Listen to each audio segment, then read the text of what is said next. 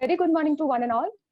I welcome our honorable dignitaries, President of Indian Orthodontic Society, Dr. Shivam Mehta, sir, Honorable Secretary Devi Padmanabhan Madam, JIOS Editor Dr. Puneet Batra, sir, our invited guest speaker, chairperson, participant in this interactive knowledge sharing JIOS Symposium hosted by Department of Orthodontics and Endofacial Orthopedic, Nasibai Patel Dental College, Visnagar. I hope you all are ready to dwell in the ocean of novel ideas and concepts.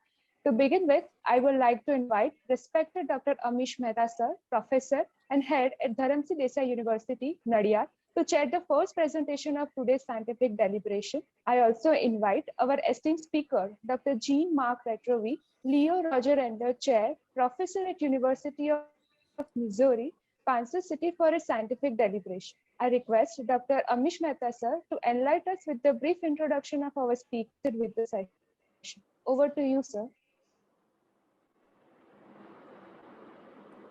Dr. Amish Mehta, sir. Good morning, everybody. Good morning and welcome to the JIOS Symposium. I would like to introduce a very prominent and eminent personality in the field of orthodontics, Dr. Jean-Marc Retrovi, if I am speaking the name correctly. Dr. Jean-Marc Retrovi has a long journey in his life, being born in Paris in France, and then he started his illustrious career in dentistry and orthodontics in the year 1978 in the state of Quebec in Canada, and then he started his orthodontic practice somewhere around in 1990s in Quebec again, after having 41 years of private practice, along with contributing to various international publications and being a visiting faculty to various universities, as well as contributing to many textbooks in orthodontics. He is now a full-time professor in the University of Missouri, Kansas City, devoting his full time to academics and uplifting the standards of orthodontics and teaching students. With that, I give the mic to Dr. Jean Retrovi to please enlighten us today with his topic, and I'm sure we all will benefit immensely from it. Thank you so much. Thank you very much. Let me share my screen right now, share. And I'm very happy and honored to be present today. It's only a 30-minute presentation, so I will try to go as fast. I will dance as fast as I can. With give as many information as possible. It's a very interesting, I would say, interesting topic that I have rarely seen, having all this research and how to publish. And so I must commend the people who organized this very interesting venue. And for us, it's 11 o'clock at night here, so I won't be able to stay very long, but because I work tomorrow morning, 8 o'clock. But I really, really appreciate the invitation, and I wish you all the best in India for the remaining of the conference. So who am I? Yes, I am the chairman in orthodontics, and I have also published in quite a few journals. And that's important for you to know, not to ring my own bell, but it's every single journal has to have different topics and the way they reference. So my topic is how to reference in journal and how to use referencing software to help you better cite your findings during your literature review, which is super important. And you can see there are many that come from either qualitative research, such as JADA. There is some like Bone, we just published in Bone about 2 weeks ago. There is more clinical. So they're all different, and you have to adjust your referencing to the style of the paper you will be submitting your work. I also just published this book again. My good friend, Dr. Kubavat, was nice enough to do a review of one of the chapters. And again, we had to use different referencing systems. So that's very important to understand what to do with these systems of referencing and how to do it correctly. So I'm also a reviewer, which I like to do. I'm just doing one for, actually 2 for the AJODO. I do a few for South American Journal of Oral Science and Science. Again, same principle. I noticed a lot in my reviews that many people do not use referencing very effectively, and hopefully I can help you out a little bit into getting your papers into a better state of presentation by using the correct referencing method, but also selection of the correct references. So as you can see, again, we have some journal in genetics, medical genetics here. We have some oral biology. We have, I didn't put, there is also a journal on research and other things that I've been doing. So it's very important for you to understand the concepts of referencing, which is not always very popular. So what is referencing? It's a very important and very significant contributor to a valid publication. And if you use someone else's work, you must acknowledge your original source or sources. And that comes from, again, I'm referencing this website. It's from the University of Kent in the UK. And again, very, very important, reference correctly. If you are going to be giving credit to someone and you use the sum of the language, please use the right language and write the right syntax. It's also very important. And again, if you are really interested in publishing scientific papers, you can look at this book by Dr. Day, 1998. It's a very popular book. It's well written, and it will give you some very good tips on how to publish your papers and get less, I would say, not rejections, but less major revisions, and get yourself into a better mode, because I think there is a topic about when your article is rejected, what can you do? And it has happened to me a few times, less nowadays, because again, when you become better known, it's easier to learn the tricks of the trade. But when I started 20 years ago, I got a lot of my papers were rejected, rightly so, because they were not correctly written and the referencing was not very good.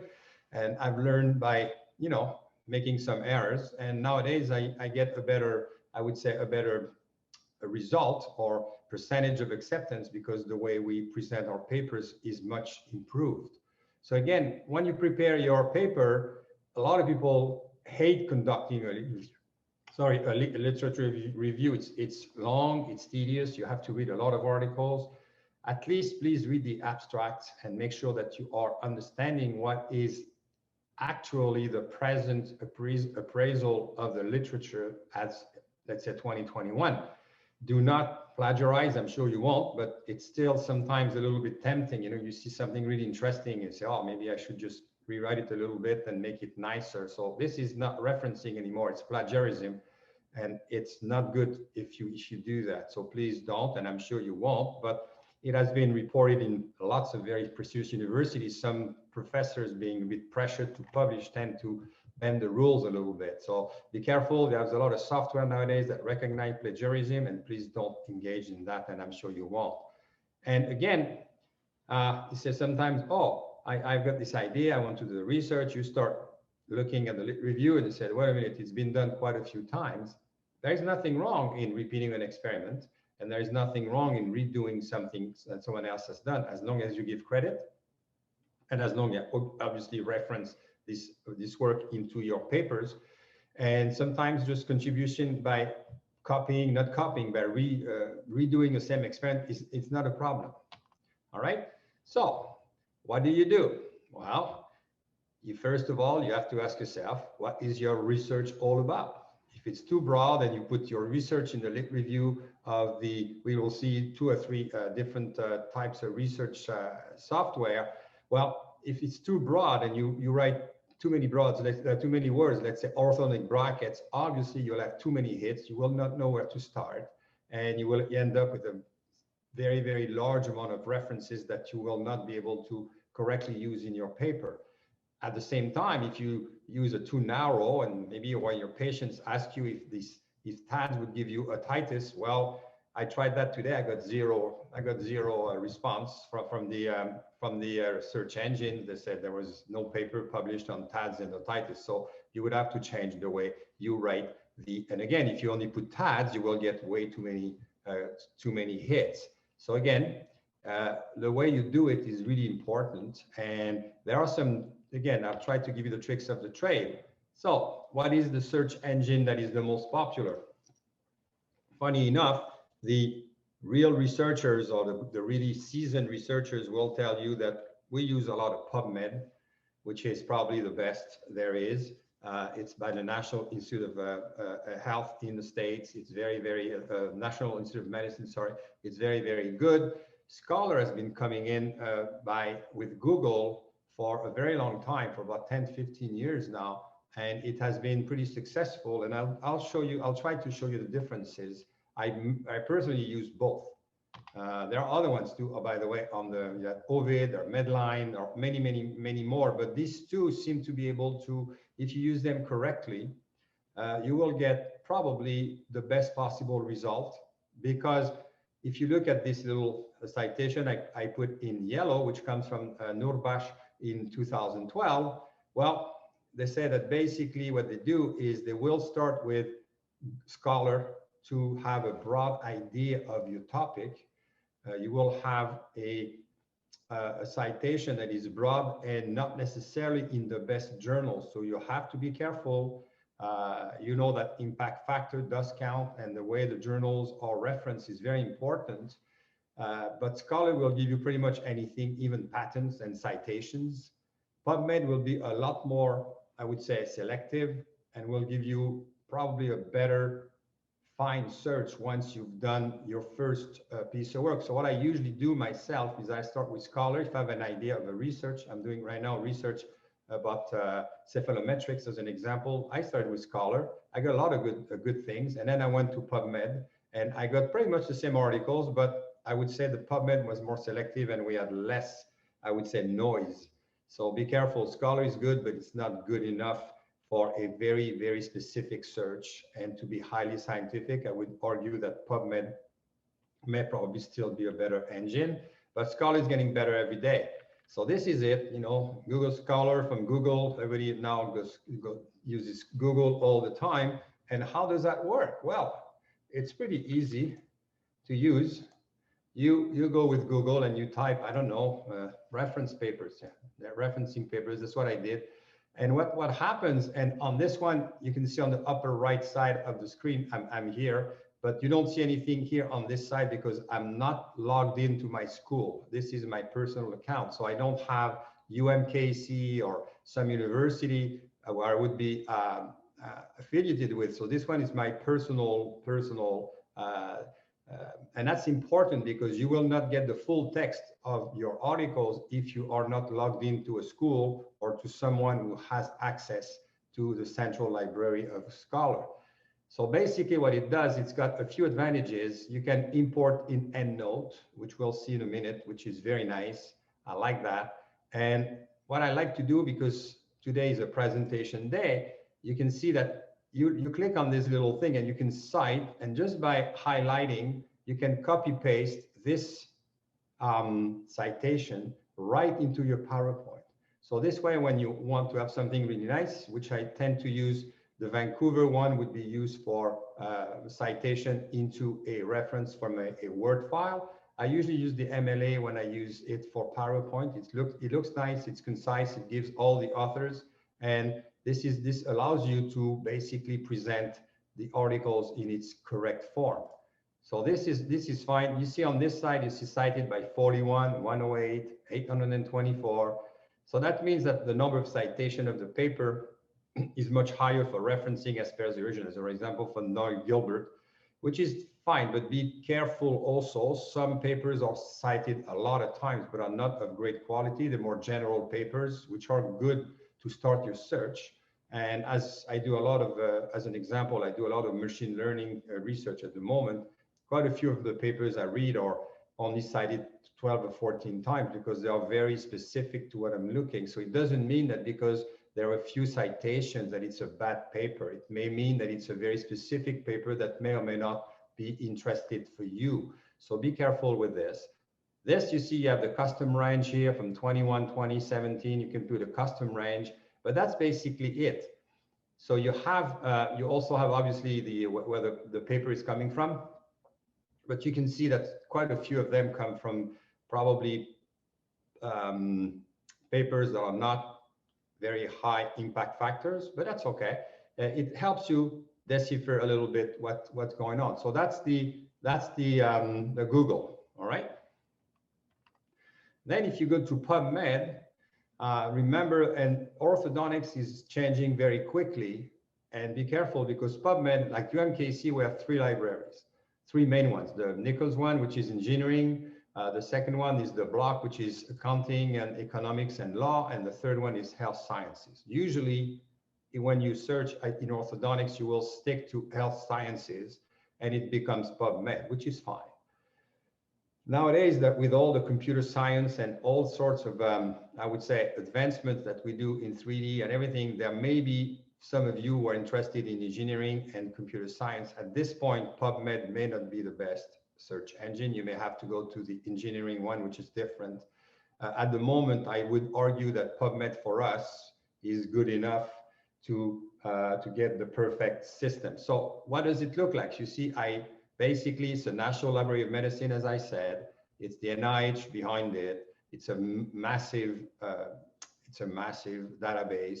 So I logged in advance for you to show you how it works. So obviously there is one login page before this one that I didn't show. But basically what it is you enter a term. So I will pay Indian, let's say Indian, and then I will say add.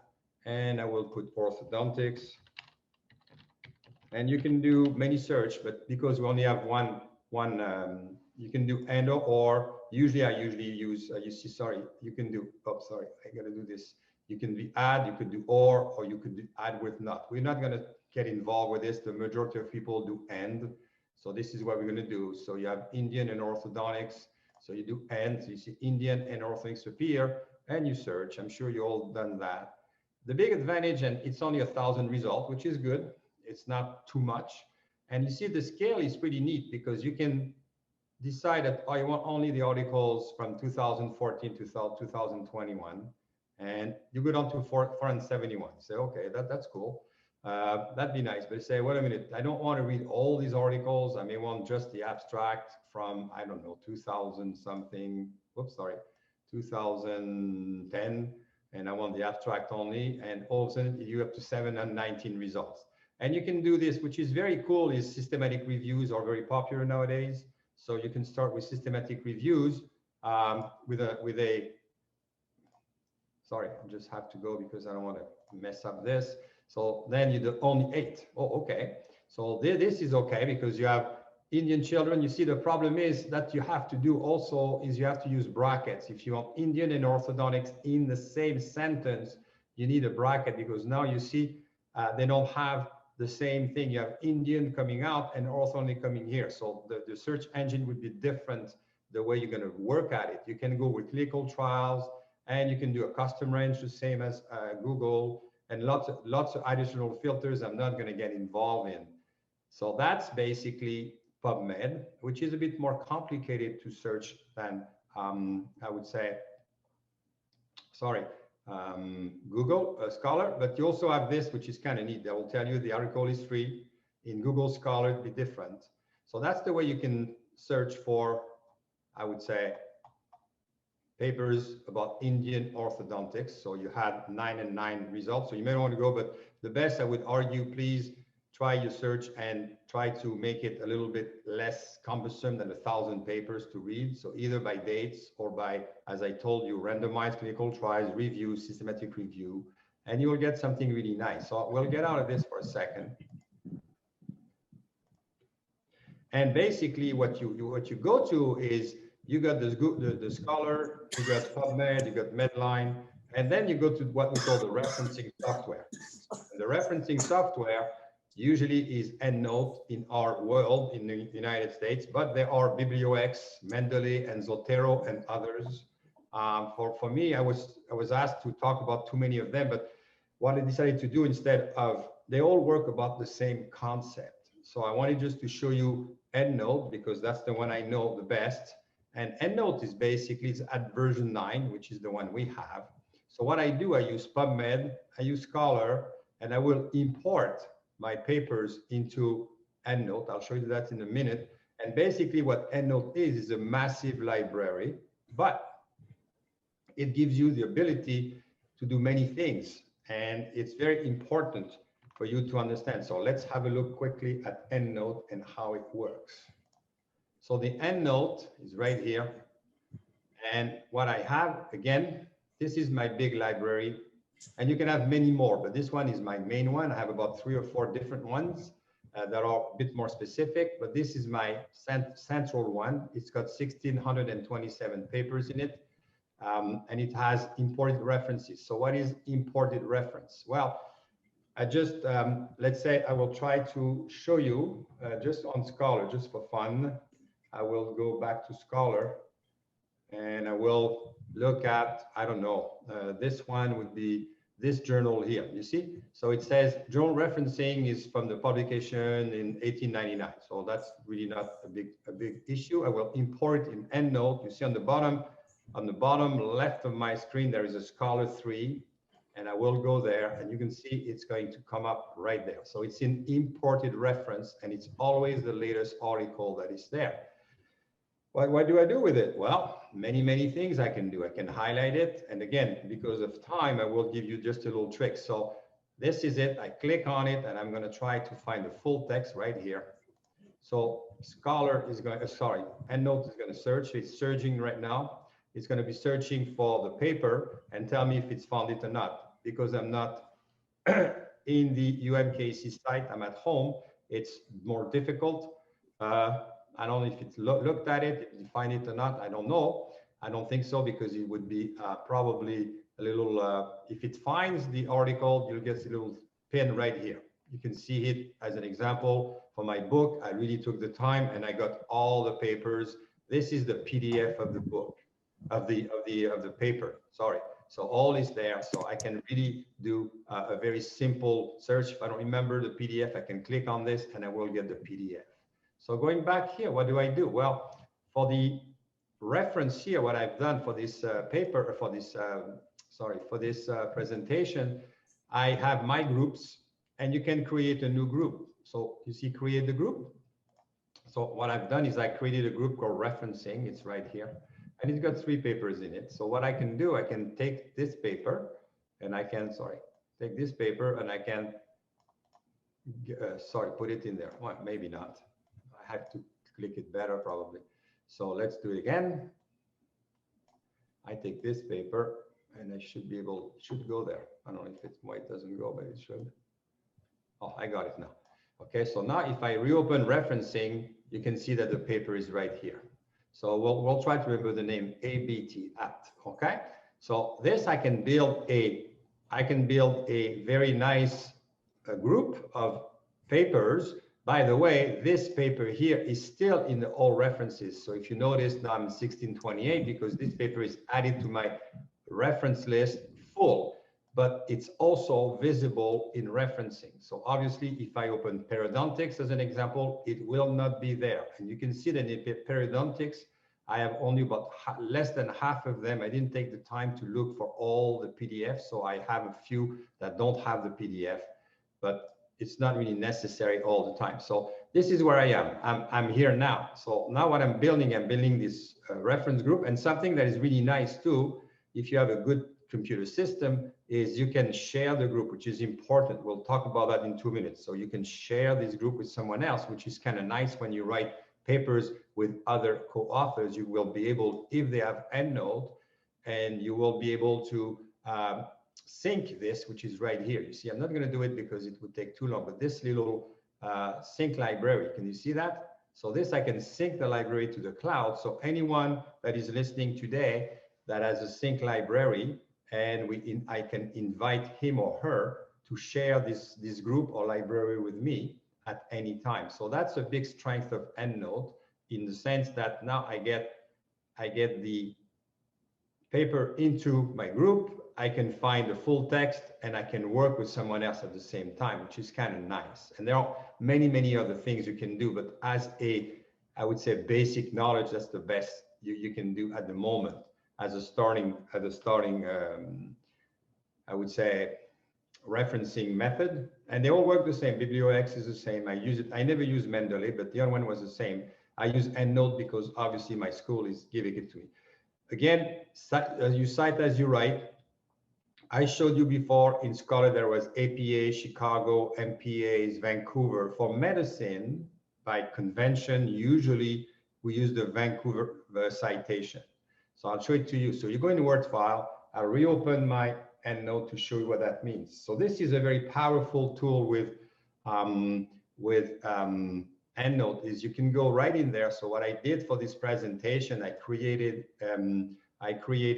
a draft article called How to Use Referencing Software. I put my name and I put my good friend Dr. Kubavat in it. So this way, the two of us could share a group together using, if we had the same Endnote. So this way it would be very nice to be able to share the same articles. Dr. Kubavat could add some, I could add some too. And then what happens is you have to look at the JIOS referencing requirements of the journal that will tell you, and then you start writing. But what I like about this is, you see the paper explore the best practices of referencing in orthodontic journals. Say, oh, okay, maybe I should put a reference here. And you can notice that in author X1, the reference is already there. Bryson is there, and reference 2 is Canon. So that's the Vancouver way. There's my number. So you say, oh, maybe I should add one here. So you go there and you say, okay. And you go upper left, you say insert citation. And by the way, you have insert citation, but let's assume I want to put more than one. I could select more than one citation and it would insert more than one, but let's start with one. So I insert the citation and I say ABT, I think the name of the gentleman was, or lady, I don't remember. So then this will pop. So I got the journal referencing right there. So I got, for whatever reason, I got it twice. I don't know why, but it's coming in. So what I said, insert. And you can see now that first of all, this Dr. ABT came first. So that's reference number 1, but automatically author 2 became 2 and Dr. 3 became 3. Do not please say, oh, this, I don't like this, I want to delete it. You're going to make kind of a problem with this. So what you do, if let's say you want to get this one removed, you have to go into edit citation and you edit the reference and you say, I don't want this reference, I will remove it. And you say, okay. And you'll notice automatically that now I'm 1 here, I'm 2 there, this one disappeared, and my reference list is 1 to 2. So it's a very, very powerful system, and it will help you immensely to write much better, much faster. And don't worry, because, oh my God, I forgot, I found a new article. I remember when I used to do it with Word and letters, you would find a new paper and say, oh God, I got to redo my whole list. I don't want to do that, you know, but nowadays it takes 3 seconds. And remember also, if you want, you can select more than one. No, I'm just going to see this just for fun. I don't know if I can do it, but let's say selected citation. Oh, I should have selected. You have to select first in the EndNote library. So we won't do that for now. But what I want you to show, you can put 3 or 4 at the same time. That's not a problem. So this is a very simple draft. Remember, you put the names, you put your title, and then you start writing.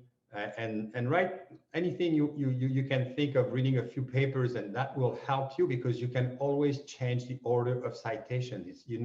It's not cast in gold, and that's really, really helpful for me anyways, because I like to read the literature to make sure that what I'm writing makes sense. Okay, so that's good. We keep on going. So remember, so the conclusion of my presentation is do your own research. Do your good research.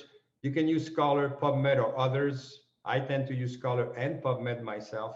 And what happens in referencing, I use EndNote or Mendeley. If you are teachers affiliated with universities, that works really well.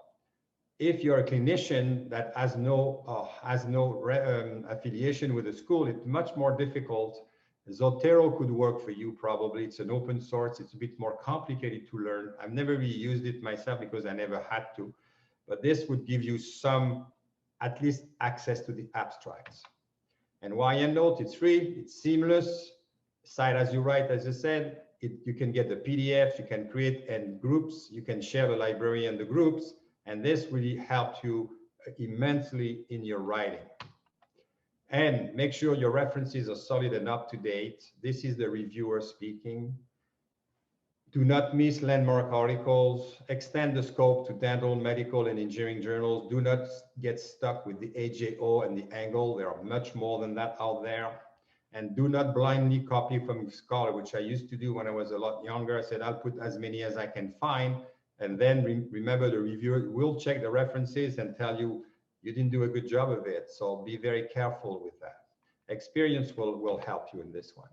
So I want to thank you for the invitation. I'm supposed to take 30 minutes, so hopefully I didn't take too much, because maybe there was a few questions. I will check the chat here.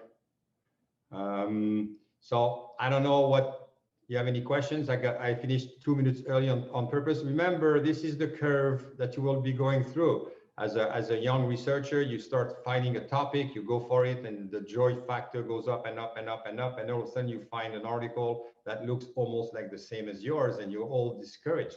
That's not a problem. You can repeat the experiment, and there is always room for improvement. So don't worry about it. Don't try to reinvent the wheel, just add to science. That will be plenty. And remember that one, a person we won't read has no advantage over a person we can't read. Mark Twain said that. Please read a lot and read well. That's very important to learn and to become a great orthodontist. With this, I want to thank my Indian language is really poor. I'm going to try it. Dr. Matthew Padman Baram Batra and my good friend Dr. Kubavat for the invitation. Thank you all. Hopefully I didn't destroy your names too much. Thank you, sir. Over to you, Amit sir. Yeah, I cannot start my video, but anyways, that was an excellent presentation, and it really gave us a lot of insights into how exactly to, not only find the references, but how to cite them. And the best part was to use the Endnote or Zotero or Mendeley to compile all the, to write the article in that software, so that automatically compiles all the references that you have in one single portal. So there was excellent information, and I'm sure that all of us here who are into publishing articles, or who are hoping to get their articles published, or those who have their articles being rejected, will really find this lecture a very, very great, insightful input into their academic and professional career. So thank you once again, Dr. Jean, for your time.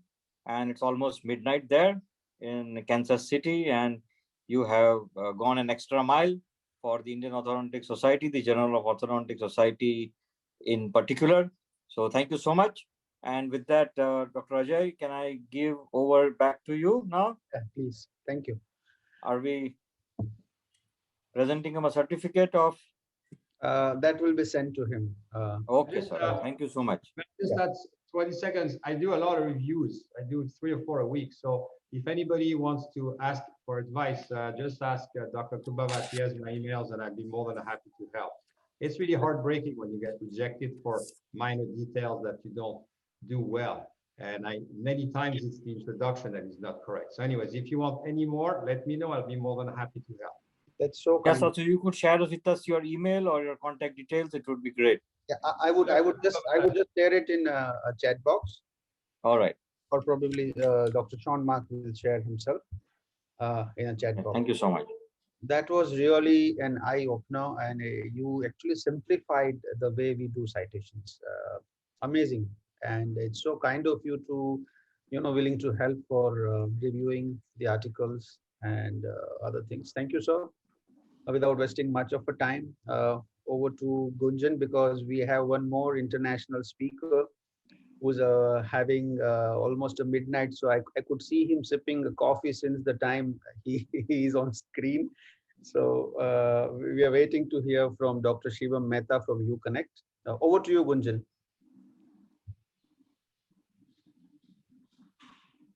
Dr. G. Matt Retrovi for a wonderful presentation. It was a very informative, sir. I also thank Dr. Amish Mehta, sir, for chairing this session and for your valuable input. Now, moving forward to our next presentation, I would like to invite our respected Dr. Kalpesh Patel, Professor Head at Manubhai Patel Dental College and Hospital, to chair the session. I would also like to invite our honorable speaker, Dr. Shivam Mehta, excellent clinician, researcher, and very good orator, for his scientific presentation. I request Dr. Kalpesh Patel, sir, to give a brief introduction about our speaker and proceed with the session. Over to you, sir. Okay, thank you so much, Gunjan. I'm audible? Yes, sir. Yes, sir. Good morning, respected JIOS office bearers, organizing committee members, colleagues, and dear students. Dr. Ajay and team has given me the privilege to introduce our own Indian international speaker, Dr. Shivam Mehta, who is going to speak on randomized controlled clinical trials, design, execution, and publication.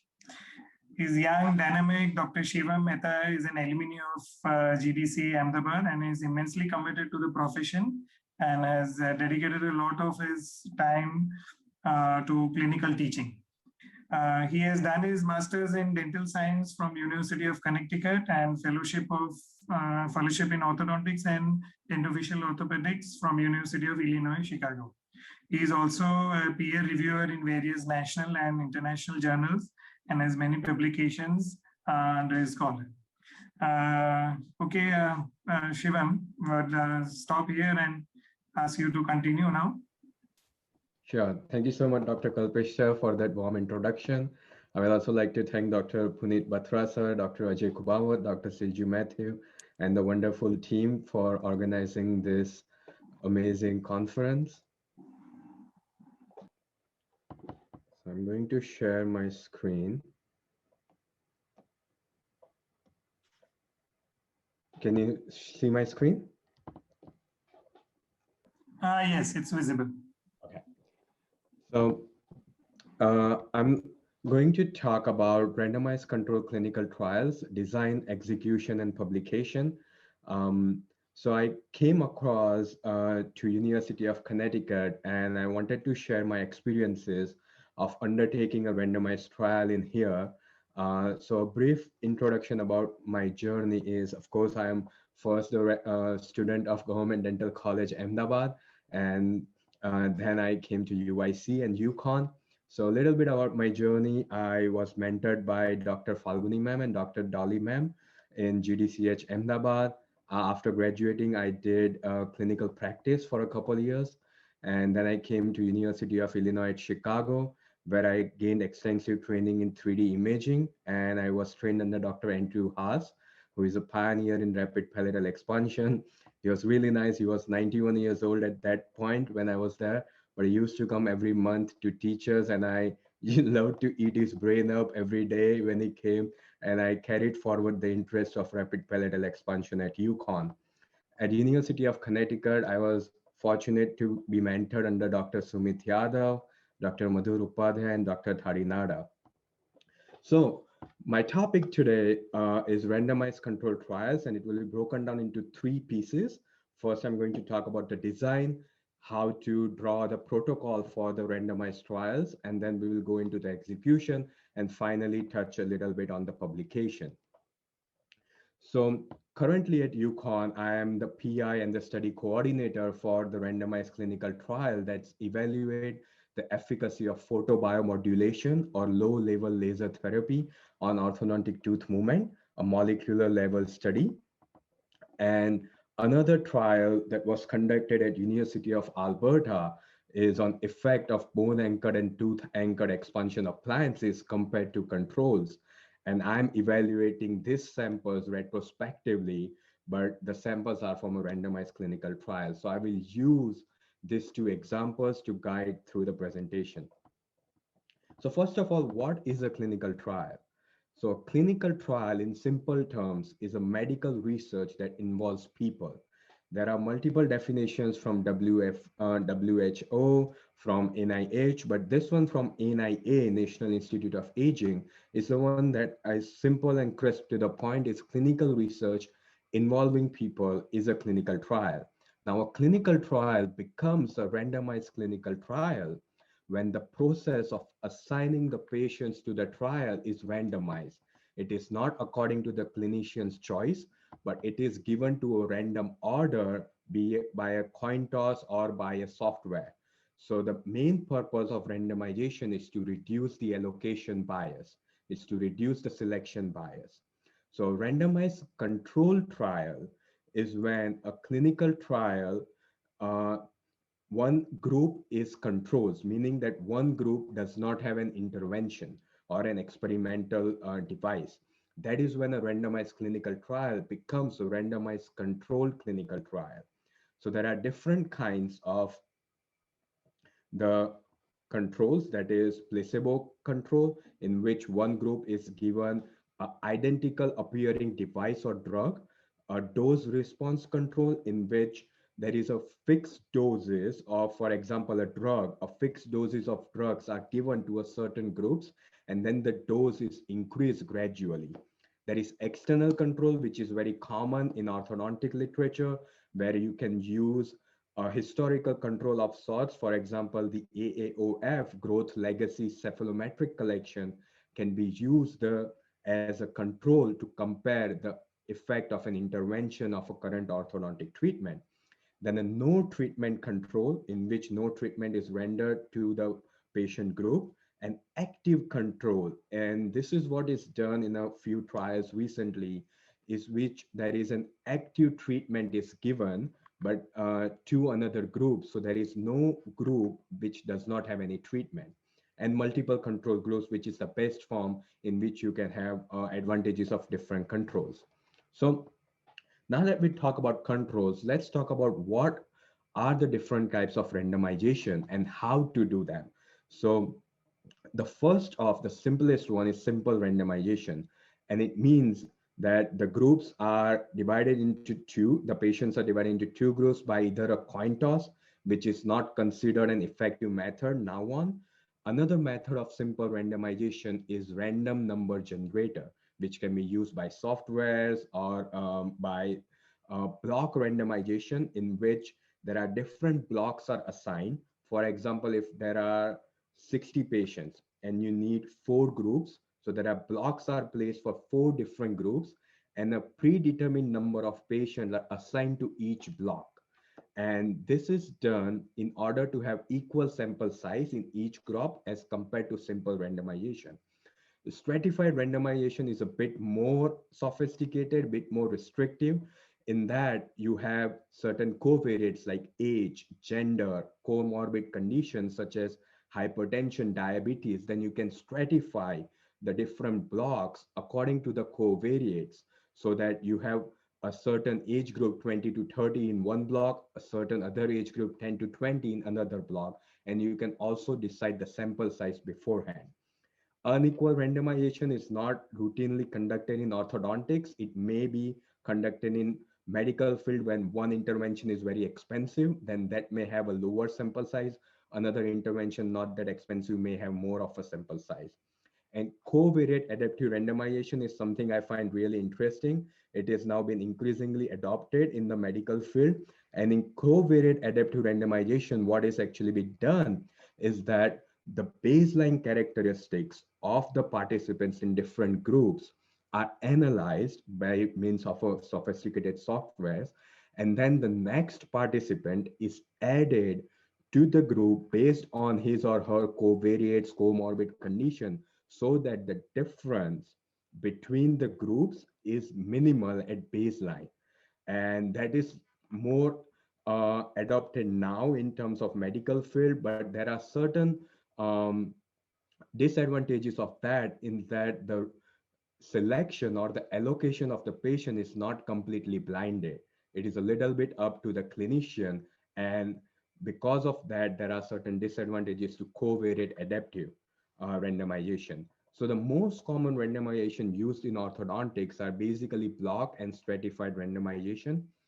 So the study that we are conducting at UConn currently on evaluating photobiomodulation, we undertook block randomization.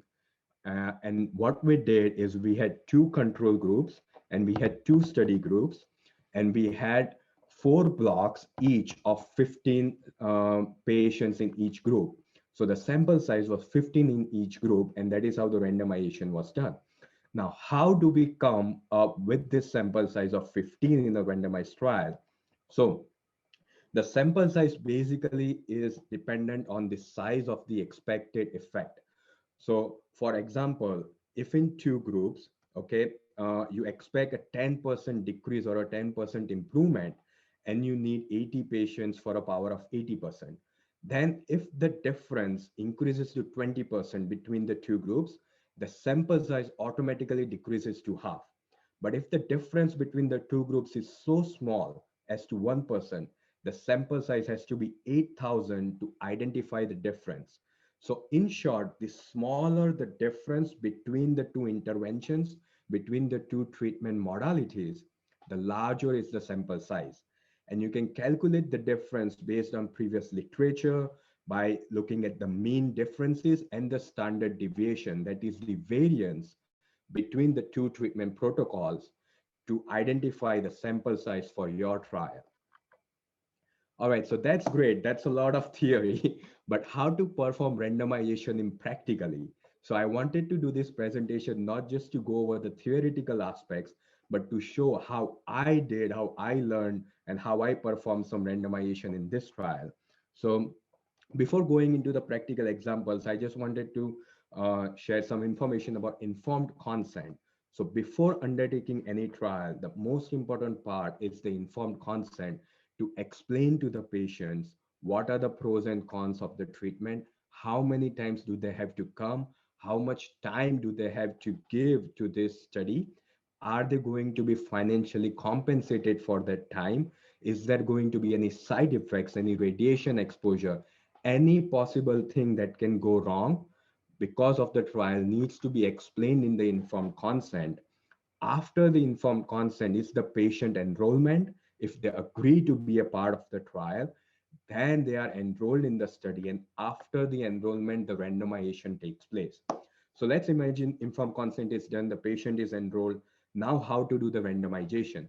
So there are multiple websites that can help you with this. We use this website, random.org. So in this website, you can use the random sequence generator option. So it is very simple layout. So in our study, we have 60 patients total into 4 groups, right? And we have to allot them randomly. So we assign a smallest value of 1, and then we assign a largest value of 60, and then you just put how many groups or columns you want them in to be. So you get your total sample size and how many groups you need, and then you just click on get sequence, and it will generate 4 groups of random numbers from 1 to 60. So now that the patients are divided into this random groups according to the number they pick, and I will go through it in a little bit. I just wanted to show another software that can do this is Graphpad. And even though Graphpad is a paid software, this function on the website is free. So if you can go to Graphpad and you can just click on quick calculation, randomly assign subjects to treatment groups.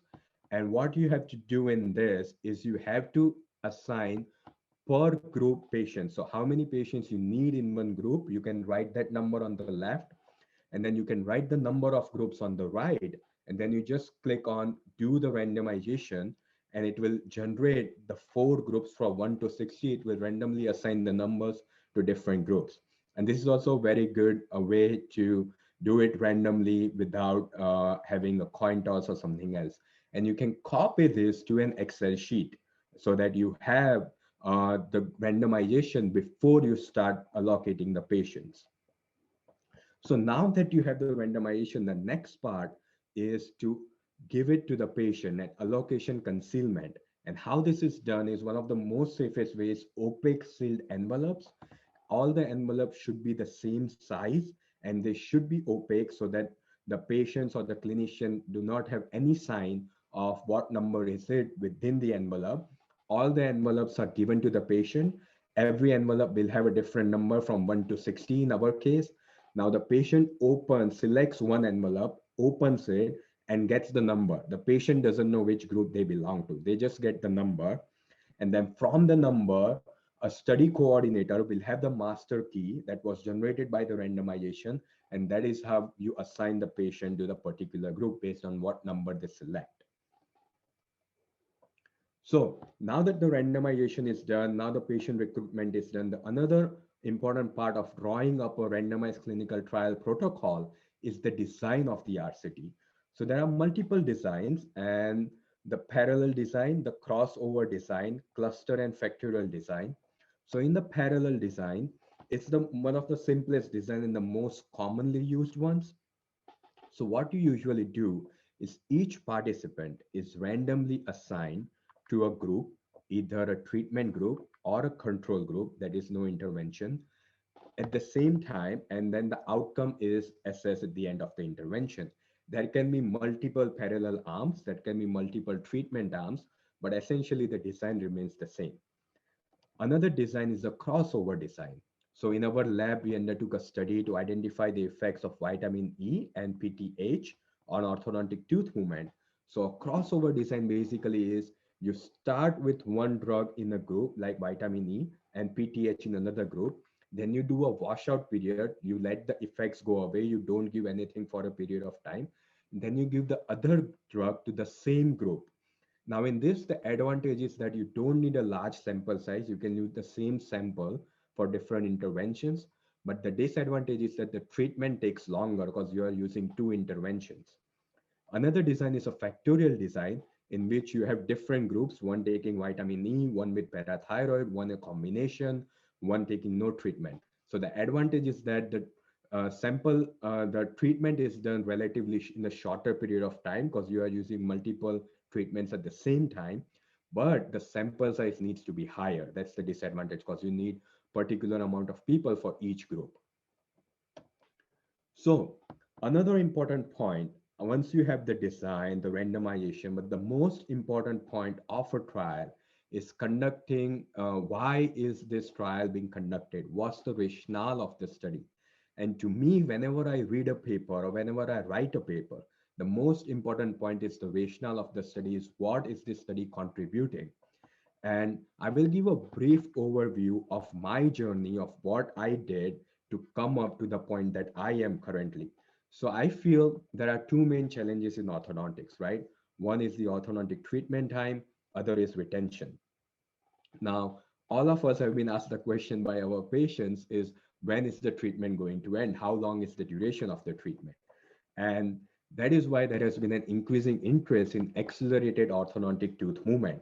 And there are two ways to accelerate tooth movement. One is the biology of tooth movement, in which you enhance the biological process and the cytokines, the interleukins, and how the body reacts by apply orthodontic forces. And the other is biomechanics, when the bracket wire interactions and other mechanics come into play. Now, Dr. John Ratrovi is already a prominent speaker in biomechanics, but I'm going to talk about biology. So when I came to UConn, I got involved in this project is how different forces and surgical intervention increase the tooth movement. So we did apply a night-eye coil spring force of different amounts, and we did surgical insults, and we found that increased force increased the tooth movement. In addition, surgical insults also increased the rate of orthodontic tooth movement. This article was recently published in EJO, but that caused a question. Though we can increase the tooth movement, are there any disadvantages of surgical intervention to accelerating tooth movement? And we found that there was. So if you look at this surfaces, these are root volumes, and you see that with heavier force, there is root resorption, but with alveolar decortication on the bottom row, with the heavier force, there is more root resorption. So that got me thinking, is there a way to decrease the root resorption in some way? Do we do the surgical insults this close to the molar, or can we perform them farther from the molar and it will still lead to accelerated tooth movement? And that's why I undertook this study, and I was the lead author in this one, to identify the effects of near and far surgical insults on orthodontic tooth movement. So the near surgical insults are performed close to the molar, whereas the far surgical insults are away from the molar. And what we found was that in the near surgical insults, we got more root resorption than the far one. Both near and far led to acceleration of tooth movement, but the closer you are to the tooth, it leads to more root resorption. And that was a good breakthrough so that we can accelerate tooth movement without increasing the root resorption. But there was still one problem, right? That there is surgery. Can we accelerate tooth movement without surgery? So then we undertook this study of evaluating the effect of vitamin E on orthodontic tooth movement. And what we found was that with vitamin E diet, at both 4 days and 14 days, tooth movement in the animal studies in the rats increased. And this paper recently got accepted in EJO. But that again raises a question. These are all animal studies, right? Can the evidence from this directly translate to clinical patients? So let's take a look at the evidence-based pyramid. So Animal studies lie right below here in the bottom part, but the higher part is the randomized clinical trials and the systematic reviews. So that is why I wanted to undertake a study to see the acceleration of tooth movement in a clinical trial, but a non-surgical manner. So I looked up the literature and we found that low-level laser therapy or photobiomodulation has some evidence of increasing the rate of tooth movement. But there are also certain studies that show no effect.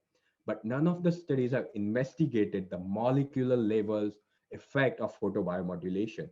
So that is why we undertook this study, and we are taking a salivary sample. We developed a novel mRNA protocol to isolate mRNA from the saliva. It takes about 4.5 years, give and take, to isolate mRNA from the saliva, but that will give us the information about the cytokines that are increased or not with the application of orthodontic force and photobiomodulation. In addition, we are doing CBCT to identify root resorption and the 3D models to identify the alignment. So the rationale of the study, how you come up with it, that is the most important point of the trial. After that is the execution and the intervention. So we already talked about the informed consent. So you have to inform the patients about once they are recruited in the study, they have to follow up at the regular appointments. Otherwise, the trial will miss out on a lot of patients. Patient compliance is very critical when you are evaluating the effect of a device like photobiomodulation. You have to inform them we have to perform the procedures at predetermined time schedule. In addition, when you are compensating the patients, managing the financials is very important. Even though there are certain instances when you cannot, like with COVID, but managing it is really critical. And troubleshooting is the most important point. There are certain things that will come up in the trial that you might not have expected. Like we were closed in lockdown for 3 months. We had to modify the protocol and troubleshoot. So when you execute, you have to change the protocol as you go on.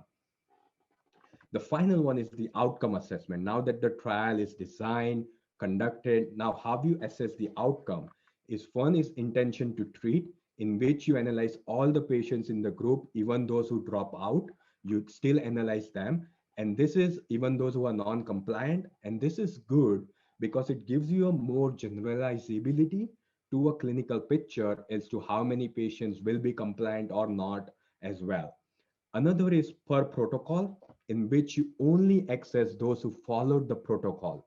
The advantage of this is that you analyze the effect of the device per se, but the disadvantage is you neglect the compliance issue, and that is big in clinical practice. And this has to be stated in advance. So while outcome assessment, you have to remember of blinding.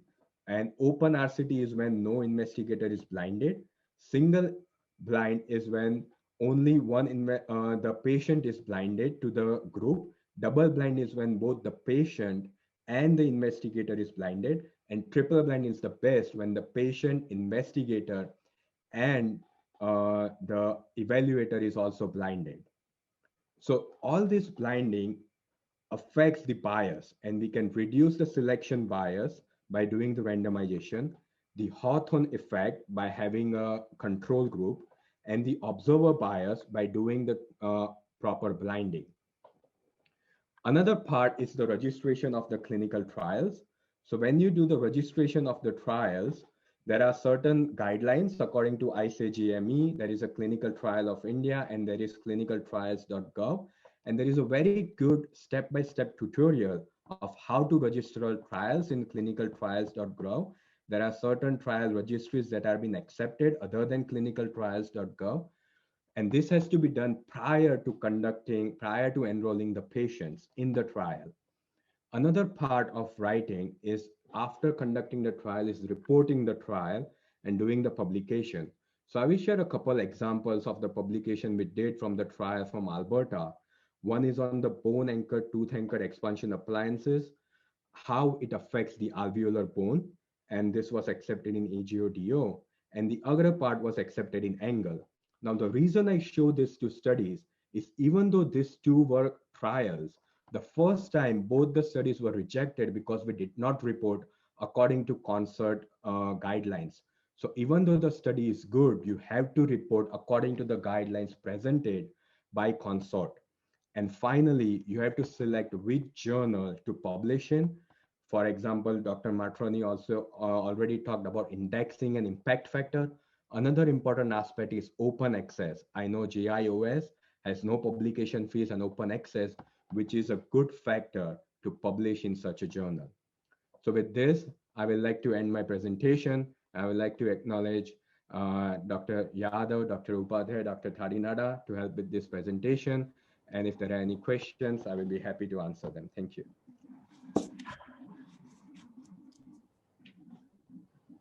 Over to you, Kalpesh bhai.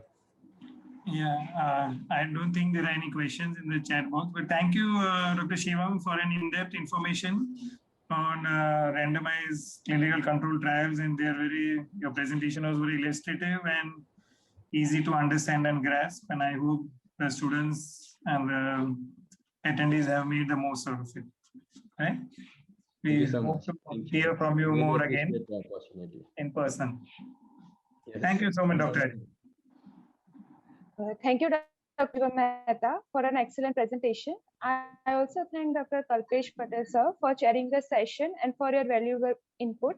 Now it's time for our next presentation. I would like to invite our respected Dr. Anup Beludi, sir, to chair the session. He is a professor at a KLE's Institute of Dental Science, Bengaluru. Now, I would like to invite our esteemed speaker, Dr. Raju Aluwadia, sir, Vice Dean, Professor, and Head at the Santosh deemed to be University, Ghaziabad, for his scientific deliberation. I also request Dr. Anup Beludi, sir, to introduction to the speaker and proceed with the session. Over to you, sir. Good morning, everybody. It's a pleasure to introduce our friend and the dynamic Dr. Raju Aluwalia. Dr. Raju Aluwalia is a Vice Dean and Professor and Head Orthodontics of Santosh Dental College. And he is also the head of National Dental Bioethics Program at UNESCO, Bioethics Haifa. And he's been the Vice President of the Indian Orthodontic Society 2014-15. And he's the Chief Convener of Orthodontic Study Group of Delhi. And he's also been the sectional editor of the JIOS, that is the Journal of Indian Orthodontic Society. And he's been a sectional editor of Journal of Dental Research, and editor for the iOS Times, and he's won several awards, and he's on the editorial board of Dental Practice, and he's the coordinator for IQAC at the Santosh Deemed University. Thank you all, and presenting Dr. Raju Aluwalia. Thank you. Over to you. Thank you so much, Dr. Anup. Great to see you back, and great to see everybody on screen. And I admired the photograph. I think you had put Bangalore under rains and clouds. That was really good. So I'll immediately start my presentation.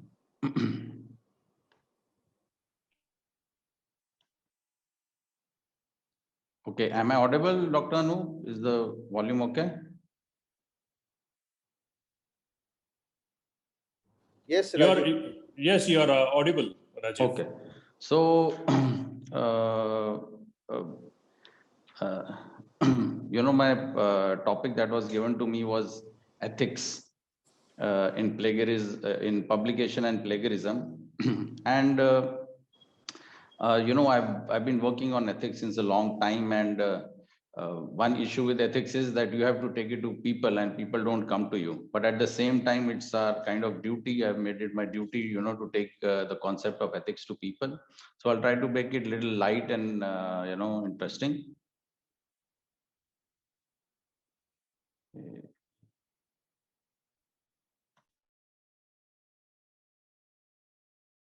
Rajiv, you need to unmute yourself. Yeah. Yeah.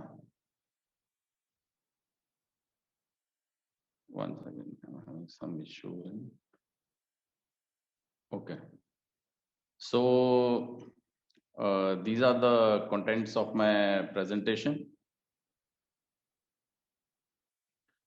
So I'll little bit take you into what we have been doing. This is the place where we work, that's our hospital. And like I said, you have to make bioethics interesting and you have to take it to people. This is how we celebrate, in October and November, the Bioethics Week. We have competitions, we have face painting. We have had some international and national conferences, one in SRM, other at our university.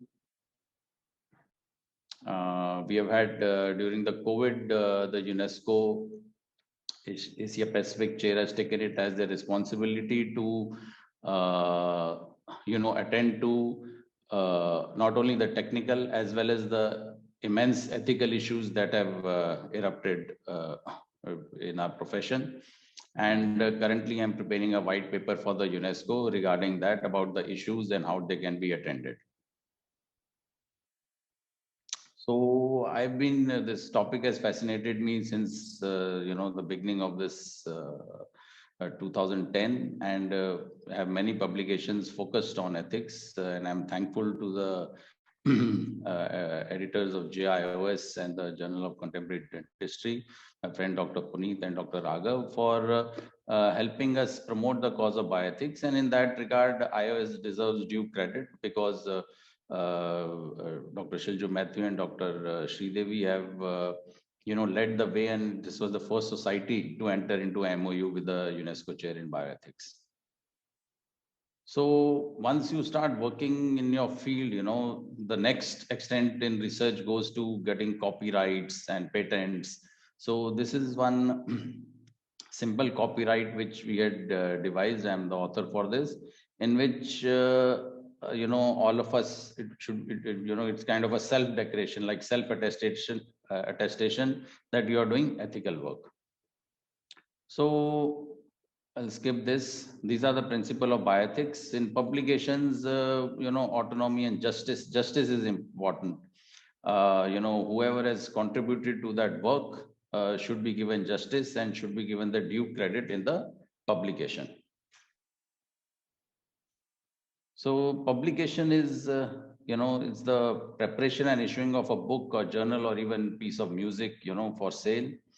And it is not a dichotomous event, publication. In fact, it's a continuous process. If I have, like Dr. Shivam was talking on accelerated orthodontics, if he's done some work today and I do it after 1 year, there'll be some continuity. I'll have to pick it up from where he stopped. So it's a continuous process. So once I am again working on the same topic, I have to give, previous work due credit if I'm putting them in my work and if I use them in my work. So students should note that even their thesis and library dissertation would come under publication and they'll be governed by the same rules and laws. So why should we publish? If we take the scientific side of it, suppose, we are looking for a reader in our department. Now, 2 gold medalists come, one from Dr. Shilju's department, one from Dr. Sridevi's department. Now, what am I supposed to do? Both of them are gold medalists, both of them are highly recommended. So, the interviewer is forced to see the next elevated line of, testing them, and that is publications. What do they know about research? So, then of course, if I see that one of the candidate has 4 publications in a PubMed journal and high-end research has happened, so of course your balance would tilt in that favor. So this is how important publication is, and it follows the concept of natural selection. Whoever has done better publications, they're more likely to be in better jobs. And it's, we all know that it's highly competitive, to get your work published in a good journal. Again, why should we publish? One is that you have interest in research and you want to do publications. And one is that it's a mandate also. There's a regulation that you have to publish. So we know for PG students, they have to, do at least one publication in an index scientific journal. And for all of us, we are aware of this score, as a HOD 40 marks and professor is 30 marks and, 20 marks. And then again, you have full points for if you have put it in a PubMed or, Web of Science or a UGC Care List journal. and so on and so forth. So it is also mandated if you are in academics, you have to have some acumen of publishing. Then another concept, another regulatory thing is now by 2022, all institutes, whether standalone dental colleges or within the university, have to get NAC accreditation. If you see publications, there are around 40 to 70 marks out of 1,000, which are just for publications. So again, the pressure will come to you from the university and institute that you have to publish, and you have to publish in appropriate journals. The institute need to have a good research promotion policy. Then there are specific indexes. You can see it's 20 marks. How many research papers per teacher you are having? It is envisaged that at least it should be 1:1. Suppose in your university there are 200 faculty. In a year, you should have at least 200 publications, in a PubMed, in a Web of Science, or in a UGC care list journal. So what we are discussing right now is why should we publish? Now, these, as you go up the ladder of publishing, you will realize, from non-index, from Copernicus journals to PubMed journals, and then you start getting, worried, or, you get the passion. Okay, what is your H index? What is your citation index? So H index is something which will tell you as a numerical, or as it will quantify your publications, which will include quantity and quality both as parameters. If, for a professor at senior level, this should be above 15 to 20 to, to be considered as good. So there are many reasons we have seen for publication. Now, once you are publishing, there will be some gray areas, and, the issue will be open for ethical misconduct. So that will include, you can fabricate or falsify data. There'll be failure in, if you've not taken ethical approval, duplicate publications. These are some of the issues. Then again, there are more reasons for unethical behavior. Financial inducement. Suppose, a company sponsoring your institute or department is approved for clinical trials, or it's you're doing a clinical study, and there is a specific type of bracket, or there is a specific type of appliance you are using, and the company is trying to pressurize you, for their own results. So some people fall into these traps. I went into literature to see, like, how much common is this misconduct. So according to some surveys, 14% of us reported that, they witnessed some misbehavior of misconduct. And nowadays, the trend is, which is gaining momentum, is if you are caught in publication misconduct, your articles are retracted. And of all the retracted articles, around 67% is due to these publication misconduct, and 43% is due to fraud publications, or duplicate publications. So what is the impact? Why are we talking about, why is there a topic of publications and ethics? So publication misconduct has serious impact on the society and humanity. If you're falsifying results, there are wrong procedures, and you're falsifying data, you may suppose there is a new TAD in market, and it's being published with some falsified data, and whereas it's unsafe, and it is claimed with the publication that it is totally safe, so it's not good for the society. And fellow researchers also will take a wrong cue from this wrong published data, including the practitioners. They will also get a wrong information, and so on and so forth. But some of us, or most of us, may not care about the society, what is the impact on society, but at least we must care about ourselves. So, you're putting yourself also at risk by this flawed research.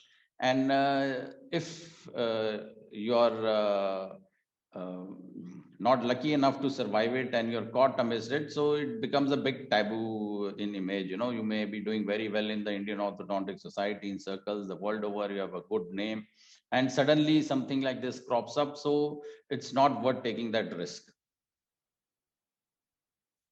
So, in fact, there are some laws also regarding this. And section 57 of the Indian copyright is there. And in fact, there is a monetary implications, as well as there is, you can be imprisoned. The laws are so serious. If it comes to task, this may be the ultimate outcome. So to put it very simply, it is like copying, plagiarism is like copying somebody's work. And the most vulnerable part of plagiarism is the methodology of your study. So these are the different type of plagiarism, which, don't be surprised if topics like these, they start coming as your major question or short note questions. So talking to all the students with the momentum being gained in this area. One is the photocopier, it's like copying the whole thing, without any mind putting to it. So it's like a photocopy misconduct. Then potluck, you take something from here, something from one publication, something that you think that you'll be able to, dodge the reviewers, and that's like a potluck paper. Then again, you disguise your publication to present it as original, but disguise is always in poor form. Some of us, most of us, or few of us, take so much time to paraphrase most of the paper from other sources. And in fact, this is really true. If the same amount of time was spent in original work, you could have come up with something really original. Then forgotten footnote, the misinformer, provides inaccurate information regarding the sources. They will give the citation, but they will not, give the details of the source. While I was doing my research, once upon a time, I knew a very competent editor, Dr. C. Devi. These days, she's in a high position, so it's difficult to reach her. So she had written a very good editorial on self-plagiarism. So in where the writer borrows generously or recycles from his or her previous work, violating policies concerning the expectation of originality adopted by most academic institutions.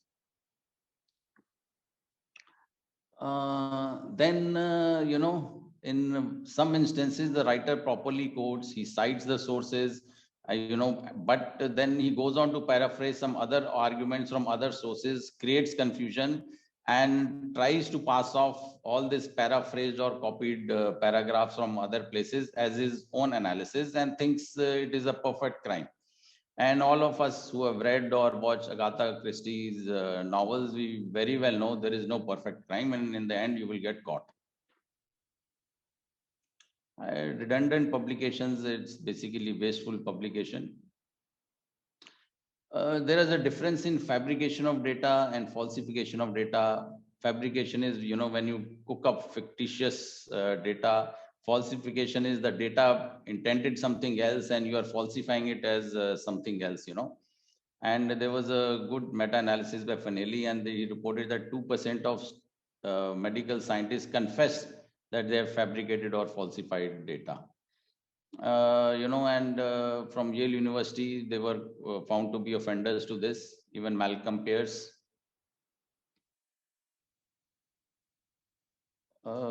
This again, there is a lack of completeness in describing one's research methods, and presentation of data will also lead to carelessness and,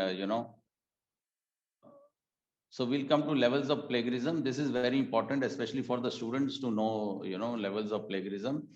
How much ever original work we may try to do, there may be up to 10% of similarities, they will not attract any penalty or attention. And then whereas penalty or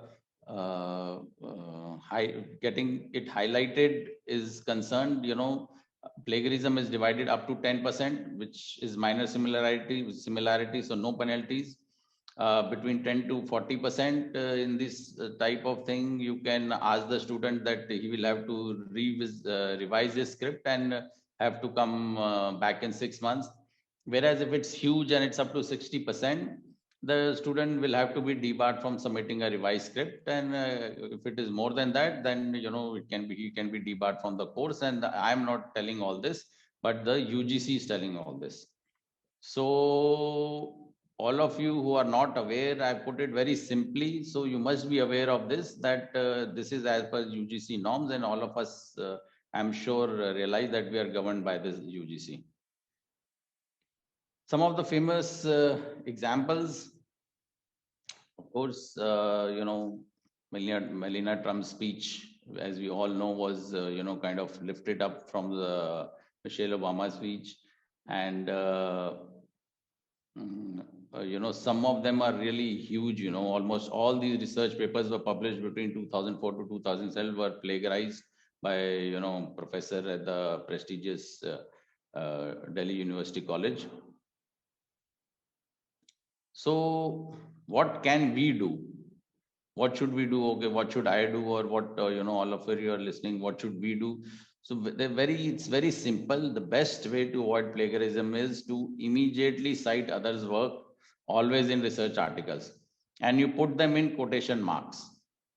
If you're doing some work and you have to cite somebody else's work, there is no harm in it. You're also getting some credit out of it in sequencing it. Or if you're using it in your original research. So you must always cite somebody else's work. And if I am doing some work and there's some data available in my university, or I know Dr. Ajay or Kubawat sir, or any of our colleagues have done some work, we can always call them up and take appropriate permission, better written permission to cite their tables and figures. So with this simple mechanics in your mind, only two principles, you will be able to prevent getting into the wrong side of it. There has to be a strong peer reviewing system, and with latest technological support, and publication ethic policies have to be in place. So skip this. This is what we could do, simple things, that always cite articles, always take permission. But the world is also working on it. There is a World Association of Medical Editors who are in sync towards publication misconduct, and there is the International Committee for Medical Journal Editors. Most important is COPE, is a Committee on Publication Ethics, and it's the guiding force to interpret ethical publication appropriately. So the world is also watching and moving ahead in this challenging times to prevent misconduct. The author should disclose all contributors regardless of author status and the specific individual contributions and affiliations. Sometimes there can be financial or other personal interest. Always conflict of interest will not be financial. It can be personal interest, that you are in a company where you are employed, or your relatives are employed, and you may be promoting that product, and you may be biased in reporting your study. So it has also been reported in a study on 5 leading medical journals, including Lancet, that only 52 of around 3,500 articles disclose their potential of conflict of interest. So only actually 1.5% of medical publications quote their conflict of interest. In India, that showed around 12%.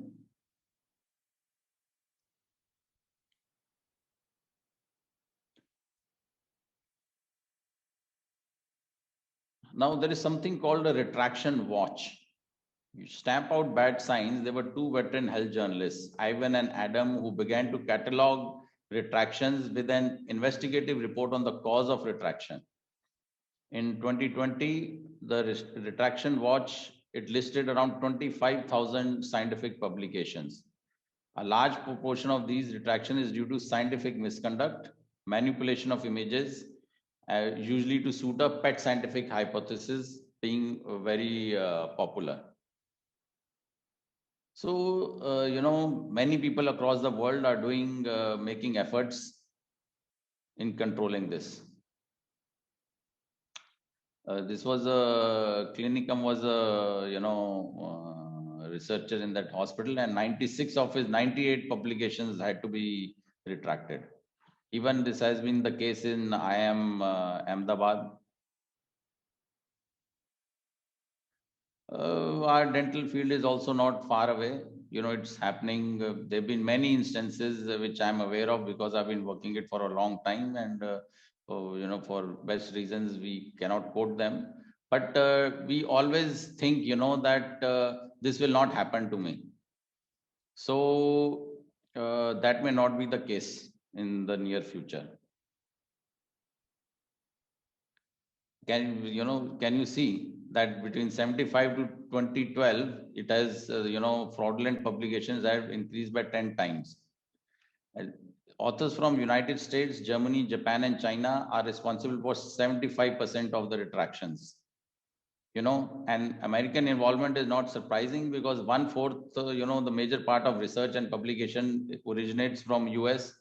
And China and India combined to exceed more duplicate publication and plagiarized articles than the United States. So this is where we stand.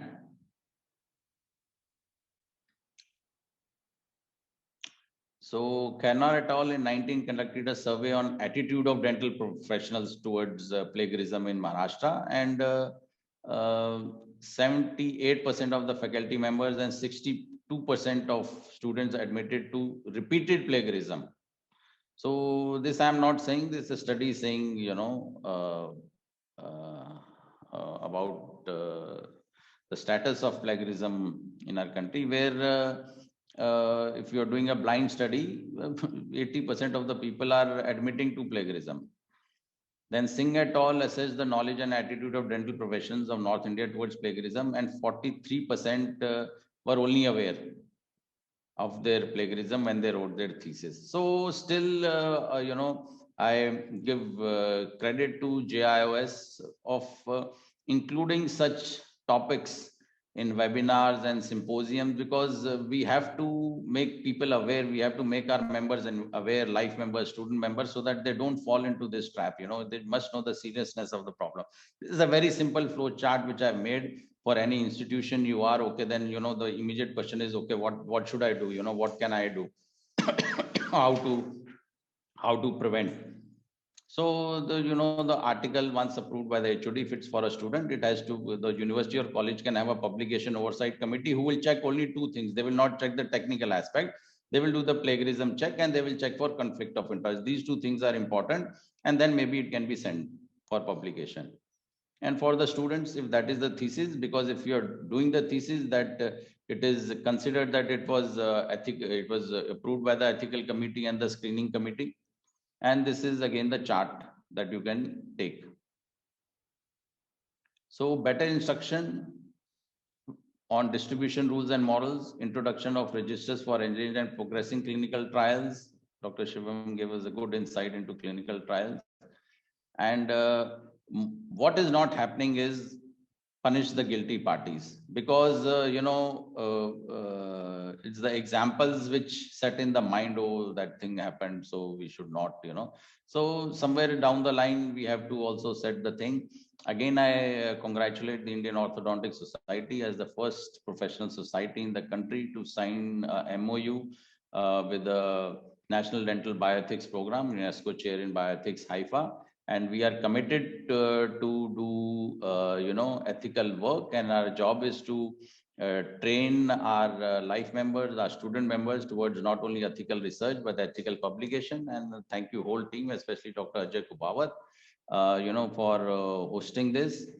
Wonderful seminar. I think I'm I happened to finish. This is one of the, recently on my phone, I could see this, I traced this photograph. This was one wonderful memories in 2013. We have the first lingual orthodontic convention, and we had a great gathering, and all of us are looking much younger. So good times, and I'm sure there'll be good times ahead. So thank you. If there are any questions, I'll be very happy to answer. Over to you, sir, Dr. Baludi. Yeah, excellent presentation, Dr. Rajiv. There are some questions in the Q&A section. Okay. I think Dr. Anand Tripathi has been firing a lot of questions to you. So you want me to read them out, or would you want to check it from your question? Actually, this topic is so elaborate that Salami publications, and I mean, there is so much more data to what needs to be told to our members, and especially student members. So probably I can do a one-on-one with Dr. Anand, separately, and answer all his issues. Software, you can check any software, Trinitin is also okay. So, but there are 5-6 softwares which are acceptable, and the student, they're all free. Student can do it themselves, but the university or the institute must have their own mechanism in place to protect. And once the thesis is being submitted, that certificate of plagiarism check has to be there in the thesis, otherwise it should not be accepted. Author gifting author gifting is something which all of us have seen around. I will not say all of us have been part of it, but what is ethical take on author gifting in PG curriculum publication to staff members? No, see, if a student is a principal investigator, or if he's doing his thesis, he definitely by default should be the first author. If he is making the same type of effort in making that publication. And who can be a author? Somebody who has contributed substantially is the word which is used. Somebody who has contributed substantially is the word which is used, and substantially can mean anything. What basically it intends to convey is that if you have, even if conceiving the idea, one of the faculty or the HOD may have conceived the idea, later on the student has carried on the publication, so they will be considered as part of the team. Or somebody who has helped in making and scripting, or even who has given the final go ahead after scrutinizing the publication, will also be considered as an author. So questions are many, and like all other aspects, this is really dynamically changing. The rules, the regulations, the requirements, with the focus of the regulatory bodies, publish or perish. We are in, that kind of a situation. We must, through these webinars, understand where we are placed, what is my role, what is going to be expected of me as publication. But at the same time, we must pace ourselves slowly and not fall into the trap.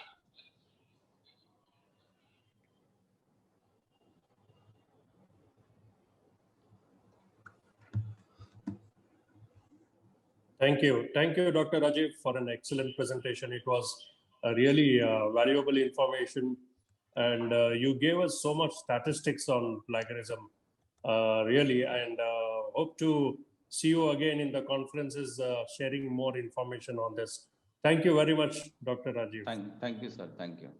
Thank you. Thank you. Thank you, Dr. Rajiv Aluwadia, sir, for a wonderful deliberation. I also thank Dr. Anup Beludi, sir, for chairing this session. Now, moving forward to our next presentation, I would like to invite Dr. Sir to chair the session. He is a professor and head at the KM Dental College, Vadodara. Now, I call upon our esteemed speaker, Dr. Gurkirat C, professor and head at the Sudha Rastogi College of Dental Science and Research, Faridabad, for his scientific presentation.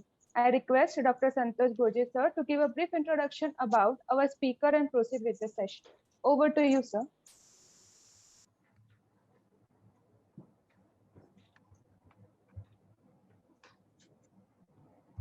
Good morning to all of you.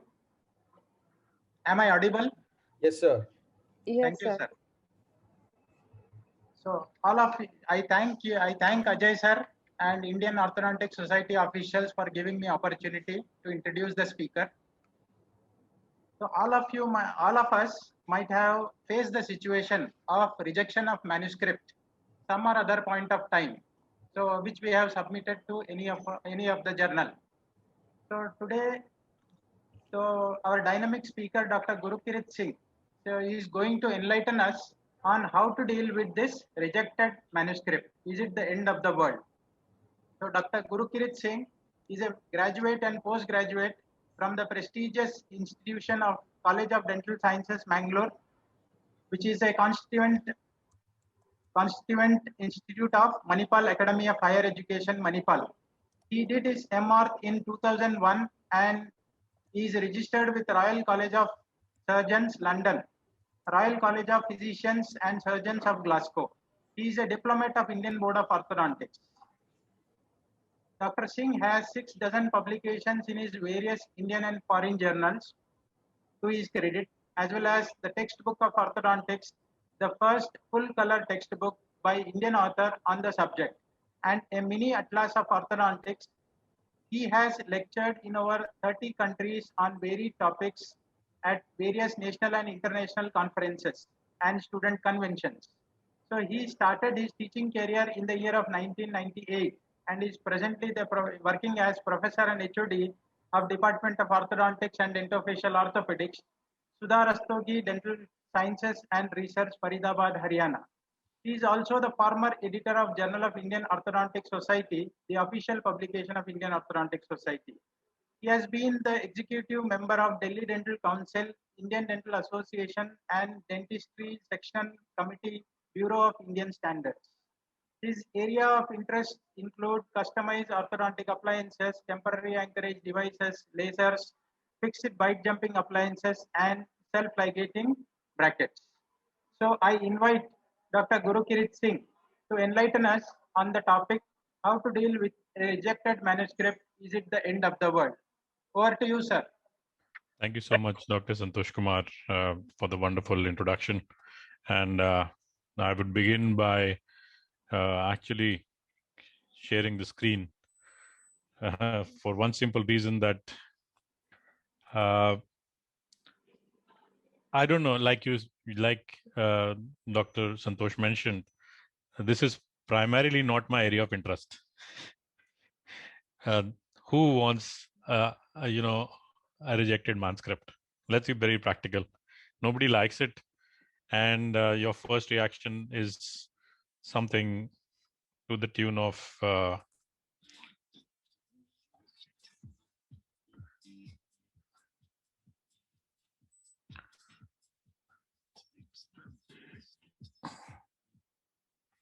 so this is not definitely the end of the world, but you have to realize that life goes on. And maybe I am here on this particular topic at this particular podium because we had the maximum number of manuscripts being submitted during my tenure as the JIOS editor. And maybe we were responsible for some of them getting rejected, primarily because of various reasons that have been enumerated throughout the 2 days that we have been listening to various speakers on how to formulate a manuscript, as well as how to ensure that they are of a particular quality that they get accepted. But what do you expect when you have a rejection? And any rejection is difficult to take. So I'm going to go around on this particular article, and like Rajiv mentioned, I'm giving due credit to Professor Sullivan for one simple reason that he's covered practically everything in this article. And I would encourage all the youngsters to today to go ahead and read this article in detail. There are lots of things that you can do, but the first thing that you need to do is you have to take your pulse.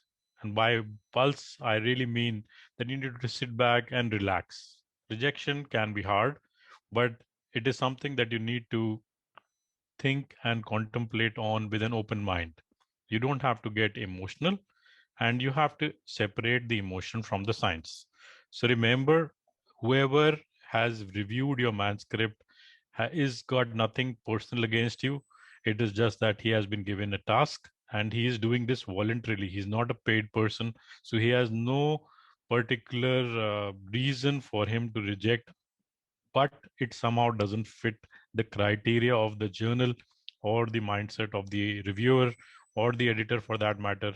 And he has, for some reason, rejected your manuscript. So the first thing that you need to do is get the emotions out of it and get the perspective of science into it. So go back and rationally evaluate why your paper was not accepted. Rational. That is important. Not emotion, but rational. Then you have to read the rejection letter. And by reading the rejection letter, I mean that you don't just read the punchline. Don't read the letter as in your manuscript has been rejected. But you need to go into the details of why, because most of the journals today provide you a why. Why are they not accepting your manuscript publication? They would give you a reason, and sometimes they will attach the comments of the reviewers. And most of the time nowadays, most good journals have multiple reviewers, so you really know the shortcomings in detail. But what you need to do is spend some time on this letter. Don't just get emotional that my manuscript has been rejected, it's not of the standard.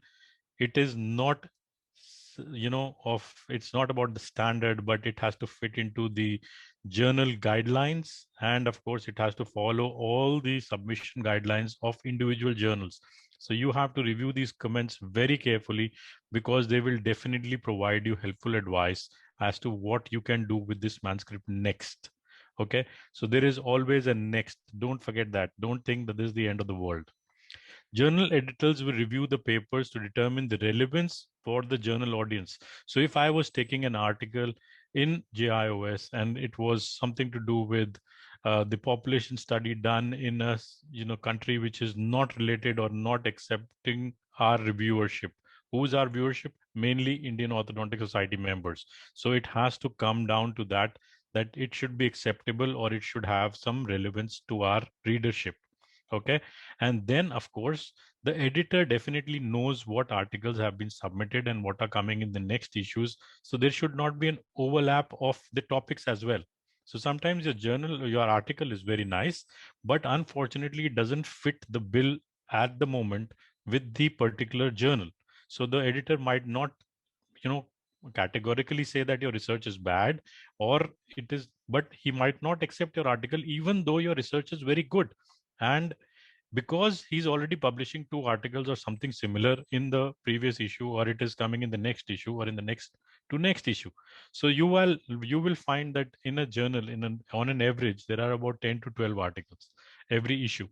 So editor has to maintain a continuity. He has to make sure that various subjects are covered and the topics need to be relevant to the readership of that particular journal. And of course it has to maintain certain amount of quality standards. So it's not always that an article is rejected because of quality or a lack of quality of the research or the presentation, but it might be rejected primarily because it just doesn't fit the bill at that particular time of that particular journal. Also, you need to follow the author instructions. Now, these are separate instructions that are sent to every individual journal has these, and you have to, when you submit your article, you have to be very careful on looking at these.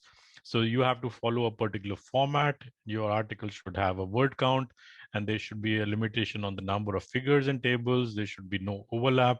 Like when we write a thesis, it's very different, but most of our articles are culminations of the thesis. So sometimes there's a lot of overlap.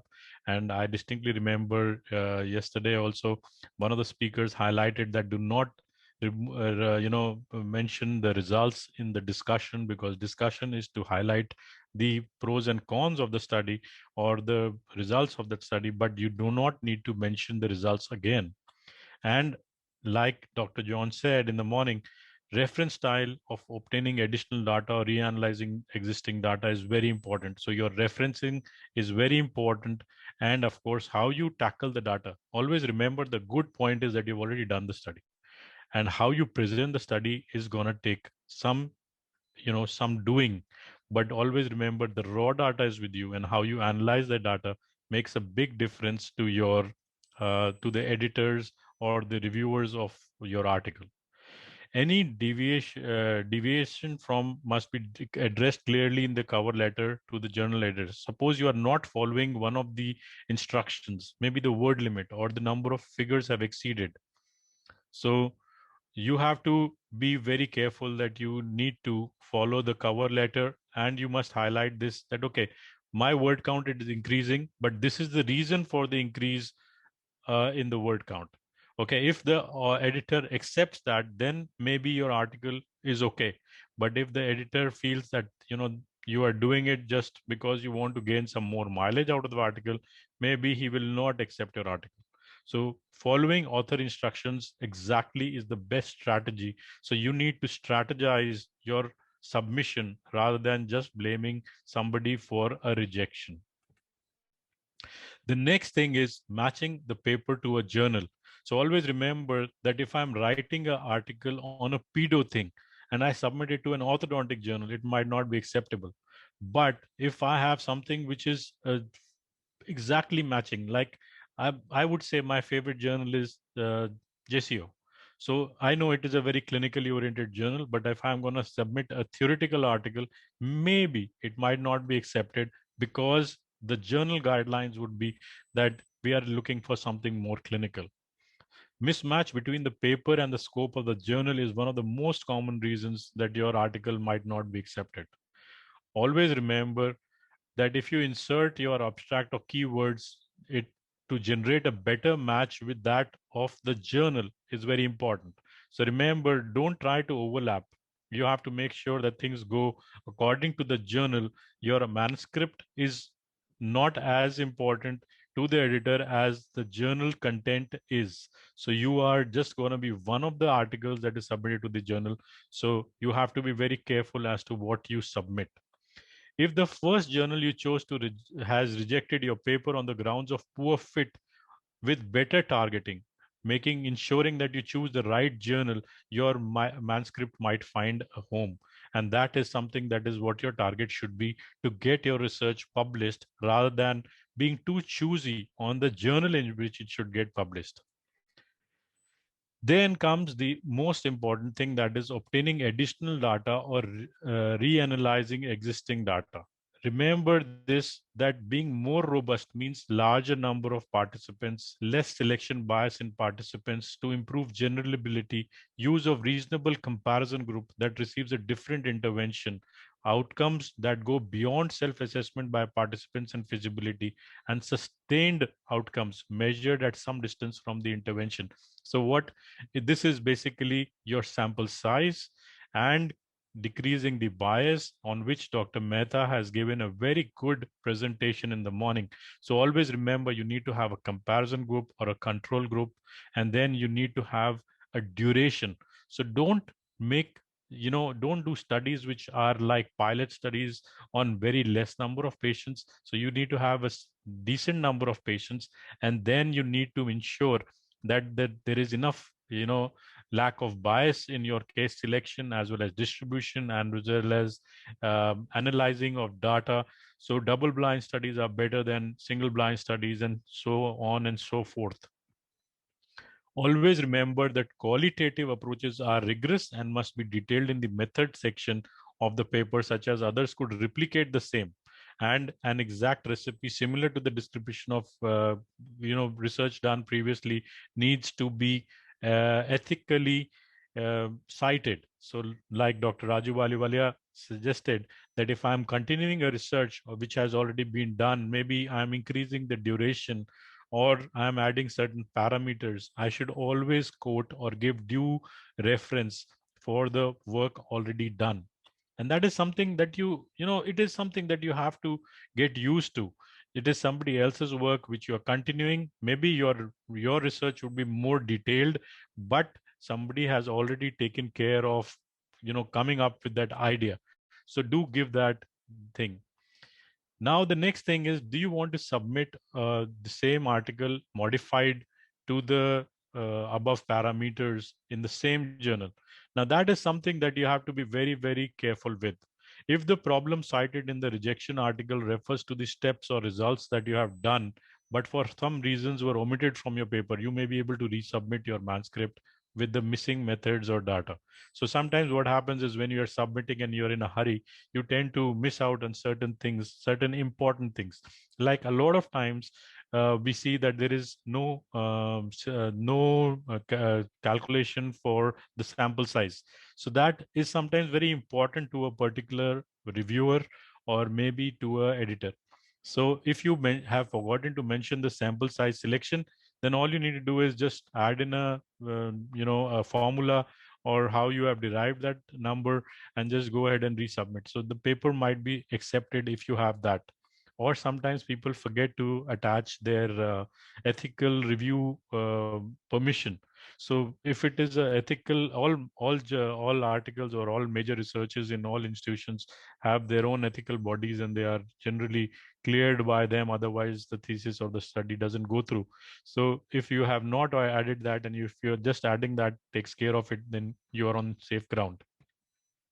But remember that if the article is rejected for not suitable for readership or category differentiation, then I would not suggest that you resubmit to the same journal. So basically what the author has been informed directly or indirectly, whatever the message you want to take home from the letter that comes along with the rejection, is that basically we will not publish this in simple terms because it is not meant for our readership. So we have, I mean, it is very natural that sometimes we suppose, like I like JIOS, so my first choice might be to submit it to JIOS. But sometimes it is not meant for the general readership of the JIOS. So it might not be a good idea if the editor has said that, no, it is not meant for my readership, or, it is not suitable at this particular point of time to resubmit it to the same journal. So the next option that you will have is to resubmitting to a new journal. Now, this is a very interesting thing because certain editors are pleased to receive manuscript that has been previously reviewed and revised because the paper is usually in better shape overall. That means it is more concise and clear because we have already removed, the whatever negative criticism we have got from the previous reviewers. Wherever we have submitted, we have revised our paper, and now the paper is in much better shape. So if I forgot to add maybe the ethical committee number, or I forgot to add certain other things, now they are there, and my article is much, much easier to comprehend for any other editor or reviewer. So always remember that you have to use all the valuable feedback. And I call this valuable because it is not derogatory. It is usually very constructive feedback that you get on your paper. And it is usually very unbiased because, again, like I mentioned, the reviewers have no personal animosity. They usually get a they 110% get a blinded paper, so they don't know from which region it originates, from which authors it originates. So it is generally very easy to get a positive and valuable feedback, revise your article, and then send it back to a and then to target your manuscript to a paper, to the most suitable journal. And we can hope that you will find a paper which is which is going to get published. So these are three few things that you need to keep in mind. But remember that, again, uh, you know the most important is your attitude. If you take it as a valuable criticism and revise your paper and do a great job out of it, you are on safe ground, and I'm sure that it is a matter of hit and trial that your papers will start getting accepted. Another article that I came back, this is not an article actually, this is on one of the websites, is that what are the 5 options that you consider after the article is rejected. So very simply put, this is like a summary of what I have mentioned till now, is that you make the recommended changes and resubmit your manuscript to the same journal. If suppose for some reason you feel that this is not the target journal that you were looking for, and maybe you made a mistake by resubmitting it, by submitting it primarily to this journal, then you can make the changes and resubmit your manuscript to a different journal. That is also a certain sensible move at times. But the most times what people do is that they make no changes and submit the manuscript to a different journal. So now that is something that how you consider the reviewer's feedback. If you're taking it in the positive sense, you will make the changes. And if you are taking it in the sense that my article is complete and it doesn't require any reformatting, then all you need to do is go through another journal which you feel is also suitable to publish your article, and then go ahead and make sure that it follows all the guidelines for the authors given by that particular journal.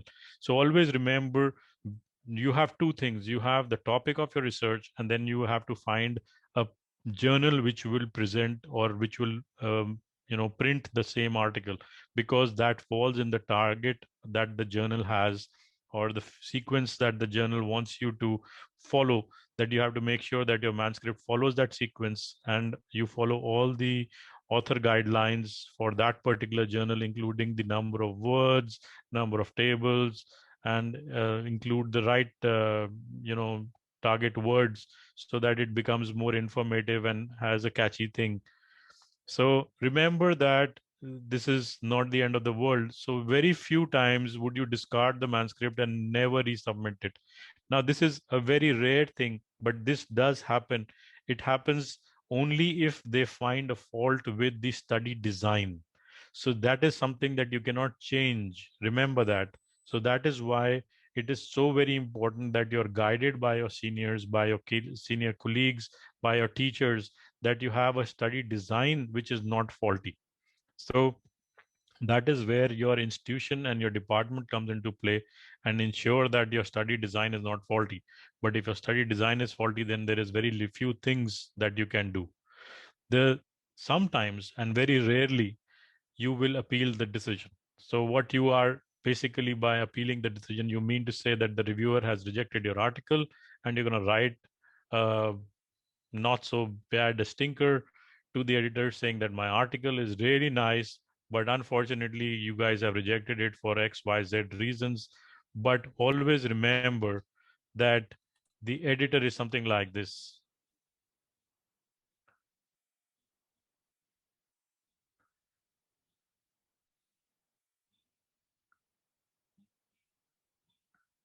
So always remember that editor can be really mean at times. Not that they want to be mean, but they have chosen the reviewers very carefully. And reviewers are usually people who have some standing in the profession, and they know, or they have also been given certain guidelines to follow when they review your articles. So you can always doubt the decision, but getting into an argument with the editor is not the right policy according to me. But of course, you are open to your own choices, because after all, you will be making those choices throughout your career. My personal experience, I'm just going to share one thing that was actually it's personal, because it comes from my colleagues. And this is what we did. We wrote an article and we submitted to AJODO. So once we submitted an article to AJODO, we got rejected. Now we had two options. Either we review the manuscript and revise it and send it back, but we realized that the comments were so um, you know um, uh, not so relevant to the journal as such, because this was in COVID times, and we were writing about, the article was about ideal appliances. So we sent it to Progress in Orthodontics, and we got another rejection. So the best thing about actually being in COVID lockdown was that we had a lot of time on our hands, and minds were working, computers were working, we were having everything online, but unfortunately we were not being able to process this article in the right manner. So we ultimately sent it. We got a confirmation. Because we chose a different journal, we revised the manuscript, and we finally got it published after 6 rejections. I would say 5 rejections, and of course a lot of revisions. So we revised this manuscript 7 times in all. And you have to realize that it is, and as luck would have it, Ajay Kumawat is partially part of the article that we wrote. and he is also organizing this event, and for which I'm very thankful to him. So you have to realize that this will happen at every stage. So if you think that, we have been into this profession for over 25 years and we don't go get rejections, you're highly mistaken. It just happens with everybody at every stage of life. So it's not something that should push you back. It should motivate you to write better articles, more meaningful articles. And of course, you have to become more methodical in choosing the journal in which things get published. So this is a very nice article which we got published, and courtesy my co-authors, Dr. Harneet and Dr. Kocher, and Harshita Gupta, who's a postgraduate student, and of course Dr. Kumawat, who did all these guys really work. They used to be up in the middle of the night, and we would be having discussions and revising those papers. But I'm really grateful that Anuraj and Harneet have done a phenomenal job. Of course, these two slides are also Harshita's thing, because she was very keen that I put these slides, because it is not that after 5 rejections you get an article published, and we don't lose hope. So that's more important. It is not the end of the world, and don't forget that we are in India.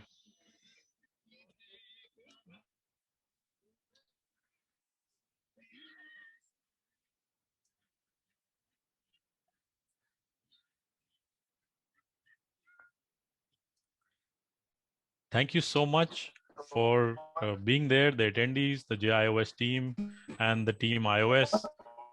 Thank you for a patient hearing, and I hope that I have done justice to the topic that was given to me. So remember, this is not the end of the world. All you need to do is just love what you're doing and need to learn better what you intend to do. Thank you so much.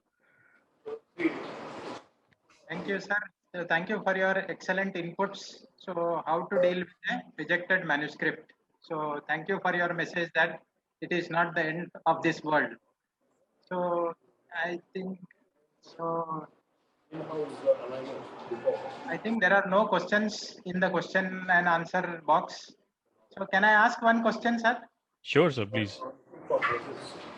Sir, when we face a rejection of the manuscript, which we have submitted to a journal, so after getting the rejected manuscript, after evaluating it, suppose if we make all the necessary changes, and if we are submitting to another new journal, so which one is the better situation, that we can mention that we have already submitted this journal, this manuscript to a particular journal, and whatever the revisions we have done it and we are submitting to you, or we did not mention it? Which one is the better situation? Sir, usually if there is no such question asked as to where you have submitted or has it been rejected, you don't need to. You don't need to mention it. Always remember that if your article is worth publishing, any editor would take it up. So you don't need to mention that it has been rejected. So the phenomena that we follow is that we send every article to a high impact journal, and we don't mind getting rejected. So what happens is that our article becomes better because their standard of evaluation is much stricter than maybe the lesser impact journals. So a PubMed journal is better to send and getting rejected rather than going in for something which is not having that kind of an impact factor. That's my personal take. But of course, certain journals will ask you, because we are under moral obligation that we do not submit the same article in multiple journals at least simultaneously. So that is something that you have to be very, very careful about. That don't in our hurry to submit or get publication, we submit in 2-3 journals, and then one fine day we realize that one journal has published and the other has approved, and then we are in a big soup. And that is again an ethical dilemma. I'm sure Rajiv will be able to better handle this. But when you get published or your paper is accepted and published in another journal, it's a very, very difficult situation for you. Thank you, sir. Thank you for your excellent presentation. You have presented everything in a systematic manner, point to point wise. So I hope that now the audience who have listened to your lecture, so they might have got certain things. So how to deal with this rejected manuscript. Thank you so much, sir. So over to you, Gunjan. Thank you. Thank you, sir. Thank you, Dr. Gurkiratji, for the wonderful presentation. I also thank Dr. Santosh Gurje, sir, for chairing the session. Now it's time for our next presentation. I would like to invite Dr. Rahul Muchedia, sir, for the chairing the session. He is a professor and head at the Goenka Research Institute of Dental Science, Gandhinagar. I take immense pleasure and pride to invite our Honorable Secretary of Indian Orthodontic Society, Dr. Sri Devi Padmanabhan, Madam, for a scientific deliberation. I request Dr. Rahul Muchedia, sir, to give a brief introduction about our speaker and proceed with the session. Over. Thank you. Good morning. It is my honor to introduce one of the most eminent personality of Indian Orthodontic Society, Madam Secretary, and no word or no introduction is required for her. She is the most prominent personality of Indian Orthodontic Society, and today we will listen about the promoting your research, conventionals and upcoming method. She is pass out from the Manipal from 1991 and GDC Chennai from 1995. Over to you, ma'am. Thank you. Thank you so much. I'll just start sharing my screen.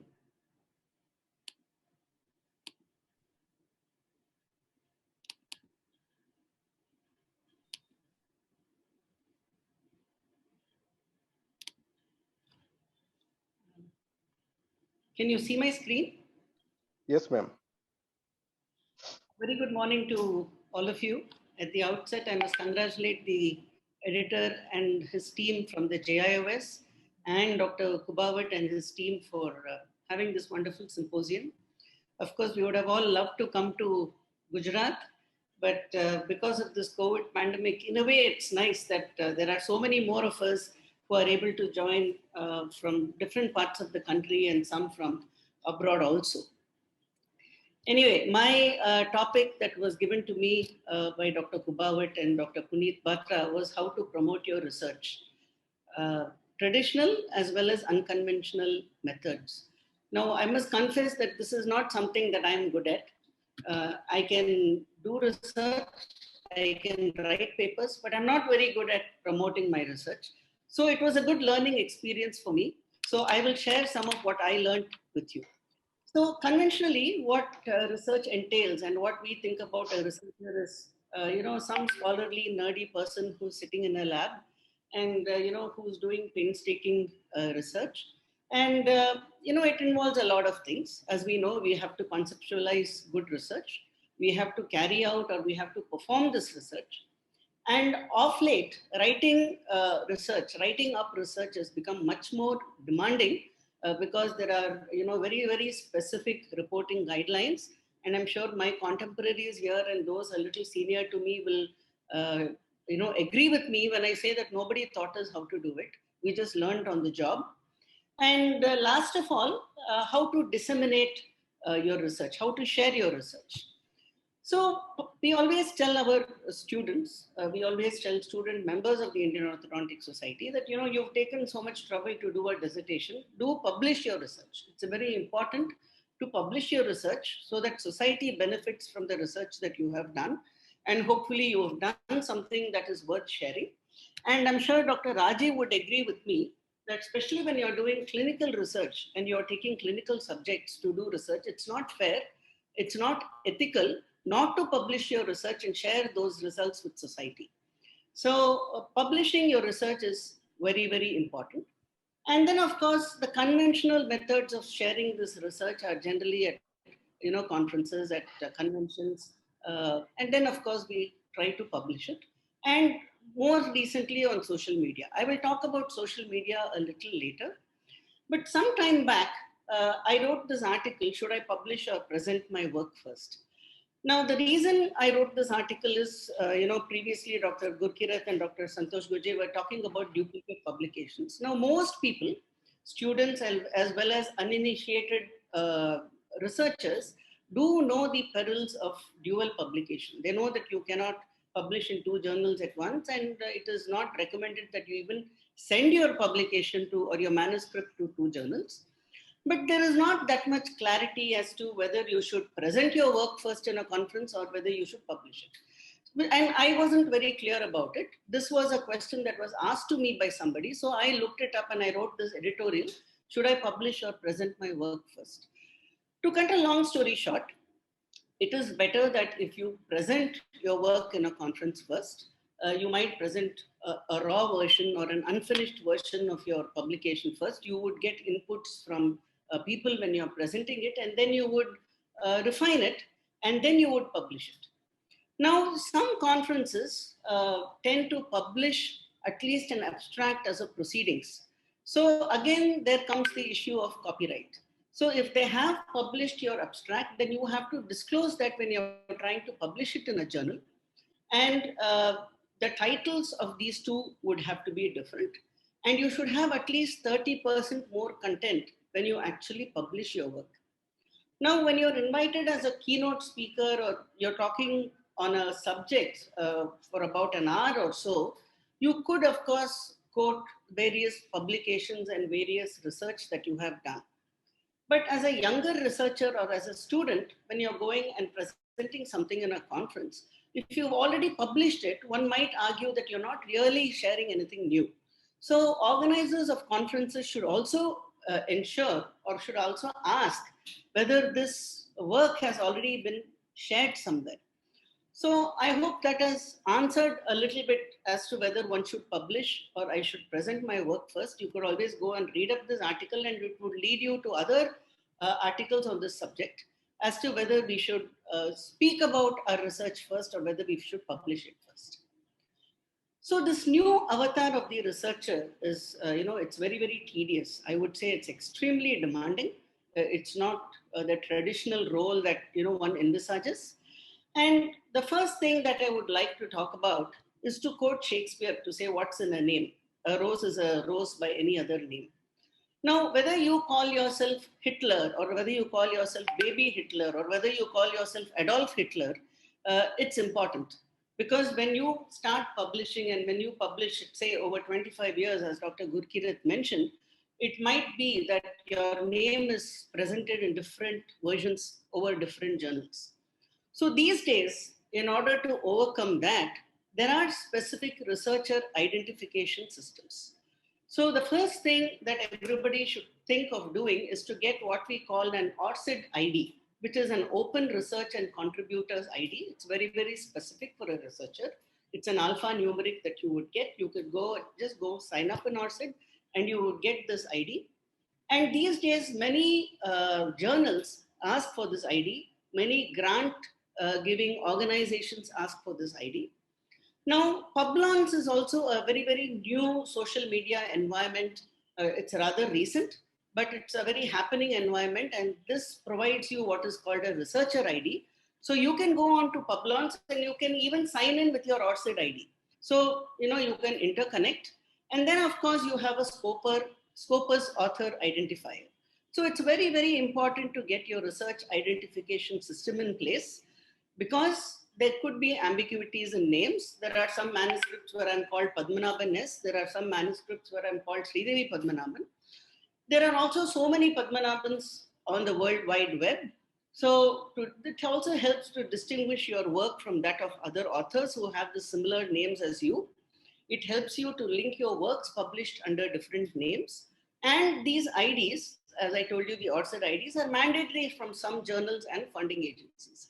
So I would urge the students in this audience and the young researchers here who don't already have an ID, please go back and get a researcher ID. Now, how to, share your research? What makes research successful? Apparently, apart from doing good research and writing it up, there are 3 important keys to successful publishing. First is to choose where to publish. Second is to promote your work. And 3 is to connect with your audience. So where does one publish? Where does one choose to publish? Obviously, all of us would love to publish in AJODO or, Anglo Orthodontist or European Journal of Orthodontics. But we also have to be careful to choose what are called open access journals. We have to choose high impact journals. We also have to self-archive, and we should make use of preprints. I will talk about all these things one by one. So what is open access? All of us have used the word open access. All of us are aware of the directory of open access DOAJ journals. So this is a model of scholarly publishing which makes knowledge accessible to the reader without financial cost. Now this might refer to a journal. There are some journals, as we all know, which are completely free of cost. Or it might refer to a particular publication in that particular journal. So this is a model of scholarly publishing, and more publications are going open access these days. Just give me a minute, please. And it's important to put your work in an open access journal, which makes research freely accessible to everybody who's seeking it. Next, of course, we all want to, publish in a high impact journal. And there are numerous journal metrics. And what these journal metrics generally look at is the impact of the articles. It looks at the speed with which the journal processes your article, and it looks at the reach of the article. So there are various journal metrics. All of us are aware of the impact factor. There are, various problems that are spoken about with the impact factor. So now you have the 5-year impact factor. There's also called the H index, which is very, very important for a researcher, which is important for a journal. So whenever you go to a journal website, you might look at all these things. These are all the conventional journal metrics, which generally tell you where the journal is placed. So if you were to go and compare the AJO, DO, the EJO, the Angle Orthodontics, the Progress in Orthodontics, a Journal of Orthodontics, all these things would have different impact factors. And obviously everybody would like to publish in a journal which has the highest impact factor. Now, one thing that most of us don't do, and I definitely have never done, is what is called self-archiving. Now, what is self-archiving? Now, and what are the things that we can archive? So there are 3 things that we should look at. One is what we call a preprint. Now, the preprint is the version of your manuscript before you subjected it to peer review. Once this is peer reviewed and it is accepted for publication, this is called a refereed postprint, or the accepted version of your manuscript. Once it's accepted and once you've signed your copyright form, you've handed over the copyright to the publisher. But your preprint does not have any copyright issues because this is before peer review. And then, of course, you have the published version, which is either online or print version, and that is called the e-print. So when we talk about copyright infringements, and I think somebody else is going to speak about that, or it's already been mentioned. Now, copyright is something, even though this is your research work, when you submit it to a journal, you're handing over the copyright to that journal. So you cannot republish it without permission from the journal. Whereas, as I told you, when you're talking about the preprint, there are no such copyright infringements. So self-archiving is the practice of placing digital versions of scientific literature online, and it helps make your work more visible. It helps make it more accessible. It is more easy to search, and it's usable and it's harvestable. So where could we keep it? We could put it in institutional repositories. If your university has a digital repository, you can put it there. Then there are subject-specific repositories. For example, for biomedical science, PubMed is a repository. But for other sciences like physical sciences and computer science and things like that, there are other specific repositories. Then you can have your personal servers or your profile pages. And then, of course, we have the social networking sites. Now, when your manuscript is accepted, the journal generally writes to you and it tells you where you can share it. It would tell you that now some journals, although I told you that preprint does not have a copyright issue, some journals might have a policy which does not allow you to put your preprint in any repositories. So you should be careful about that. So when your article is accepted, they would normally send you a letter telling you where you can share your article. Most of us are so elated that it is accepted that we don't really read the communication thoroughly.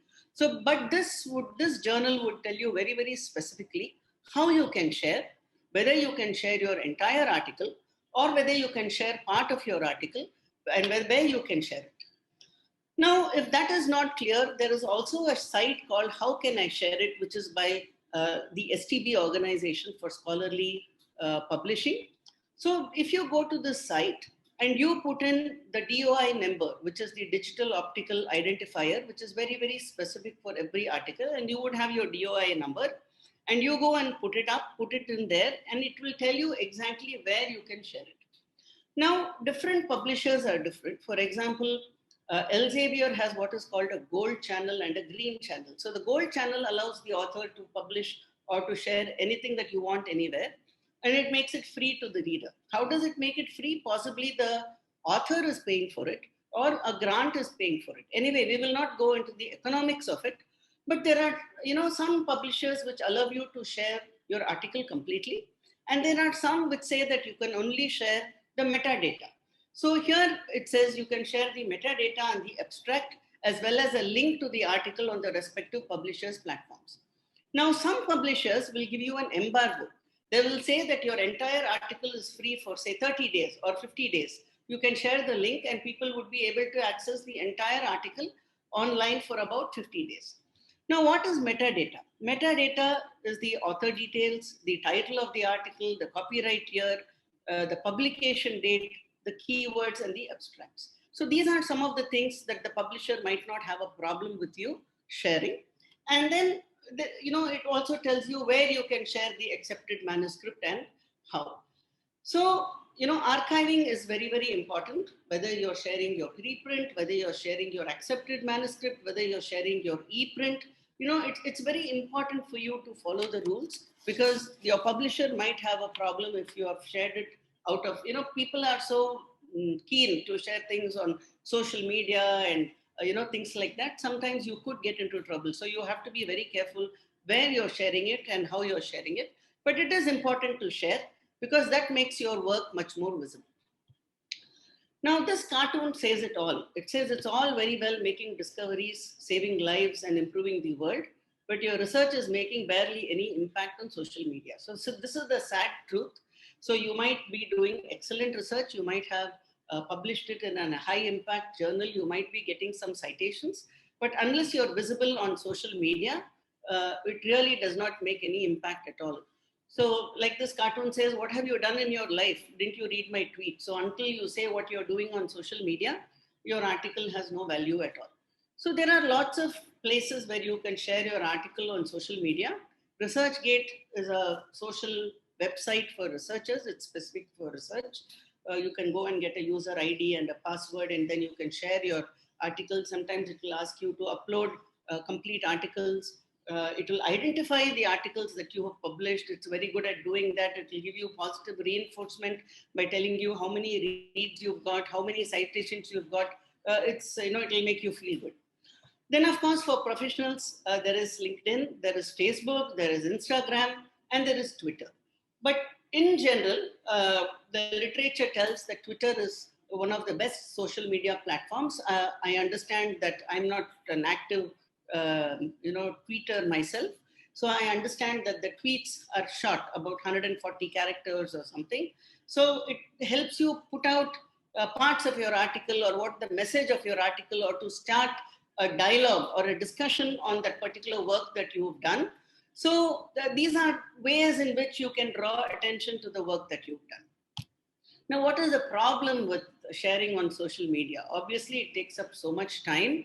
And doing research itself is so difficult. We have other things to do in our lives, and then to have to share it all on social media, it's extremely time consuming. So one has to decide how you have to weigh the pros and cons. There is an organization which had a meeting recently, and they decided that it's not all that important to share it on social media. You have to be very judicious about where you want to share and how you're going to share it. But Artmetrics is something that is in and that we have to be aware about. Now, all this time we were talking about conventional metrics, about putting your paper in a high impact journal, trying to get citations and trying to get other people to cite your work. When you do a good randomized control trial, like Dr. Shivam said, you would want a person doing a systematic review to pick it up, things like that. But there is something new that's called altmetrics, which is short for alternative metrics. And this consists of metrics and qualitative data. And this is complementary to the traditional metrics that we generally talk about. Now, in the past, researchers would probably sit like this across a table or write to each other or whatever it is and share their work. Today, everything is online. Everything is digital. So altmetrics includes, but is not, and it looks at data that is put out on so many social media platforms. It could include peer reviews. It could include citations on Wikipedia and public policy documents.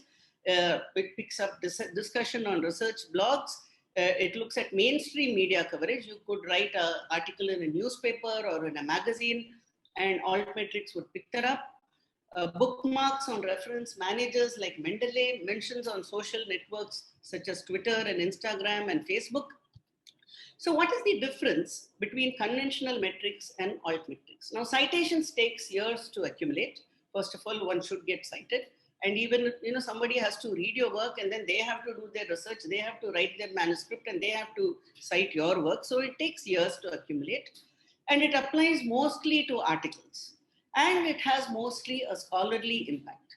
Whereas altmetrics is instant. You put it out there on social media, it's there. Immediately you get feedback as to what it is. It appears to all scholarly input, and it has a diverse impact. And some of the impact that it's supposed to have is on education, on public policy, on clinical practice. There is buzz and popularity, on expert recommendations, scholarly controversy, disciplinary change, and culture. And I think all of us will agree that, during this last 1 year or so, when we were grappling with the COVID pandemic, all of us were looking at social media to see where the COVID is going. What are the recent policy decisions? How many days between 2 vaccine shots and things like that.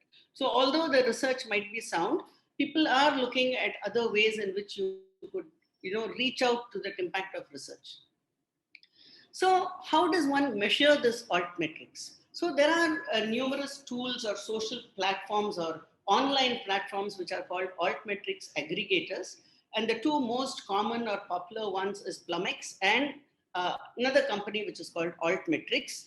Although altmetrics is a generic term which is used to refer to alternative metrics, there is also a company that is called Altmetrics.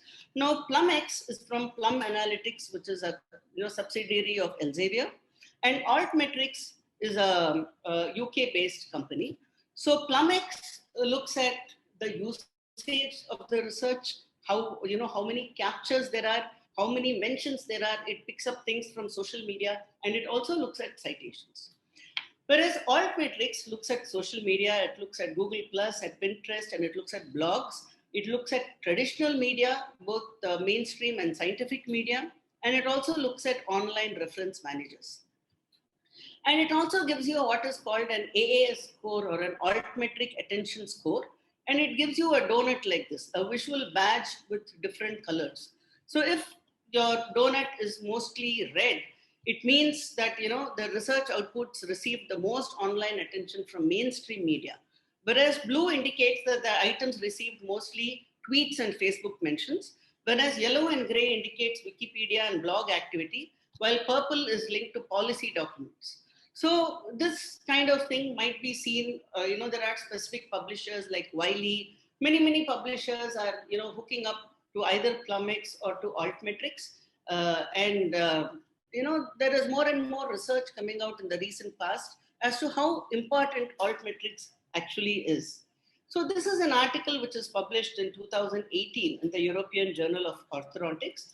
It's titled Looking Beyond Traditional Metrics in Orthodontics. And the objective of this study was to evaluate online visibility of mainstream orthodontic journals. And these authors found that 86% of the altmetrics visibility was from the American Journal of Orthodontics, EJO, and the Angle Orthodontist. They were looking at a specific time frame. But what they found is that the visibility of orthodontic articles on the web is not significantly correlated with citations. And studies on socio-demographics had significantly higher number of online mentions. And there is a more constructive online presence of orthodontic journals is actually needed. So this is probably a shout out to publishers and to journal editors and to owners of journals and organizations to make their journals more visible on social platforms. In fact, the selling point of many publishers now, for example, Digital Commons is a offshoot of Elsevier. Their main selling point is that they have a huge online presence. So this is a very big selling point that many publishers have, and more publishers are switching or offering an online presence for the journals. This is another article which was published more recently in 2020 in Progress in Orthodontics, the online attention to orthodontic research and altmetric analysis of the orthodontic journals indexed in the journal citation reports. And they looked at the period between 2014 and 2018. And their objective was to correlate citations, Mendeley reader counter, and the AAS scores. And they found that most of the articles were found in Progress in Orthodontics and European Journal of Orthodontics. But they also found that the correlation between conventional citations and altmetrics was very moderate. And most of it was based on Twitter and FB mentions. And most of the articles which were popular on social media, were pertaining to oral hygiene related quality of, oral health related quality of life and systematic reviews. So this is some of the newer literature which is coming out, which is looking at social media as an alternate method, or altmetrics as an alternate method of looking at the impact of research. Maybe, if this thing goes on, the conventional traditional metrics which eventually get phased out.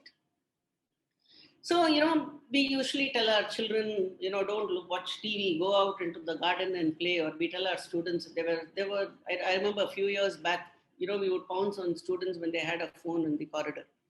Now, over the last 1 year, we've realized that everything is going to be digital, even education is online. And it also goes to show that research also, is not going to be useful unless it's there online and unless it's there on social media. So yes, as this cartoon says, my teacher told me to read for an hour a day, do Facebook and text messages count? Well, yes, definitely it does.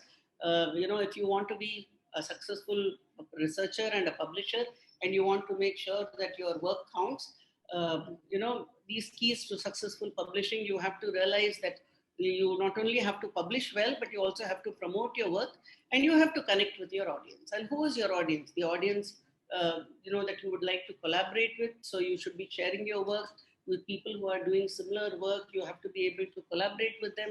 So you must reach out, and write to them and, have better networking. So I'm almost coming to the end of my presentation, and, what I would like to really sum up is that, to cut a short story even shorter, first of all, go and get a researcher ID if you don't already have it. Do publish your research, publish it in good journals, and disseminate your work widely, but please be careful to follow guidelines that are given by your publisher. Try to get a social media presence, but balance the pros and cons. You might want to think about having two Facebook accounts, one for social networking and one for your research work. But I would like to leave you with the thought that remember that AAS scores are not necessarily a measure of quality of the work or significance of the research. That traditional metrics still would tell you. So thank you all for a very patient hearing. And I would again like to thank the organizers for giving me an opportunity to speak here. Thank you so much. Thank you, Sridevi Madam, for a wonderful presentations, and particularly give insights about the research ID. This is one of the most important things nowadays, and everybody should get as early as possible. And the Ultramac, the very new procedures, and I think majority of not aware about these things. So you give a very details regarding this, how this Twitters, Facebooks, as well as all the social media have what are the roles and different kind of the journals. Thank you, madam, for giving me so much recent guidelines regarding all of this. And nowadays, all are very quite important. So again, thank you, madam. Thank you, Ajay sir, for providing me to this opportunity. And I also like to thank NP DCH team for organizing this wonderful sessions. Thank you all. Thank you so much, Dr. Sridevi Madam, for your excellent deliberation. And I also thank Dr. Rahul Mucheria sir for sharing this session. Now I hand over our afternoon scientific session to Dr. Khyati Patel. Thank you.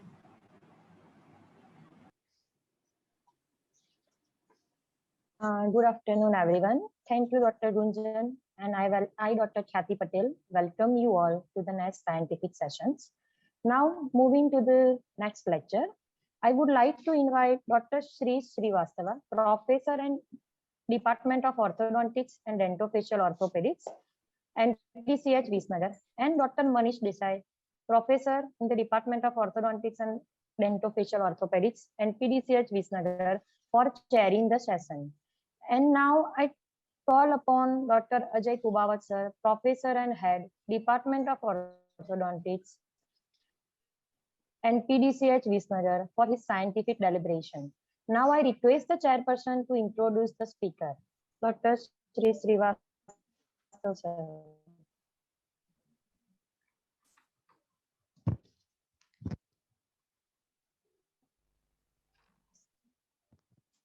Thank you, Dr. Khyati. It is an honor to introduce Dr. Ajay Kubawat sir. Dr. Ajay Kubawat sir has completed his master's in orthodontics from Government Dental College, Ahmedabad, and is presently the head of the Department of Orthodontics in Nursing by Patel Dental College. He is not only a profound speaker, but also an eminent speaker, and has been proactive in conducting educational and critical more than 75 webinars last year itself. He has been invited as guest speaker in many scientific forums, and it is an opportunity for us to work under his dynamic leadership as we learn and evolve every day. Now I invite Dr. Ajay sir to deliver his scientific deliberation. Thank you so much for inviting me. My topic is such, I'm sure I'm audible to all of you, loud and clear. Am I? Yes, sir. Okay, thank you.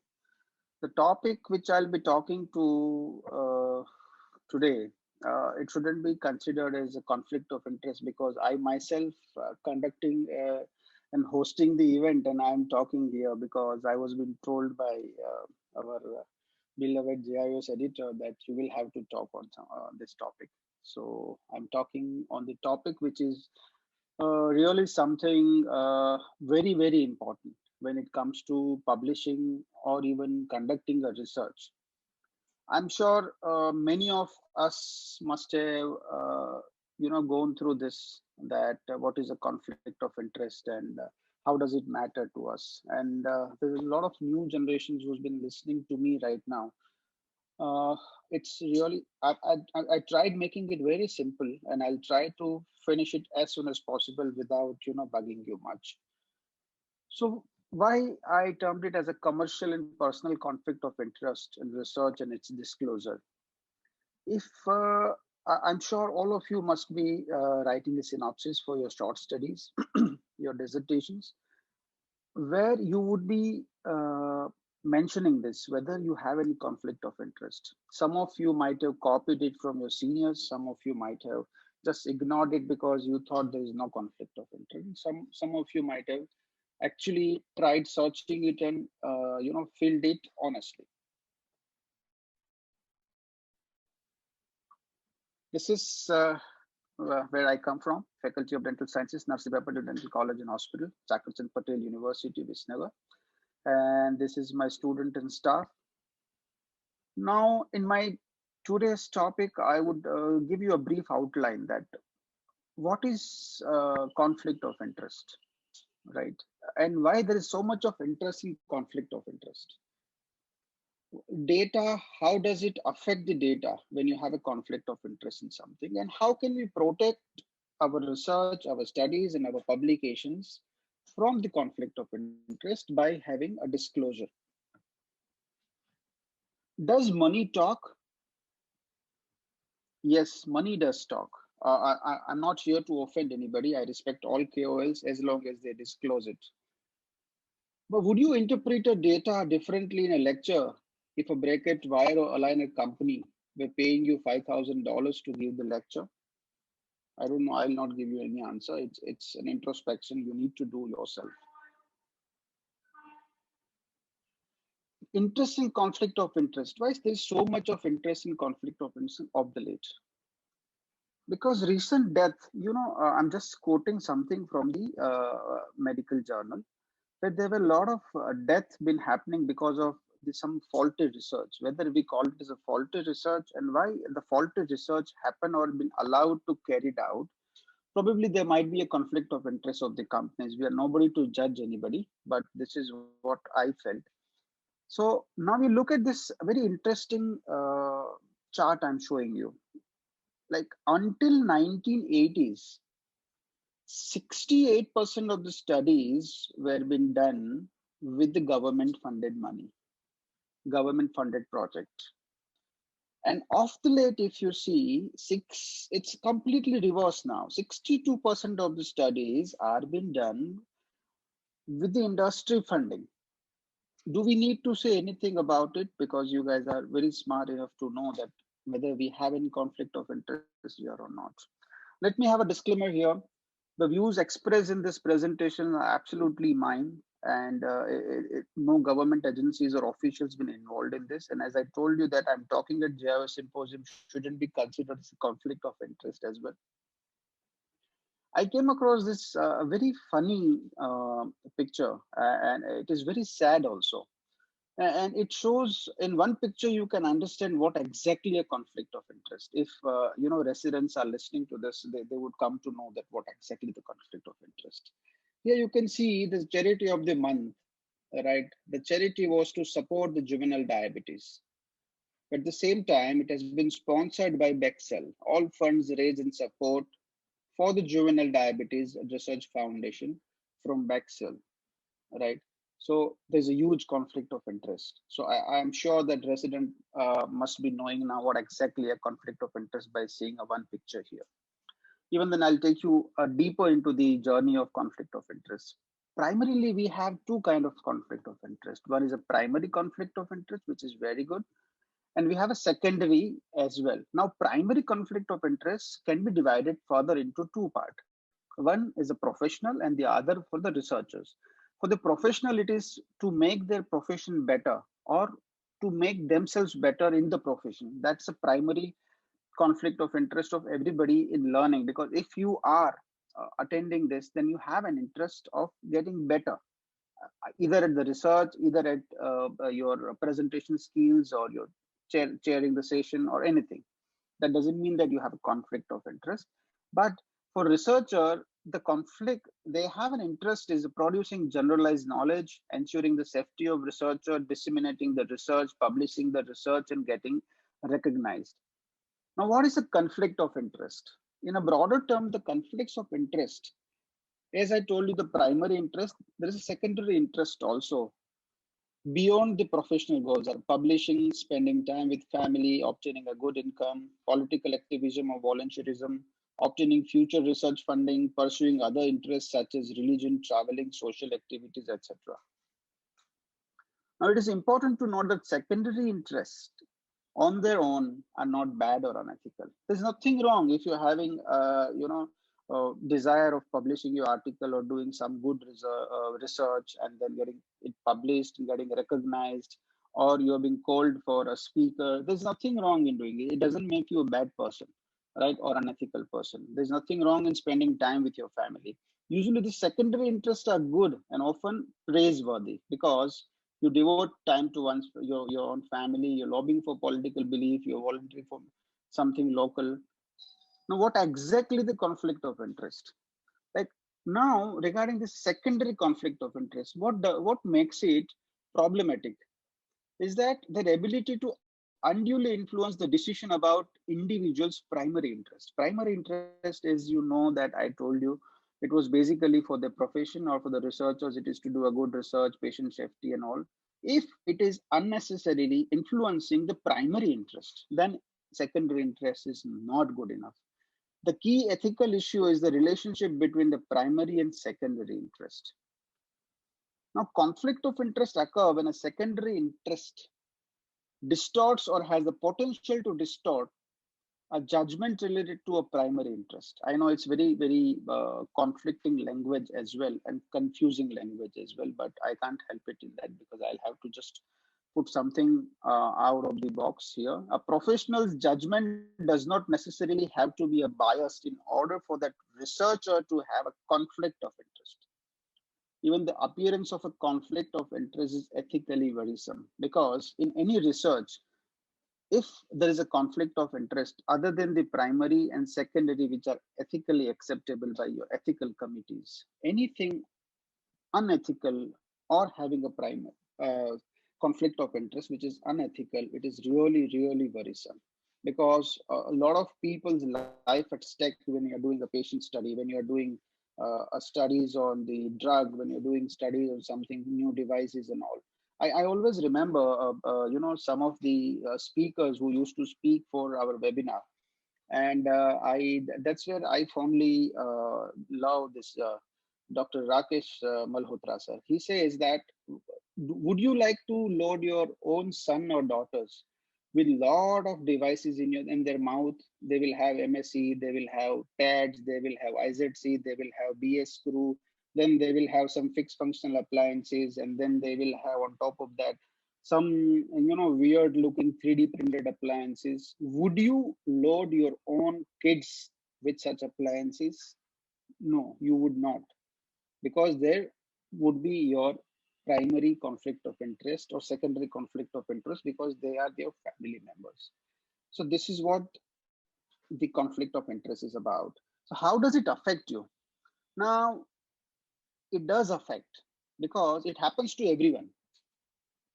And it's not necessary that you're having a conflict of interest doesn't make you a bad person, as I told you earlier.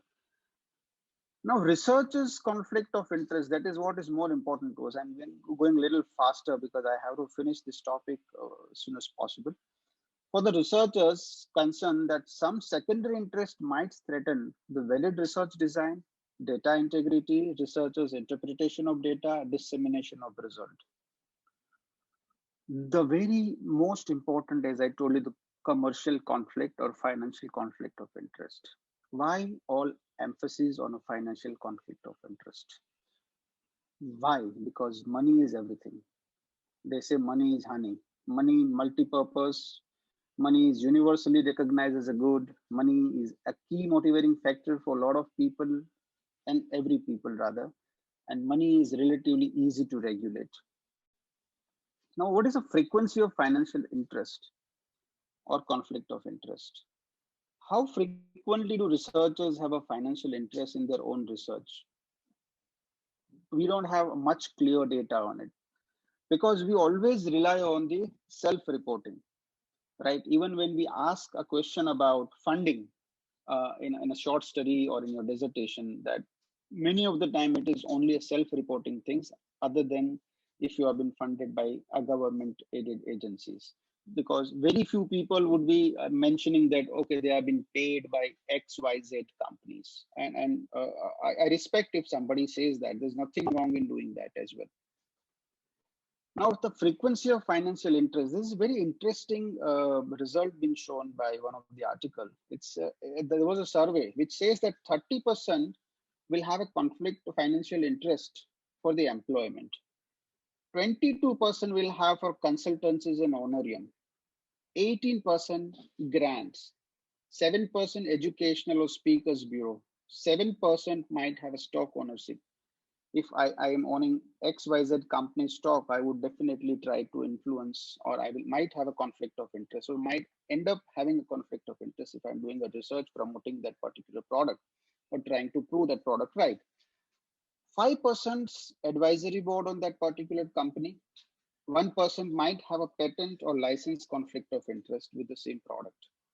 Now, when it comes to financial conflict of interest and research design, do financial interests compromise the research design? This is very, very important. I'll tell you how does it matter. The data indicate that industry-sponsored research is no worse because it doesn't make them bad. See, if some company is sponsoring some research, methodologically they are absolutely correct. On the contrary, industry-sponsored research studies may even be more methodologically rigorous than as compared to the government-funded studies. The reason is very simple, because companies will have a financial interest. So they would not pursue any study which might have a negative result. So they will work upon their pilot study, and if they feel that this study is not feasible or they will have some adverse effect, they will stop it then and there. So all conflict of interest would not be bad, as I told you. Some of the conflict of interest might be good for some studies and for the development of some of the devices as well. Now, there's a very, very wonderful study has been done by Levskind et al. In 1999. They've used a 100-point scale to assess the methodological quality. And they have, it included both randomization, outcome, inclusion, exclusion, everything. And they felt the industry-sponsored studies are far better when it comes to the methodological design, when it comes to disclosing some of the inclusion and exclusion criteria and following it rigorously. And they are most likely to be a double-blinded. Now, financial conflict of interest in data, if we look at it, do financial interests compromise the data collection? No, generally it doesn't, because data suggests that industry-funded clinical research leads to a positive result, because then only it makes viable to them, because no company would put their money for a product which fails. They would always put their money for the products which will make them good money and it will have a good result as well. This is very interesting. Like, of 11 meta-analysis, 9 reported that industry-sponsored trials were significantly more likely to yield pro-industry results. That's what they are there for business, because it's all about business. So odd ratio of having industry sponsorship and pro-industry conclusion OR is 3.60. Why conflict of interest in data? Because this is what is important to us. Like, does it manipulate the data? Does it have any interpretation of data differently when it comes to industry sponsored or a government sponsored? This data do not necessarily demonstrate a bias or compromise studies. Just a second, sorry. Is there a pipeline issue? As I told you earlier, that industry commits resources only to clinical research that is likely to yield positive result, because they are putting a lot of money into it, and they want something which is self-sustainable and which might make money for them. So they will always look for some studies which gives a positive result. Now, industry terminates large randomized studies early that are likely to have side effects and less likely to be successful or to generate the huge profits. Conflict of interest in research. Do financial interest bias researchers' interpretation of data? There's a gray area here. Data suggests that having a financial ties with the industry does distort the judgment of researcher. I started my lecture with that if company gives you X amount of money, right? Would you interpret, would you talk about them differently than the others who are not being paid? With all due respect to all the KOLs. It's not necessarily fabrication of data, but could influence the interpretation of data. And that's what matters when it comes to an orthodontics.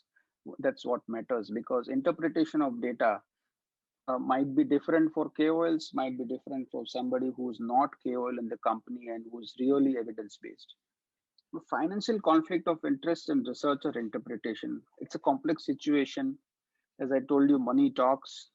Money affects the judgment, obviously, and it's not uniformly or consistently. Do financial interests influence dissemination of research result? Yes, they do. That's what I feel. Probably you might have a different opinion on that. I respect it as well. Industry-funded clinical research that produces positive results are more likely to be published compared to the government funded clinical research. And if you go through any of the articles in any of the research journals, you would find that 60% of the articles will have a mention of some of the company's product based on it. I'm talking about a clinical journal. I'm not talking much about the research journal. Now, conflict of interest and dissemination. Unknown if unpublished articles were not been published due to publication bias against negative studies at major journals, or it is simply the result of industry withholding a negative data. This is an area where we need to learn a lot about it. Conflict of interest and patient safety. This is very important. Do financial interests compromise patient safety and well-being? As such, we don't have any data on this because every company would always claim that they don't. They follow the rigorous patient safety data, and no data on overall safety of clinical research. The same thing. This is very, very heartening to read. In a bone marrow transplant protocol at Fred Hutchinson Cancer Center, 80 out of 82 enrolled research subjects were metastatic breast cancer and leukemia. They died. That's a substantial number. Study investigators had $294 million of holdings in Genetic System, a drug company sponsoring part of the research. Again, I say we are nobody to judge anybody. This does not necessarily indicate that the conflict of interest impacted the research judgment or a patient safety. It need to be sure, we need to be sure we don't draw unsubstantiated conclusion from this data, but it raises the questions and concerns, but deaths are not necessarily due to the presence of conflict of interest. I will finish it very fast because we are running out of time. Now, do we have any protections to shield us away from this conflict of interest when it comes to the research? Yes, we do have. How? We can have a disclosure, we can have a management, and we can have a prohibition. Disclosure to whom? A disclosure to institutions, for whom at a place where you are doing a study, or your university, or your institutional review board, or your conflict of interest committee, or some say the ethical committee. To your patients also, you need to have a disclosure. You need to write down whether you have been paid for by any company for doing this research or not, whether XYZ company is paying you to put screws in their mouth or not. You have a moral, ethical obligations to inform them. And here, as I'm talking for the journal and symposium, it is for journal also, right? So we need to have a disclosure to all these concerned authorities. Now, management, how we can manage this? Everybody should have a data safety and monitoring board in every university or institution, if possible. And we need to have independent consent monitors as well, like to check whether the consent includes all the disclosure or not, whether consent includes everything in the vernacular language or not, whether the consent is absolutely correct for the patient to understand or not. What are the prohibitions? We need to have a prohibitions against a type and amount of financial interest. And by removing the researchers from the study, if we find out that somebody is having a huge conflict of interest and have only a financial conflict of interest in this study.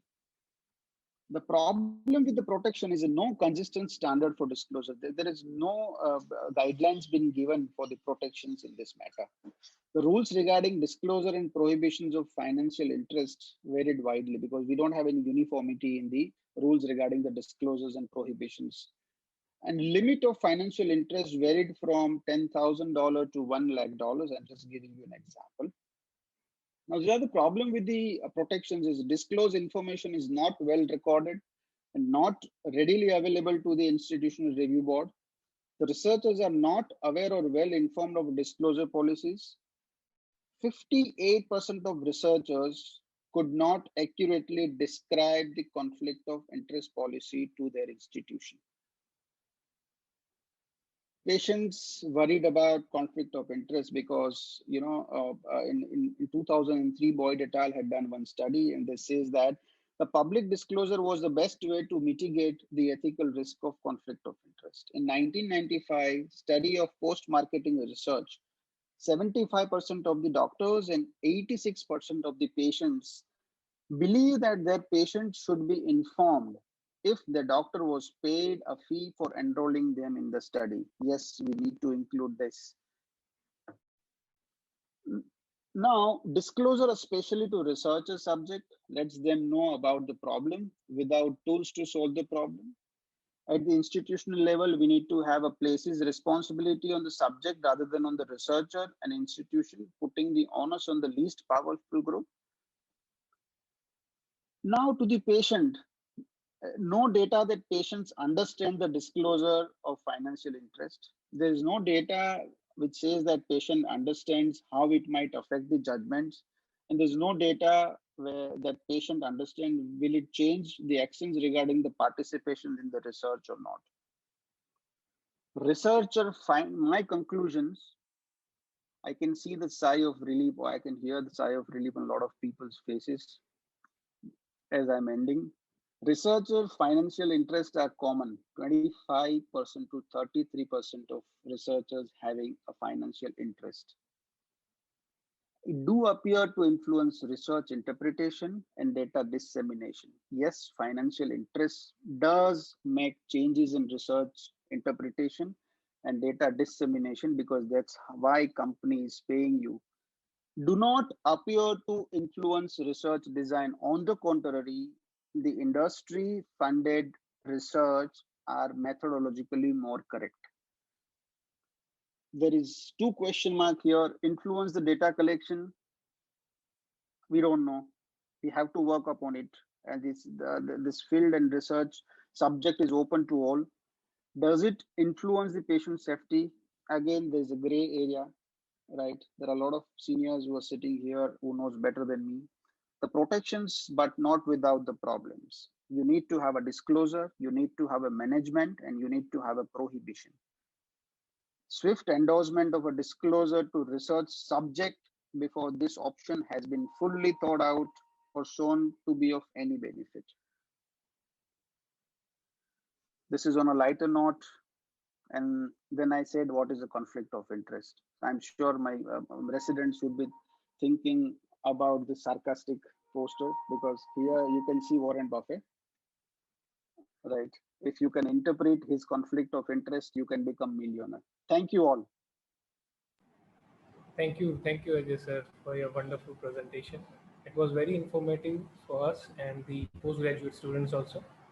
In participants, any have a question, they can ask directly to Q&A section. Due to the shortage of the time, we'll reply them. Yeah. Thank you, sir. Thank you. Thank you. Thank you, Dr. Ajay Kubawat, sir, for your wonderful presentation. And thank you, Dr. Shri Srivastava, sir, and Dr. Manish Desai, sir, for chairing the session and for your valuable inputs. Now it's turn for next lecture. I would like to invite Dr. Falguni Mehta, ma'am, Professor and Head, Department of Orthodontics, Government Dental College and Hospital, Ahmedabad, for chairing the session. And now I would like to invite Dr. Vignesh Kailasan, sir, Professor and Head, Department of Orthodontics, Sri Ramchandra Institute of Higher Education and Research, Chennai, for his scientific deliberation. I request the chairperson to introduce the speaker, Dr. Falguni Mehta, ma'am.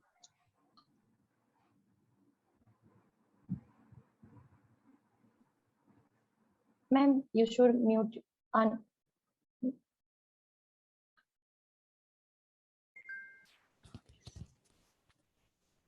Good afternoon to everyone. After this wonderful session by Dr. Ajay, we have next lecture by Dr. K. Vignesh. First, let me thank you, Dr. Ajay, and Indian Orthodontic Society for giving me this opportunity to introduce Dr. Vignesh Kailasan. Dr. Vignesh Kailasan, a graduate of Manipal Academy of Higher Education, has been a gold medalist in BDS. Since his graduation in 1998, he has been working at Sri Ramchandra Institute of Higher Education and Research, Chennai, where he is currently professor and head of the Department of Orthodontics. He has 27 publications, including 5 in AJODO and 32 presentations to his credit including presentation at Florida, Turkey, and Brazil. He has won the Best Scientific and Research Paper Awards twice at Indian Orthodontic Society conferences. Apart from this, he has done commendable work in the field of cleft.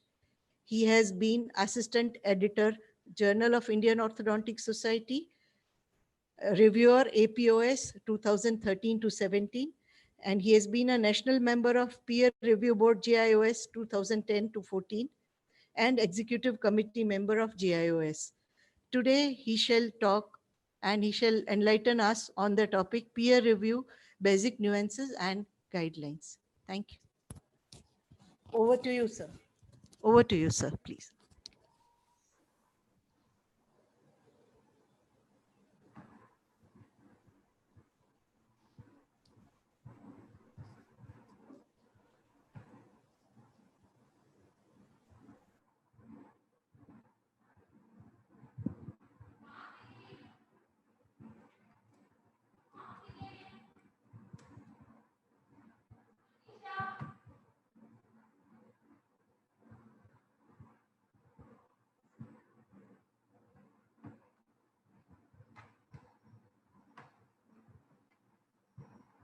By the way, belated birthday wishes, Dr. Vignesh.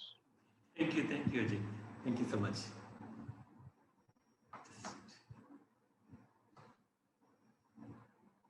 Am I audible, Dr. Ajay? It's fine. I can see the screen. Yes, absolutely. Yeah, okay. Absolutely. Thank you so much.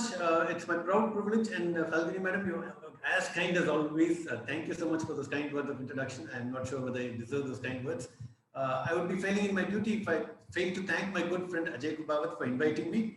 And more importantly, the Indian Orthodontic Society, led by the dynamic duo of the President, Professor Silju, and Sridevi Madam, who've been kind to mentor me in my initial career. So both of them a real thanks, and to a wonderful friend, the editor, Dr. Puneet Batra, for helping me and in being the assistant editor of our prestigious journal of the Indian Orthodontic Society. So I've been given a relatively topic which may not have carried a lot of widespread information. So basically, the peer review, the basic nuances and guidelines, the credit to the topic and the credit to the title goes to only Dr. Ajay Kubawat, right? And as Madam said, I'm Vignesh, and I'm from the Sri Ramachandra Institute from down south from Chennai.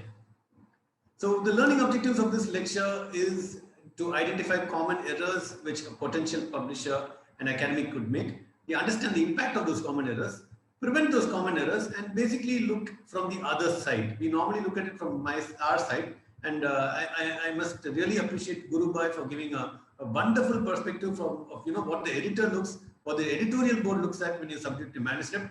We tend to look at it from our point of view, that is, we've published it, we've done so much of hard work, and we have published a manuscript, but we just get one simple sentence saying that your article is rejected or something like that. I think Guru Bhai made a wonderful effort, and yesterday Professor Girish Karndikar sir and Puneet gave a lot of insight into really what the editorial board or the peer review board looks at when you publish your manuscript. I'm just here to take it a little further forward and make sure that basically make both sides meet each other at some kind of a point. That is, the potential author who wants to publish in a prestigious journal of the Indian Orthodontic Society, and the peer review board when with whatever comments they have. Please understand the problems of the editorial board and the peer reviewer. So this paper by Trisha Greenberg says that 90% of the medical literature belongs in the dustbin. So that is irrespective of the article, whether it's published or not, it really carries no value. And less than 50%, that is 1 in every 2 articles gets quoted a second time. That is, only out of the millions and billions of articles which I get published every year across journals, only 1 article out of 2 gets re-quoted, which means it's worthwhile of giving any knowledge. So this is the problem which we have. So we tend to think that our publication carries a lot of value, but then we always have to give it to a third person to evaluate it.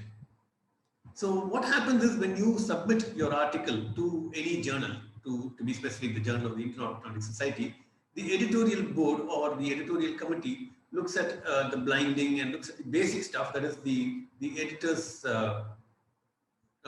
committee or the editor's team, the non-orthodontic team looks at the basic requirement, the number of words, whether your article is meeting all the standards. And then once that step is crossed, then it invariably goes to the editor-in-chief. The editor-in-chief is too busy, then it might go to the assistant or the associate, but invariably it goes to the editor-in-chief, who then looks at it at the initial glance and decides whether this article goes for peer review or not. Sometimes what happens is the editor-in-chief may not be an authority on all subjects. We cannot be an authority, we as orthodontists, even though orthodontics is something which you're all passionate about. We cannot be nuanced, or we cannot be knowledgeable in every aspect of orthodontics. For example, we might not know much about toxicity.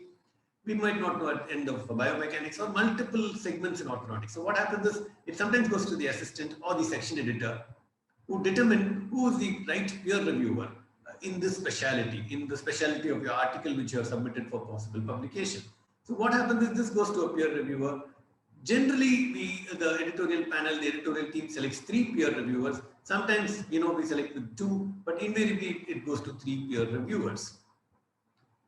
All the communication with the corresponding author makes is only with the editor-in-chief. The editor-in-chief might have a secretary who might handle his address, but in general, the editor-in-chief is the one who communicates with all the potential authors and exclusively to the corresponding author, who is the representative of the manuscript.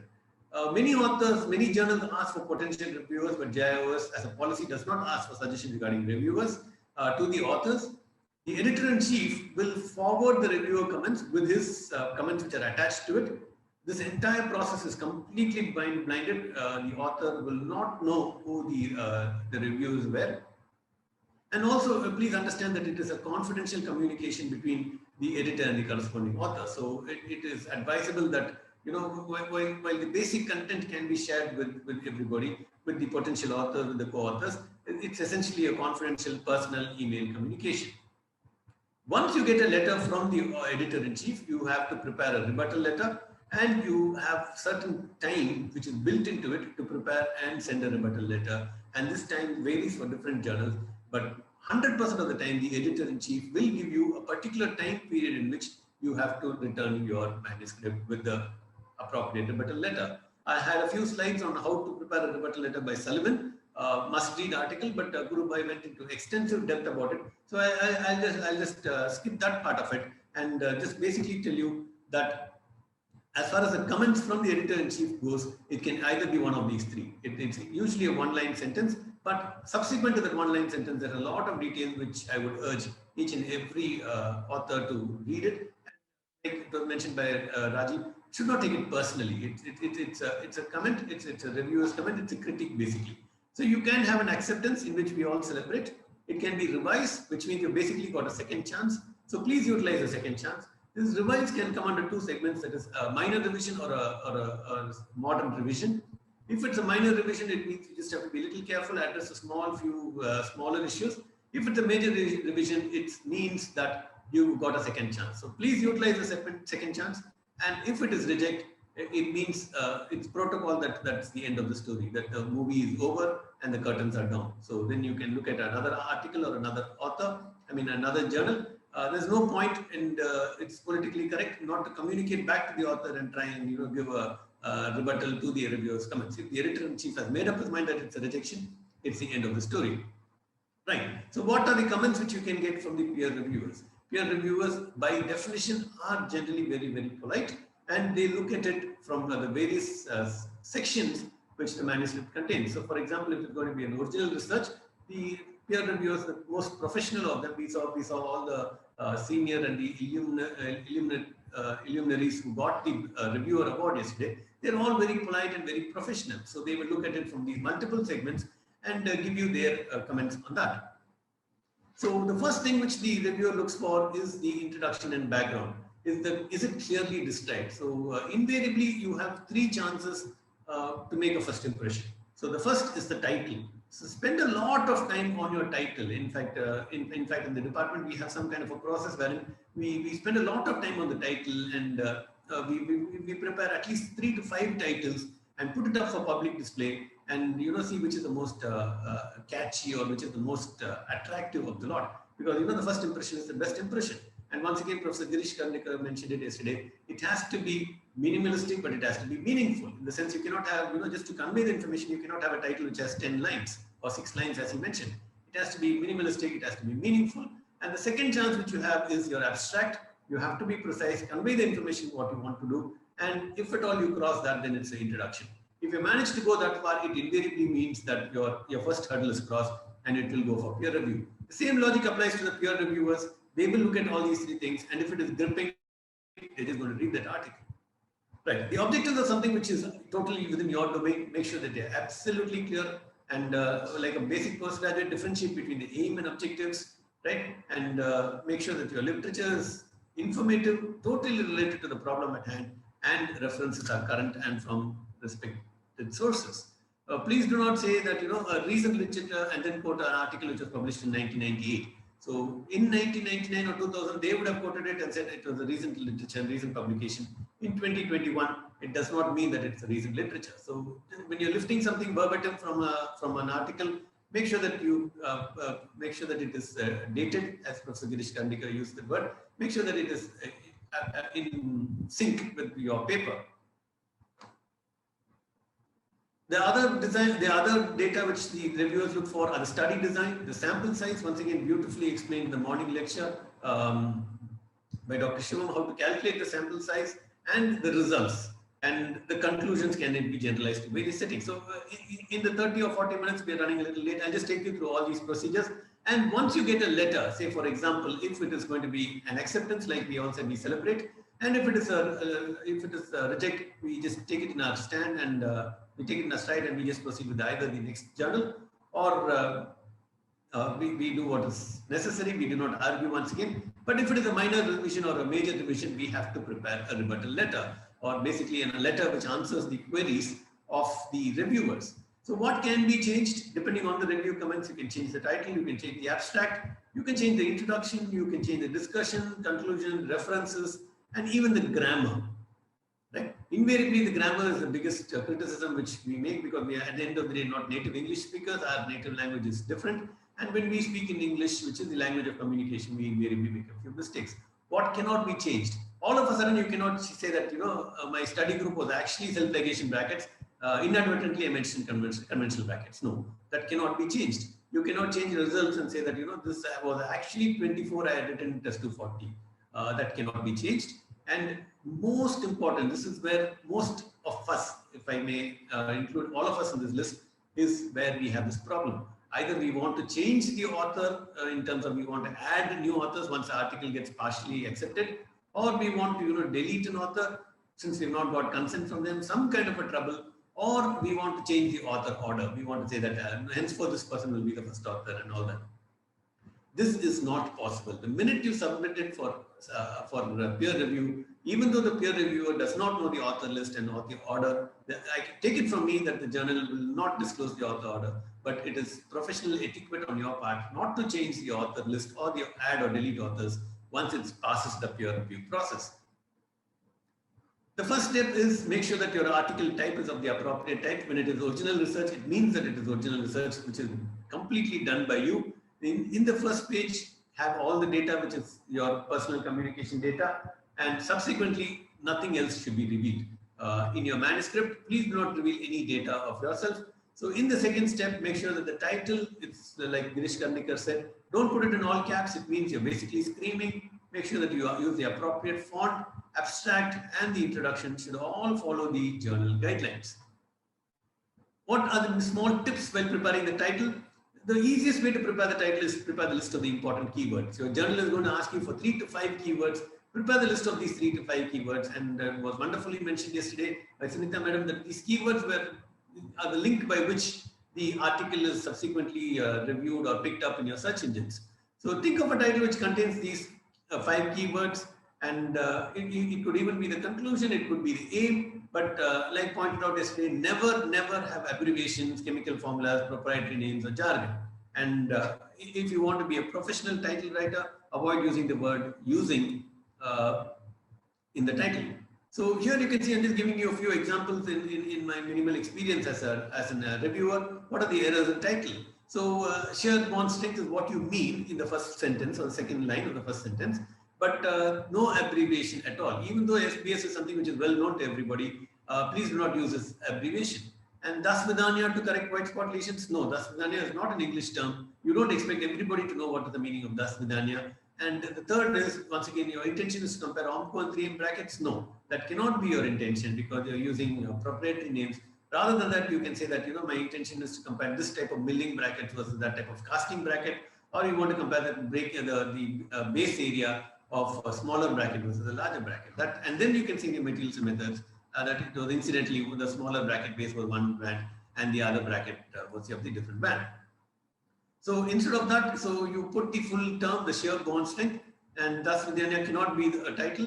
And in the abstract, my suggestion is write the abstract after the completion of the paper, the last activity. It should not cross 200 words. The rule of thumb is it is 10% of the total manuscript length. So if your manuscript length is about 3,500 words, your abstract cannot cross 350 words. So 10% of the total manuscript length is your abstract. And once again, like I told you, the title, after that the abstract is dead. And this is what makes the gripping or not gripping to the editor or the peer reviewer. Please follow individual journal guidelines and individual type of manuscript. It is very, very important that it is follow the structured abstract. It should be IMRAD based, and that is basically introduction, materials and methods, results and conclusion. The most common error in any manuscript is not to follow the IMRAD pattern. And the second most common error is not putting the keywords. So please put the keywords and use the keywords for preparing your title. So here you can see it's a very professional way of putting the IMRAD format, and make sure that the most journals have the word count, and make sure that you are well within the word count in the abstracts. This is also a very similar abstract which is published by many authors. Here you can see that it is simply not structured. So make sure that it's the same abstract, but just make sure it is structured. It will not go to peer review if you don't have all these basic things. Sometimes what happens is the JIOS or other journals have a team which is of non-orthodontic people who just, the editorial staff, if I may use that word, who just return this back to you. The secretary to the editor themselves reply. So make sure that all these things are corrected before you send it. So in the introduction, so like I told you, the third most important topic is the introduction after the title and the abstract. Introduction is what is going to decide whether the editor sends it for peer review and whether the peer reviewer is going to accept it or not. It's always desirable to end the introduction with the aim of the study and make sure that the number of references are within limits. So one of the people whom I have met with the greatest number of publications and with the greatest number of indexed and powerful publications is Sridevi madam, our secretary madam, and she always says this about any research activity in our department. Whenever she comes and gives her critiques on any this original research, she said it must carry two important things. One is you must have a very, very clear premise, and second thing is there should be an element of novelty. So there should be a premise, there should be a novelty to your study, and this should be introduced very, very clearly. Now, what happens if there's no novelty? You just want to repeat a study. So then in that case, you must have a literature which is contradictory. There's no point in coming and doing a study and saying that, yes, I agree that the sun rises in the east.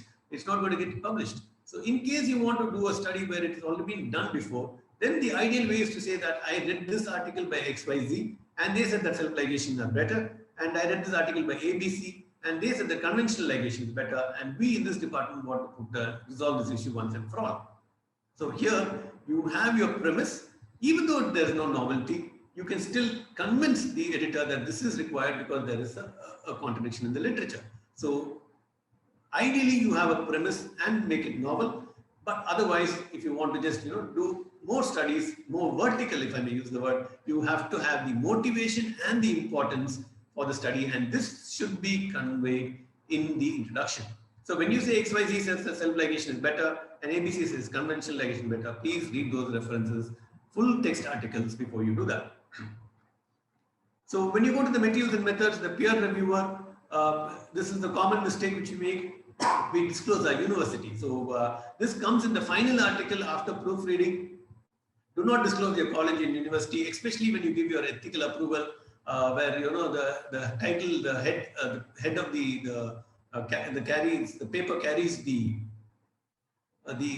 emblem and the symbol of the university. Avoid that and mention the manufacturer of all the equipment that you use. And when you're saying that I followed a particular method, say I am following a method by Profit et al., just don't stop with the reference.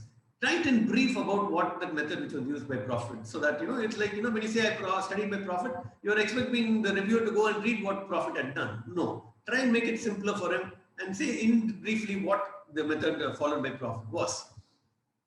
Right, and this is a common error where we, without our knowledge, like when we take the materials and methods from a particular place, we disclose the college without our knowledge. That should be avoided. And every material which you use follow standard guidelines. Mention the city and the country from which this place was procured. So, for example, if you are using a Transport XT, it is from 3M Unitech, from Monrovia, from California. So, as far as study methodology is concerned, so this is what I was trying to explain to you. The procedure used was similar to Elias et al. This does not carry any value. You're giving a reference, right? Great. But you're expecting the peer reviewer to go and read this article.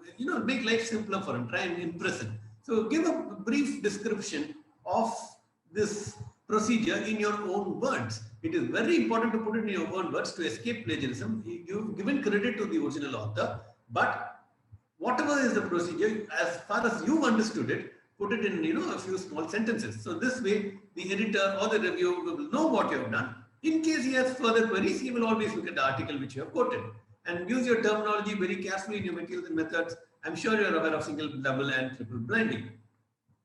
The ways to impress a peer reviewer are, once again, it was beautifully quoted by Dr. Shivam today, your sample size calculation. There is an absolute professional way of disclosing your sample size calculation. You have to quote it in the following way. There are multiple ways, but the ideal way is the sample size calculation was based on a previous study. So you have to give a reference to that study and not just stop with that. You have to say that this study had this data. For example, a significant increase in SNA of, and a standard deviation of 1.9, the power, the alpha, the size was calculated to be 16 subjects. So this is the professional way of giving your sample size, and always end your materials and methods with what type of statistics which are used. So in case you have multiple parameters and multiple objectives, so this is how you end your materials and methods with the appropriate statistics used. It's exhaustive, but it means that you're professional. So one very important query which we as peer reviewers get is, when do we use a parametric and when do we use a non-parametric? You propose either parametric or non-parametric depending upon your study design. Once you get your data, if your data is normal, then you go for a parametric, and if your data is non-parametric, you go for, if your data is not normal, you go for non-parametric. So in the beginning of the study, this is the most common query which we get. In the beginning of the study itself, you're supposed to propose whether your data would be parametric or non-parametric, and apparently, and based on that, you put your statistical data. Subsequently, your data differs. You explain why your data differs. For example, if I'm going to do a study on, a very, very rare disease, my statistician is going to give me a sample size which cannot be met. For example, the very important example, or the easiest example which I give is, if I want to do a study based on TMD surgery, TMD surgeries are very, very rare. So to the statistician, he does not understand the importance of TMD surgeries or the frequency of TMD surgeries. So if I go to them, they're going to give me 50 or 60 patients. So if I'm going to see 50 or 60 patients with TMJ surgery, that's going to take me 3 or 4 lifetimes. So in that case, what I can do is I can do a non-parametric where the sample size is much lesser. But it is very important. Once again, I apply when I'm going to do parametric and when I'm going to do non-parametric. The general rule of thumb is, in all animal studies, you go for non-parametric because you don't want to unnecessarily. Most studies end up in killing the animal. It's vital studies, and you don't want to kill too many animals. So most animal studies justify the use of non-parametric. Once again, this topic was covered in beautiful depth yesterday. The errors in design. You do a wonderful study, this article will never get published. Even if you get ethical approval from somewhere, I'm sure you will not get ethical approval. But even if you get ethical approval, even if it's a well-designed study, you're giving wonderful new information. If you are subjecting the same patient to 2 OPGs, it is a radiation hazard. So this study will never get published. So this is an error in design, and this cannot be countered with a rebuttal letter. So you'll have to, basically it will be a rejection. And this is a very common error which high-end researchers make. So if I want to compare the efficiency of ibuprofen and aceclofenac, or for example, in orthodontics, for example, if you want to compare self-ligation versus conventional ligation, I should decide what type of trial I'm doing, whether it's a superiority trial or a non-inferiority trial. So what it means, is my aim to say that conventional ligation is as good as self-ligation, then it means it's a non-inferiority. If I'm going to say that self-ligation is better than conventional ligation, it means a superiority trial. What's the big difference? It's a superiority trial means you're saying mine is better. So conventional ligation is better. So obviously your superiority trial will have a greater, much bigger sample size when compared to a non-inferiority study. And in errors and results, what happens is we just say go read the table. No, you must have a summarized version of what is written in the table. And the current trend of all editors and all journalists to give the actual p-value, not just say whether it's statistically significant or not. For example, in this wonderful article by Ansar et al, says they're giving you the actual p-value less than 0.001, not just that it's not significant. The other thing which you're supposed to do in your results is explain the outliers. So you can see there's two dark red circle points. Why have you got those two outliers? So you have to explain those two outliers, and possibly it was because of some students which have more than 15 years. Explain why you got these outliers. In discussion, avoid repetition of the results. You're going to annoy the peer reviewer. Please explain your findings if possible. Conclude your discussion with the drawbacks and limitations of the study. Once again, it was exceptionally pointed out by Dr. Gurkirat Singh sir and Dr. Rajiv on how the component of discussion should be made practical and try and make it clinically useful. Make it very, very simple. We are at the end of the day native speakers, we are not English speakers. So try and don't use fancy English, make it as simple as possible so that everybody else understands. So this segment, just a few more minutes sir, and we should finish. This segment is where we make the most mistakes. The conclusion. We try and conclude without substantiating. A repetition of the results is what we see. And sometimes, like a dissertation, we put a summary. Conclusion is just an answer to the research question. So whatever was your research question, a conclusion should be an answer to the research question. Have 3 conclusive conclusions, max 5, and all of them should be totally relevant to the research question. So the American Journal of Orthodontics, the editor at that time was Vincent Koki. She was very kind enough to accept our paper in spite of some, very juvenile conclusions which I was responsible for. The aims were very lofty. The aim was to compare nickel and salivary chromium levels with very simple study. We wanted to just compare whether nickel and chromium levels increase after self-ligation. So what should be my conclusion? Is the nickel and chromium levels elevated, decreased, or the same? So this is the only conclusion possible. But I tried to be, trying to get some importance to the study and said chromium is toxic and carcinogenic and therefore it should be avoided. Yes, it may be true, but that is not the aim of the study, and that was what the study was not intended for. If I want to do carcinogenicity, subsequently you can see that Shivam Mehta published a couple of articles on the buccal mucosa changes, genotoxicity and cytotoxicity, where the aim, the materials, methods were completely different. So here, even though the answer or the conclusion is true, it is not the conclusion based on the study. And then I looked at the literature and said that, pre-adjusted releases greater chromium than PEG. No, that is not my study at all. I have never compared PEG. So I cannot have these conclusions. And then I said that based on the diet of the patients, that vegetarian diet will have greater or lesser calcium, lesser chromium or nickel. No, once again, these are all, may be true, may not be true, but these are not part of our conclusions. These are not part of our aims and objectives.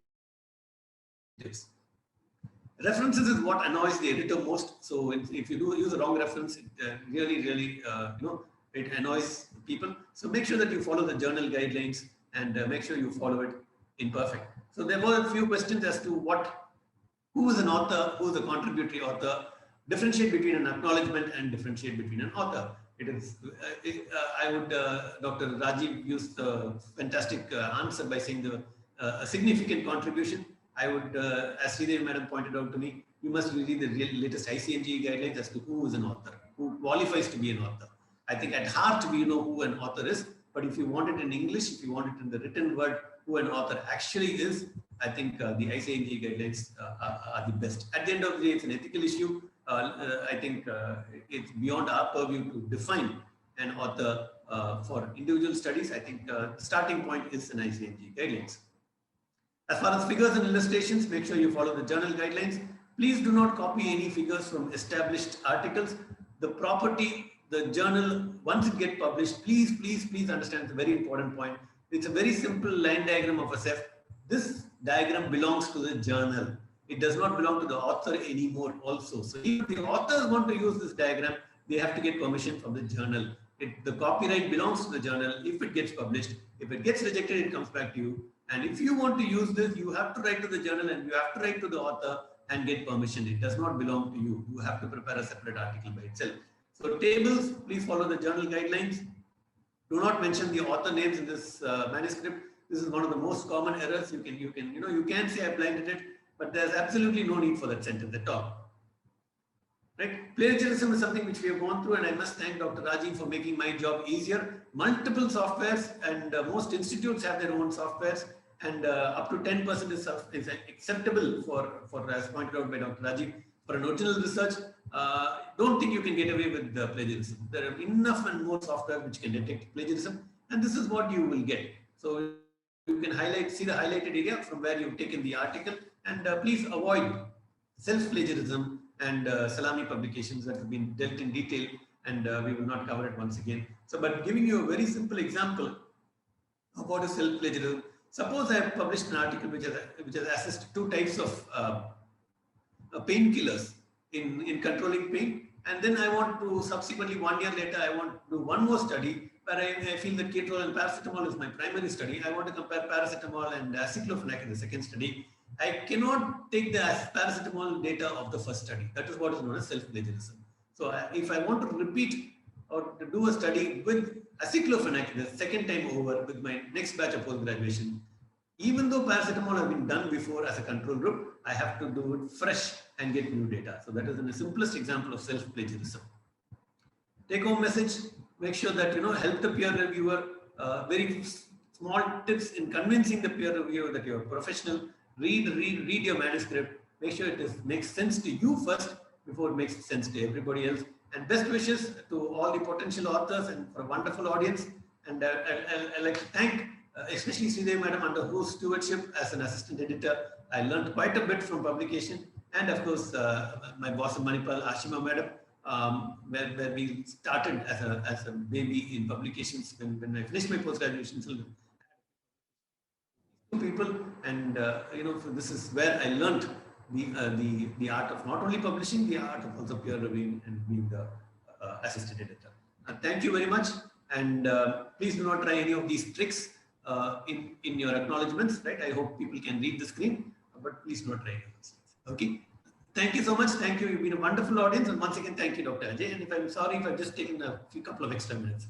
Thanks to iOS, Dr. Silju, Sridhar Madam, and the rest of the iOS office bearers, Dr. Puneet and Dr. Ajay. Heartfelt gratitude. Thank you so much.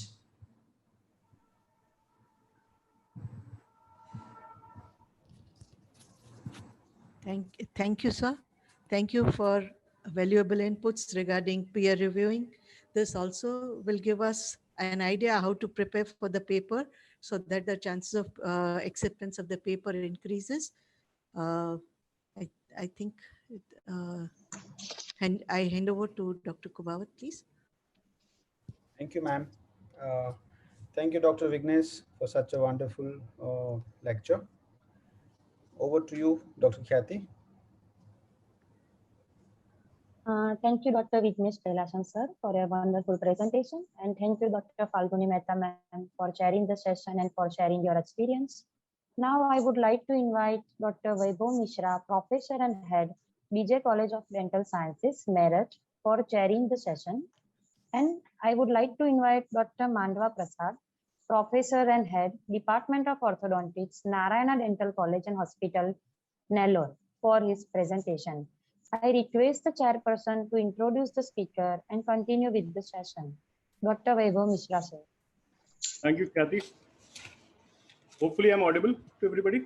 Yes, sir. Yeah, it's my esteemed pleasure to introduce Dr. Mandwa Prasad. Sir has a total teaching experience of more than 23 years, and he is Professor and Head of Department of Orthodontics, Narayana Dental College as for now. He's a fellow of Academy of General Education. He's a fellow from Perifosci Academy. He's a fellow of International College of Dentists, and the list goes on. If I read all the fellowships, it will take 1 hour for me. He's I think served in all the prestigious institutes: Mangalore, Chitradurga, Davangere, College Davangere, and now right now he's in Narayana Dental College for since 2006. As Professor and HOD, his academic achievements are scientific papers presented in almost all the international and national conferences, all the PG conventions. He's been an invited guest lectures, a regular, I should say, regular invited guest speaker to all the conferences of IOC. His publications vary from all the international to national journals. I think he's got more than 50 publications in international and national journals, which is commendable. He's chairman of member benefit program of iOS from 2018 to 21. And he's also undergraduate and postgraduate examiner to various universities almost throughout India. And his research activities include ORCID, Scopus author, PhD scholar. He's a PhD co-guide to Annamalai University. He's a PhD examiner at RGUHN's Bangalore, NITTE, MGR Educational Research Institute, and the list goes on. So I'll not take much time and be between the informative lecture of Sir and the audience. Sir, I request you to start with that.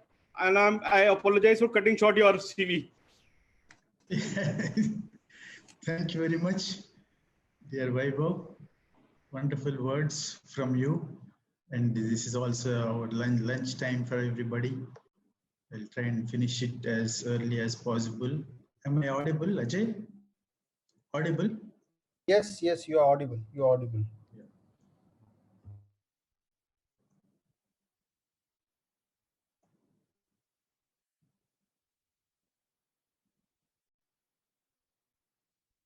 So very good afternoon, dear friends. I know it is the lunch time. Even I have ordered my lunch.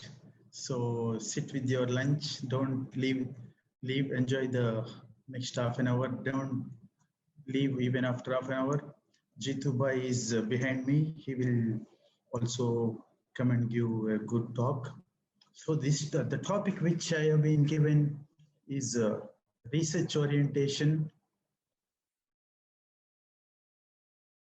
new generation. So it is a virtual orientation, of course. Same thing is happening.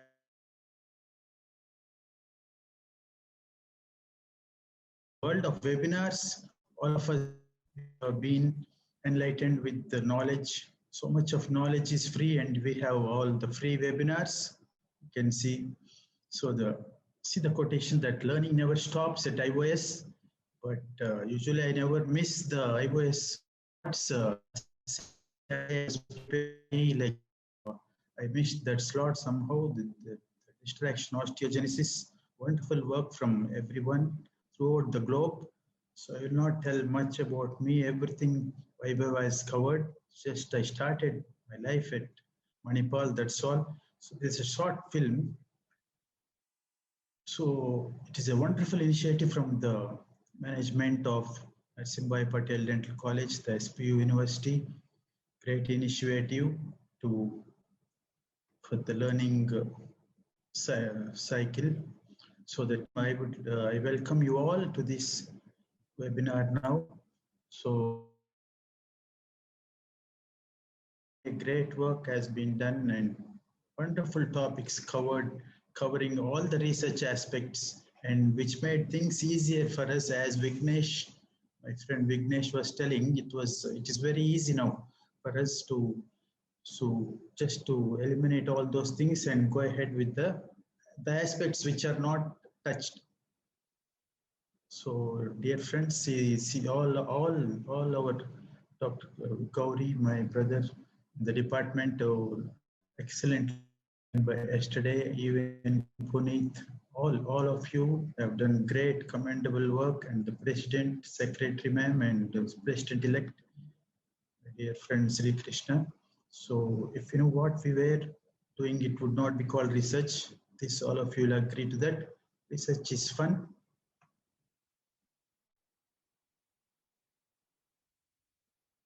So the background to today's topic, the research is searching again and again, and with evidence, of course. Evidence is very, very important now. And there are paradigm shifts, as everyone was speaking. Since the last 2 days, there are paradigm shifts. The current paradigm shift, just now Sridevi was telling, I will also be talking on that. The current is your oral health related quality of life.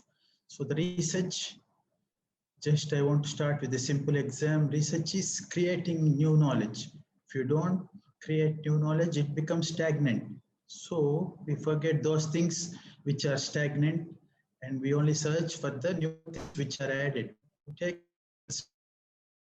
example now, way. Jackson stride, there is a modification, and now we have airway focused orthodontics.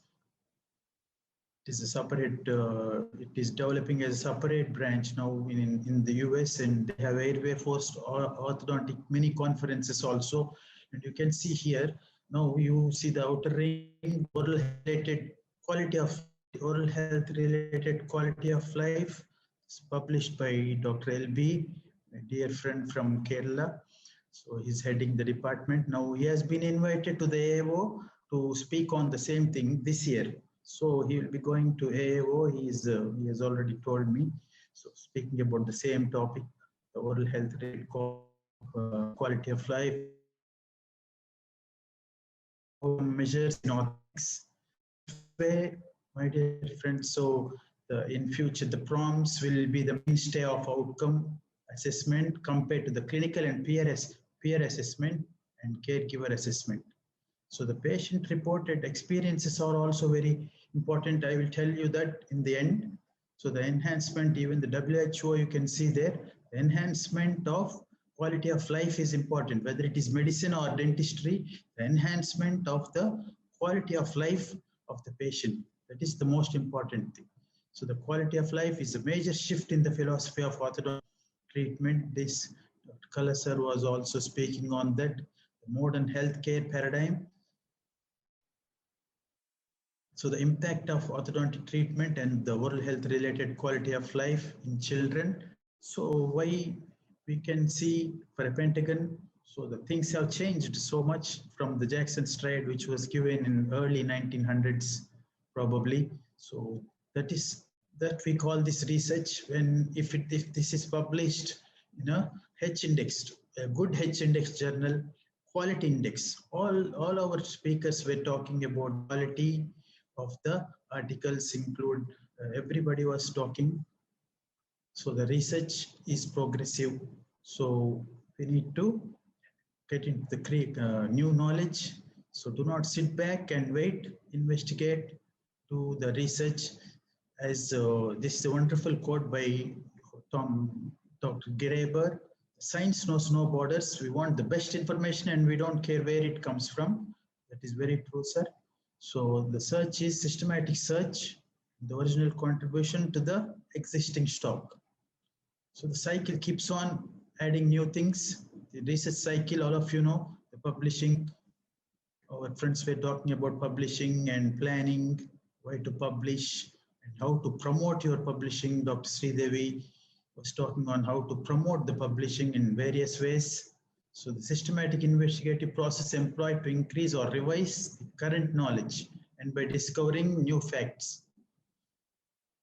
So the wheel of the research, this is the wheel of research of course, all the study designs, these were all discussed by so many of our speakers yesterday, the data collection, all these things. I will not go into the details of this. That's how the research cycle happens. And I will just want to mention you, highlight you on this. These are the very, very important things to highlight your research. So you should know a little bit about this area.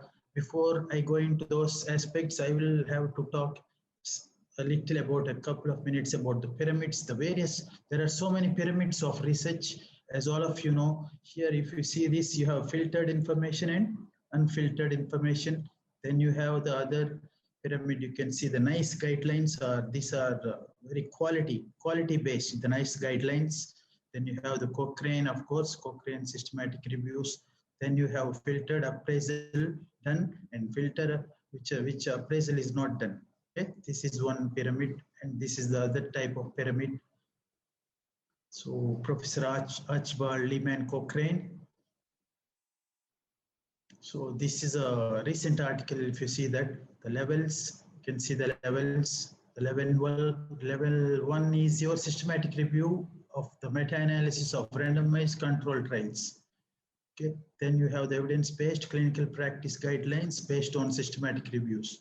That tops the pyramid. These are the levels which are given recently. The level 2 well-designed RCT. Yesterday Adit also was talking about this, a well-designed RCT, and level 3 a control trial without randomization. Then telling about the case reports also, which are down the pyramid, but we need to focus on the case reports also. It is very well said by Adit yesterday. So the evidence I told you, the nice guidelines, the quality standards. Okay, this is based on the social care and the public health. So all the research which all our friends have been talking, the research, the main focus is on the patient. Okay, Dr. Puneet also was telling, now what is the benefit to the patient? How our research is benefiting the patient. That is the future which is coming now. So many studies are focused on the patient benefits. So that's what the nice guidelines have been doing. The IOM Institute of Medicine, you can see the steep guidelines. Here also you can see down there, the patient-centered. All the research is focused is this way, patient-centered. So I want to talk about the citation data, the metrics, the bibliography, all of you know, it is the references, forget about this. So we will just go alt metrics. This is what Dr. Sridevi was talking just a couple of hours back. She went into complete details. That very true. This is also useful. It is need of the hour in the current generation, that this technical generation, that is the need of the hour. So the alt metrics in research evaluation, the non-traditional, and you have the traditional. Everything was told in detail by Dr. Sridevi. Wonderful presentation that was. So though I will just take you a little bit into the bibliometrics. So the 4 bibliometric indices used to determine the journal's impact and quality. Here you can see the Hers index, H index. Everybody talks about H index, H index. My dear friends, I'm telling you, in the future, when you go to the conferences, your friends will just wish you and then say, what is your H index? What is your Scopus index? What is your Publons index? So that is very near now, will be shortly coming now. Then you have, see this here, the quality. These are the quality journals. If you see the most cited things, the AJO, AO, and the EJO, and the JO. So the bibliometric study, the citation data, Hers. I want you to, somehow I got this picture for you. That is Hers. Here he's the man who has given the H index for us. So he himself, look at his words. I propose the H index defined as the number of papers and the citation number equal to, greater than or equal to H as useful index to characterize the scientific output of a researcher. So the H index gives the scientific output of the researcher. So the great scientists, they may not need the H index, but we at the various universities working, the academicians, we need because we need for the university faculty requirement, all of us know, and what is your H index, and even the NRIF, you take the NAC bodies and the NRIF bodies, all the bodies, they want to, you see your H index, that to the quality index. I am just going into that also. This is an example I want to quote you. So I got my data for you. You can see here, the H index here is little bit okay, the around 11, and I10 is I10 is the number of publications with at least 10 citations. Then the Google Scholar, you can see here, they have a lot of citations in the Google Scholar. The problem is there are some concerns about the data quality. Okay, so the quality of the Google citation data, because it is broad range, it is taken from all over the things. So then if you come to the ResearchGate, this is also very important. This gives you only the PubMed citation, purely the PubMed citations. And also then you can see here, the H index has dropped from the Google to the ResearchGate. You can see the H index, that you can see the underlined in the red color, that is excluding the self-citations. This I want to tell you a little bit about this Self-citations. Yesterday, so many were talked citations, and Dr. Lord Mahindra, he was he had his lecture is on citations, and so many were talking, Adit and so many others, about the citations. But the good news you can see here, this is the recent article in Progress of Orthodontics. You can see there, the author, the self-citation in orthodontics is associated with author origin and intent. So the authors, the good news is authors in orthodontics do not self-cite at a frequency that suggests potential citation manipulation. So the citation manipulation is very, very less percentage in orthodontics. That is good news for us, dear friends. So next, coming to the scopus, you can see here, again, this is quality indices, then the H index has dropped more. You can see there, then the publons, of course, you can see the reviews are added thanks to my friend, this thing, Punit Bhai. The reviews he has been sending, so that way the reviews are slowly building up, the reviews. But the index, you can see the publons H index, that is just gone down to 3. And the Clarivate, this is the current thing. Clarivate is the leader. Then this is the fresh from the pot. You can see here, the Clarivate, the author impact beam plots. This is the new way to understand the citation impact of your research. So, my dear friends, all of you should, ORCID already, Dr. Sridevi has told earlier just now, ORCID, you should have an ORCID ID, otherwise you will not be even to upload an article in most of the journals. You should create an ORCID ID immediately, and all the registered to all the sites. Mendeley, this is part of the scopus. Then you have the, coming to the H index, you can see the father of orthodontic journals, as all of us know. And now this was taken 6 months back, this data. Now the H index must have gone up. All these journals, you can see all the top 10 H index journals of orthodontic specialty. You can see there. It is based on the SJR and the SNP ratio. You can see here all the rings you can see. So based on the H index and the SNP and SJR ratio, that is how you will find out your quality journals. Then all of you should unlock your research, register and upload your work. The large percent of work is unpublished. So publish your research. This is what Dr. Sridevi was talking just a couple of hours before. You can see here, publish your research. Publishing it is very, very important. Doing such good work and not publishing, so it doesn't serve any purpose. So I want you to, my dear friends, what I want you to make aware of all these different various sites and these scientific websites, the ResearchGate, the Scopus, the Publons, and Google. All you should immediately register here and post your publications there. Then you can see your citation index rising. That gives a lot of satisfaction and confidence for us. So what do you mean by research integrity? You can see just being honest. Okay, honesty, when Dr. Vignesh was talking about that. So why you should publish? Yes, it is the responsibility to society, contributing to the scientific progress, the responsibility, recognition by your peers, of course, elders, and you are appreciated very well. And the professional advancement metric, as I told you previously, in the Hirsch's article, I told you the promotions and the grant applications and for research funding. So for all this, you need to publish your work and upload in the various sites. And as Sridevi also told, the other altmetrics. Altmetrics is a different issue, and you need altmetrics also in the current generation. And these are the quality areas, the COPE and ICMJ, all of you know. And so the research integrity, I will not talk. Rajiv has spoken very well. And the intentional, non-intentional, all this plagiarism, unintentional and intentional plagiarism, this all been spoke about. And the whole, this is very true, my dear friends. So don't just copy and paste there and land up in trouble. So the plagiarism now, the Dental Council of India, the plagiarism is, it has been viewed strictly now. So you need to take care. So the research for the future. So the McLaughlin Bennett, he says the perfect solution to any treatment is 5.0 prescription. So the evidence-based research and the translational research, which is coming now, the highest level of evidence, we need to accept applying highest level of evidence for the benefit of the patients.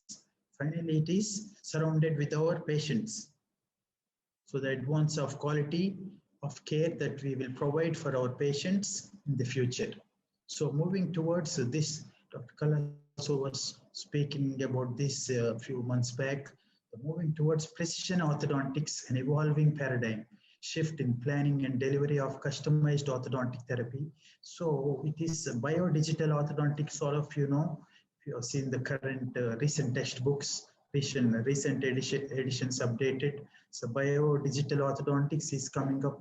It's coming up very fast, and the nanotechnology, of course. And now the latest hype is, all of you know, with the aligners. Now the hype is about the artificial intelligence that is also coming. I will just show you in the coming slides. So all the future prospects of the orthodontic brackets or appropriate materials, the smart devices are highly desirable and compelling goals. So over the coming decades, the precision orthodontics will contribute to benefit from advances in many fields. Okay, technologically we are upgrading. You can see from the 1890s to the present. You can see the initially, so the various appliances. You can see here the light versus heavy, the intermittent forces, the self-ligating, the custom wires. Then the 1970s to the present. Then came the pulsed electromagnetic fields, the ultrasound, the lasers. So based on the tooth movements, all these things, then you can see the upcoming future. We can expect local delivery of proteins, the gene therapy, of course, the gene therapy, lot of studies are being done on the gene therapy, the local delivery of proteins, the drugs designed to mimic biomolecules. So the drugs are given to mimic the biomolecules, then the pharmacogenomics. So that is how it is moving. So the research for the new generation, you need to focus on all these areas. Of course, the future approaches will target to the locally modified specific biological processes. So everything is focused on the biological processes that also could take into account the individual's patient's genotype and epigenetics. Recently, I was attending some orthoperio webinars. There also they were talking about genes and the genotype and the phenotype coming to the gingival tissues. So that is also, we are also related to that. So all these current research are happening now. So the new generation had to focus on all these areas. So you can see here, all from the saliva also. The saliva also, so much research is being done on the based on the saliva and then the molecular analysis. So this is a proposed vision for the integration of technology and biomedicine towards precision orthodontics. After the biodigital orthodontics, now they're moving towards the precision orthodontics. So this, the anger mind should keep in mind. Yes, there is something else. You can see here the artificial intelligence, what the future may look. We may not, we may not, hopefully, we would like to see these things coming up, but how far it will come into the practice, we'll have to wait and watch. So the hype is about the artificial intelligence, but my dear friends, the research is on the one side and the patient is on the other side. All the research is focused towards your patient. Believe me, the human mind and the human touch, there is no replacement, all of you know. So always be good to your patient, and all the research should help the patients and the society. So the carry home message, focus on the quality and the integrity. So register your work. Please register, if at least if 10% from this people who have attended, if you register, I'll be very happy. So register your work on all the quality scientific databases, the ResearchGate and the Scopus and the Publons, all of course the Google Scholar, all the areas you need to focus. Then the ORCID also you should have, or most of your quality journals, all the SAGE or whatever, the Willy or Elsevier, all these journals, they will ask for ORCID ID. So the evidence-based research and the patient-oriented research, patient-reported outcome measures, as I told you earlier, the first part of the lecture. So the patient-reported experience and outcomes from orthodontic treatment. So this is a recent article the patient-reported experiences are very, very important. So the patient-reported, this question is useful, but patient-reported tool to identify the pre-treatment concerns. So pre-treatment concerns and the expectations, then the treatment experiences, then the outcome, then the orthodontic treatments leads to high levels of satisfaction. Yes, this is entirely a different topic. The high levels of satisfaction is nothing but the high self-esteem. So that is also very, very important. So I would like to dedicate this lecture, dear friends, to my uncle. He is the pillar of our family. Just last week we lost him 10 days back. So thank you very much, dear friends, for your patient hearing. So just stick on with the masks and the social distancing. It's not over yet. Bugs Bunny, they are fighting, but still it's not over yet. It's still there. So take care of yourselves. Be healthy, stay safe. Thank you once again. So these are my, any doubts, you can mail me or WhatsApp me or call me. I'll be very happy to tell you. Not before thanking my dear friend Ajay. Thank you, dear Ajay, for selecting the topic for me. Thank you so much, sir. It was a pleasure listening to you. See you soon. Yeah. Thank you. Sir, Thank you. You can just answer the questions on the question and answer forum. Yes, Vaibhav. Manwa, sir, yeah. There are two questions. Yes, if you can Vaibhav. just answer them, sir. Yes, Vaibhav. Yeah, so there are two questions. I think only one question in the question and answer section. If you can Yes, answer Vaibhav. that, what is a peer? What if the author is not convinced with the reviews comment? How should he respond? What, Vaibhav? Please come again. You can check that question in the question and answer section. Okay. What if the author is not convinced with the reviewers comment? How does he respond with that? See, the author, that is the decision of the author, the peer reviewer. Okay. So if the author is not convinced, we need to ask for the evidence. We need to check the evidence, and whatever questions are posted by the peer reviewer, you need to go back and check. And sometimes see always the rejections. Dr. Guru also was telling the rejections happen for various reasons. So he may be overloaded with a lot of publications. So they give, it happened to me also. So many of my publications were sent back telling that there is a heavy overload, and similar articles like that they will send. Thank you, sir. Thank you so much, sir. And thank you for the enlightenment on this topic. It was a wonderful presentation. Any questions from the audience if they want to ask directly? I'd like to hand it over to Ajay, sir. Yes. Okay, Dr. Khyati, if you can just take over. Yeah, thank you, Dr. Manwa Prasad, sir, for your wonderful presentation. And thank you, Dr. Vaibhav Mishra, sir, for chairing the session and for your valuable words. Now, moving forward, I would like to invite Dr. Santosh Ramadoda, sir, Professor and Head, Department of Orthodontics, BS Dental College, Bangalore, for chairing the session. And I would like to invite Dr. Jitendra Sharan, Assistant Professor, Department of 5 minutes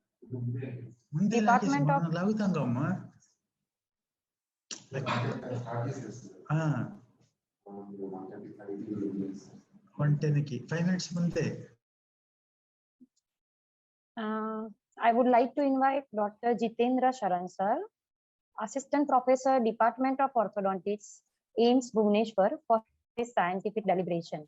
Now I request the chairperson to introduce the speaker and continue the session. Dr. Santosh Ramadoda, sir.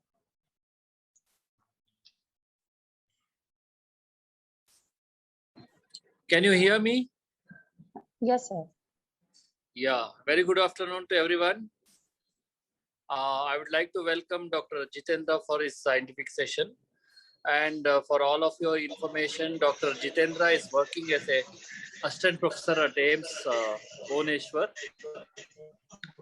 He is a very senior orthodontist who has published a lot of publications, and he has contributed in many orthodontic textbooks. He has also done his PhD at Delhi, and currently is a assistant professor at AIMS Bhubaneswar. Welcome, Dr. Jitendra. Thank you. Thank you, Dr. Santosh sir, for kind words. And first of all, I would like to thank President JIOS Dr. Shivam Mehta, Honorable Secretary Sridevi Ma'am, Editor-in-Chief JIOS Dr. Puneet Batra, Organizing Chairman Dr. Ajay Kumawat, President-elect Dr. Shri Krishna Challasani, for giving me this opportunity to present a topic which is close to my heart, but at the same time, I must say that it has been usually ignored topic, not widely discussed at any forum. And topic is data collection, storage, and sharing, current and potential future perspective. Before that, I would like to tell about myself. Myself, Dr. Jiten Sharan, working as an assistant professor at Unit of Orthodontics, AIMS Bhubaneswar. I'm coming from Bhubaneswar, and it's a temple city because this city is known for historic, for many old as well as ancient temples, which are many BCs old, and the people of this region are God-fearing, and they worship a lot. This is the place where I work. It's a AIMS All India Institute of Medical Sciences Bhubaneswar. Is one of the institute of national importance. And now coming on to the topic. Topic is data collection, storage, and sharing, and its current and potential future perspective. So I'm going to discuss this topic under following contents: types of data, data collection, data storage, sharing, digital dentistry and ethical issues, big data and digitization in dentistry, and recent trends. So advances in information technology have focused a global explosion of data generation. Dentistry has always lagged behind the medicine in embracing the health information technology. So we have seen over a period of time, medical healthcare system is always leading the way, and we are usually following it. The use of connected health technology and health data has remained largely unexplored, and its potential for improving patient care has yet to be harnessed to its full potential. So data are strategic asset with great potential to generate useful knowledge. So data, health data which are available can be viewed from 4 major perspectives in oral health science or the dentistry: patient, healthcare provider, researcher, and policymaker.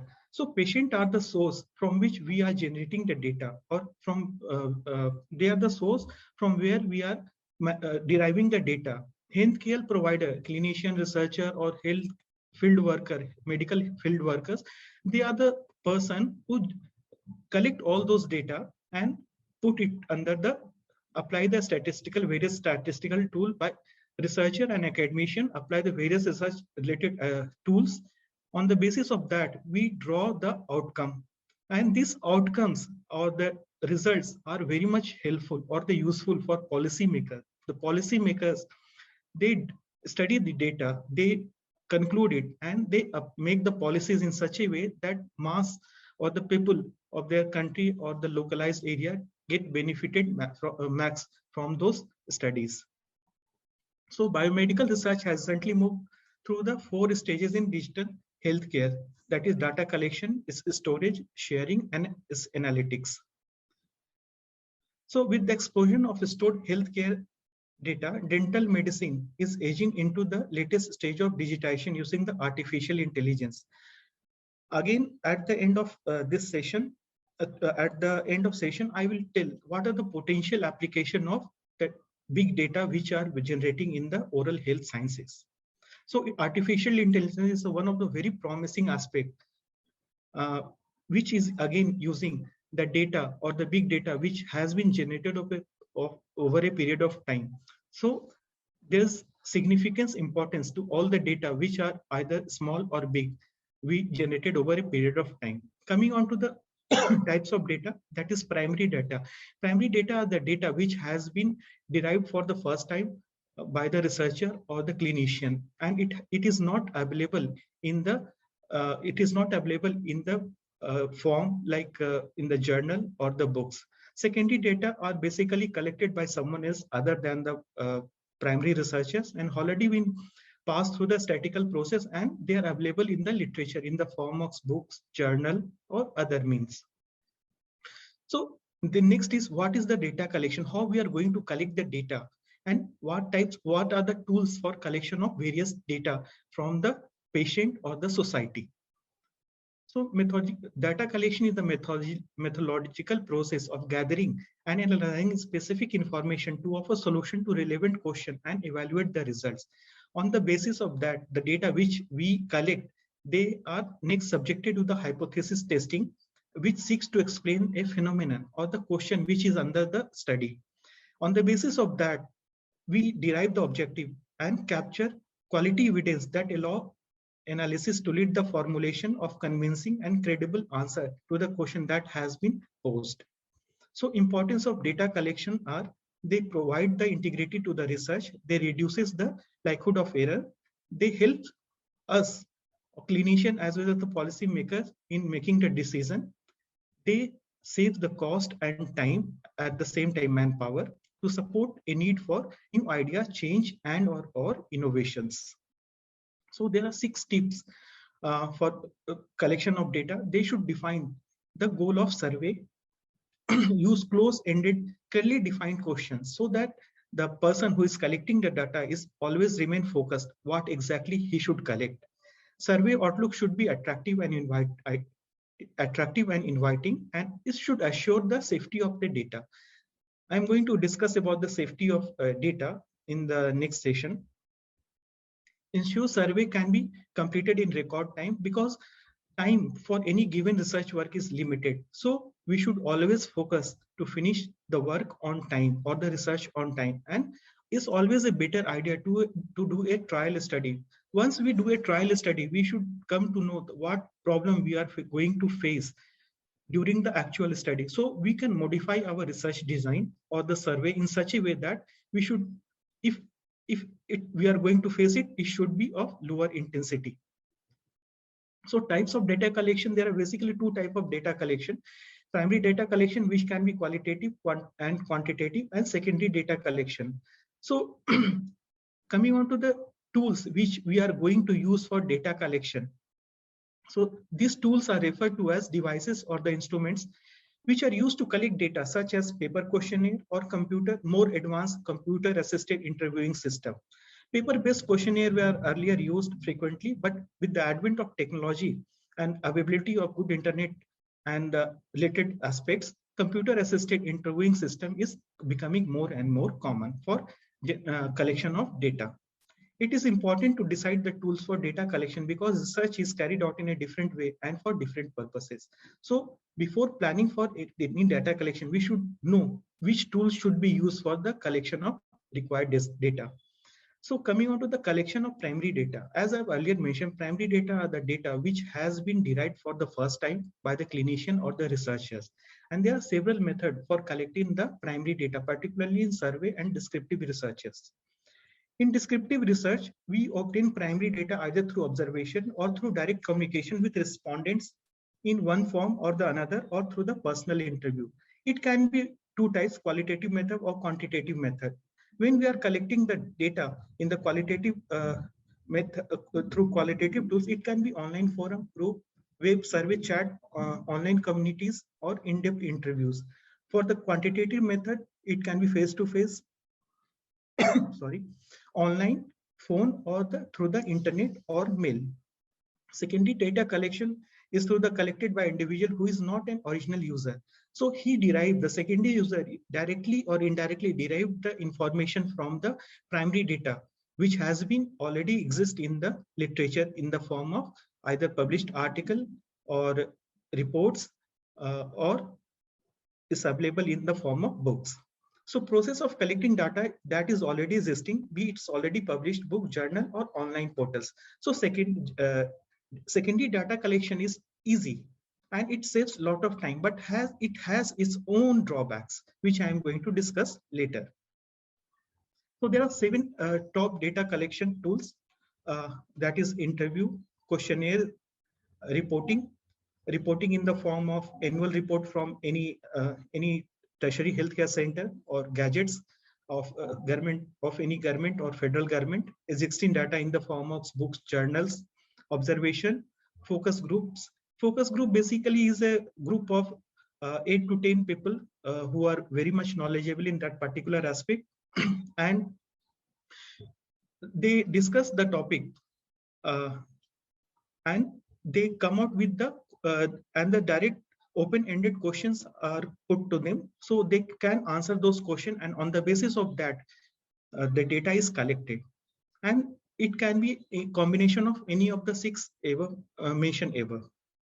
So data storage is one of the important aspects. Data collection is one aspect, data storage is another aspect which should be taken care of.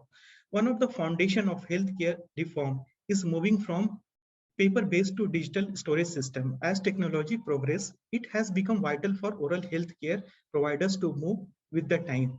And one clear byproduct of this is moving patients' file to digital storage methods such as the clouds. Basically, cloud data storage is a not a new concept, is a relatively new concept, we can say. It all started some 25-30 years back, but now over the last 5-10 years, it has become wide in application. The basic definition of the cloud is an internet-based space where services are stored.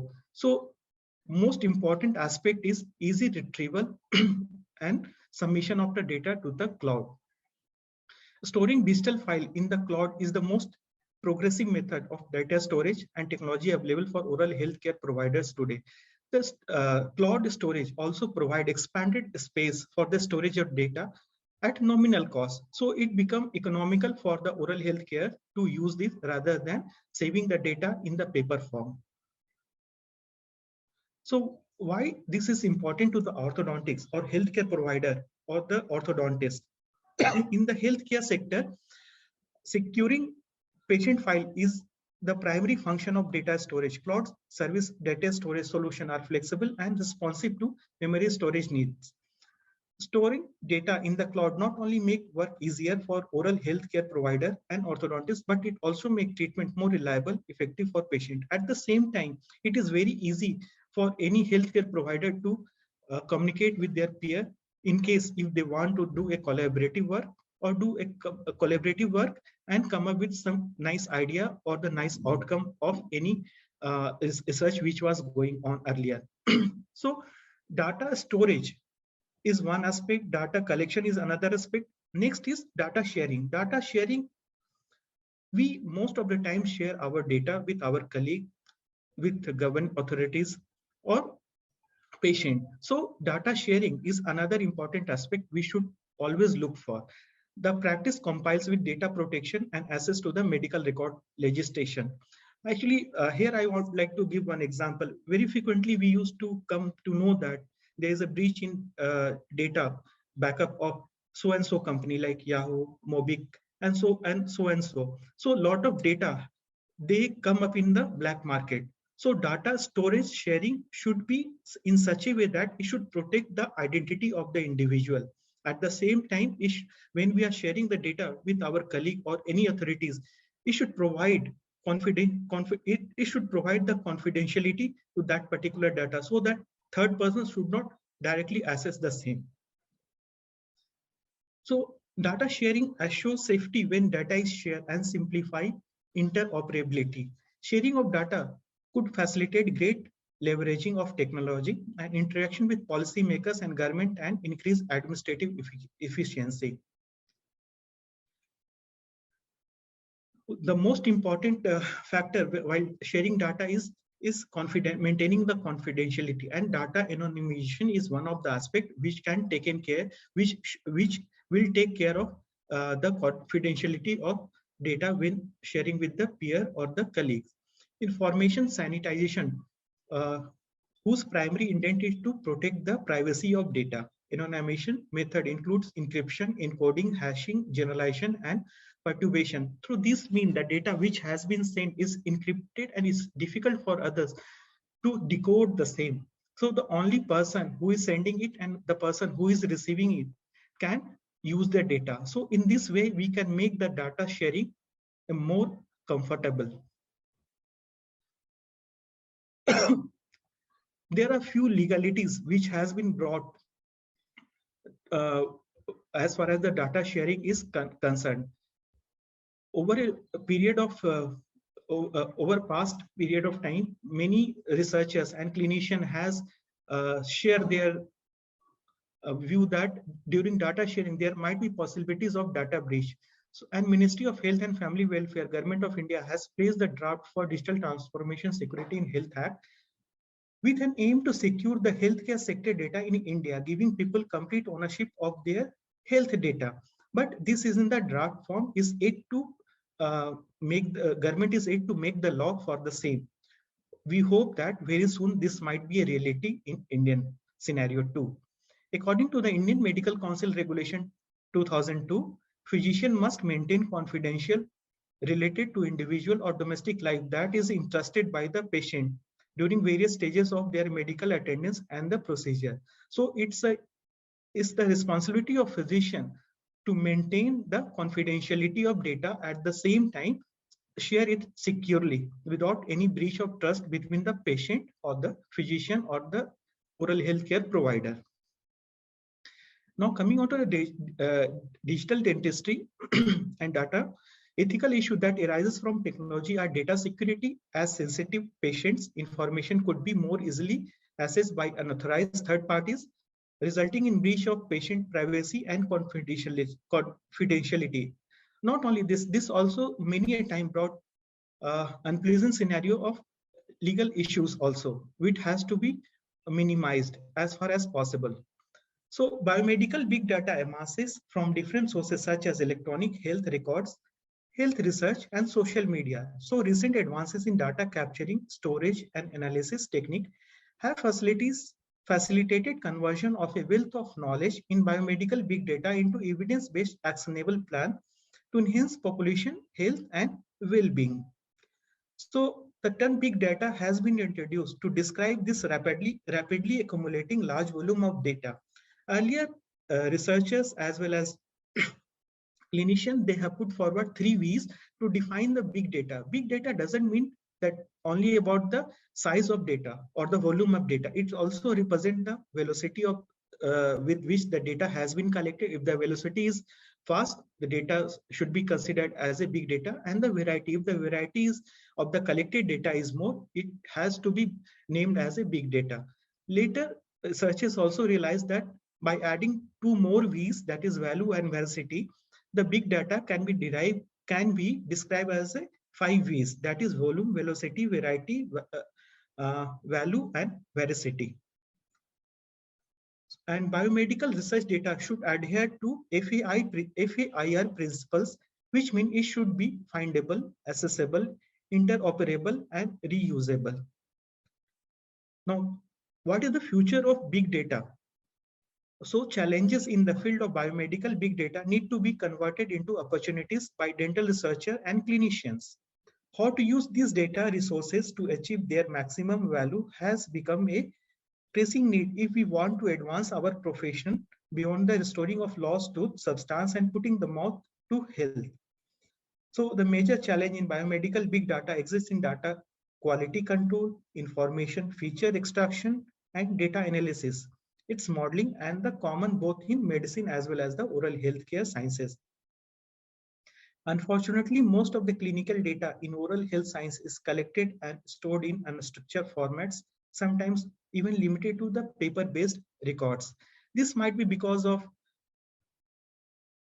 laziness from shifting from paper-based to the digital format, or like in country of developing country like India, there is because this transition requires huge amount of investment. So when there is an issue with resources, sometimes developing country do lag compared to the advanced country or developed country.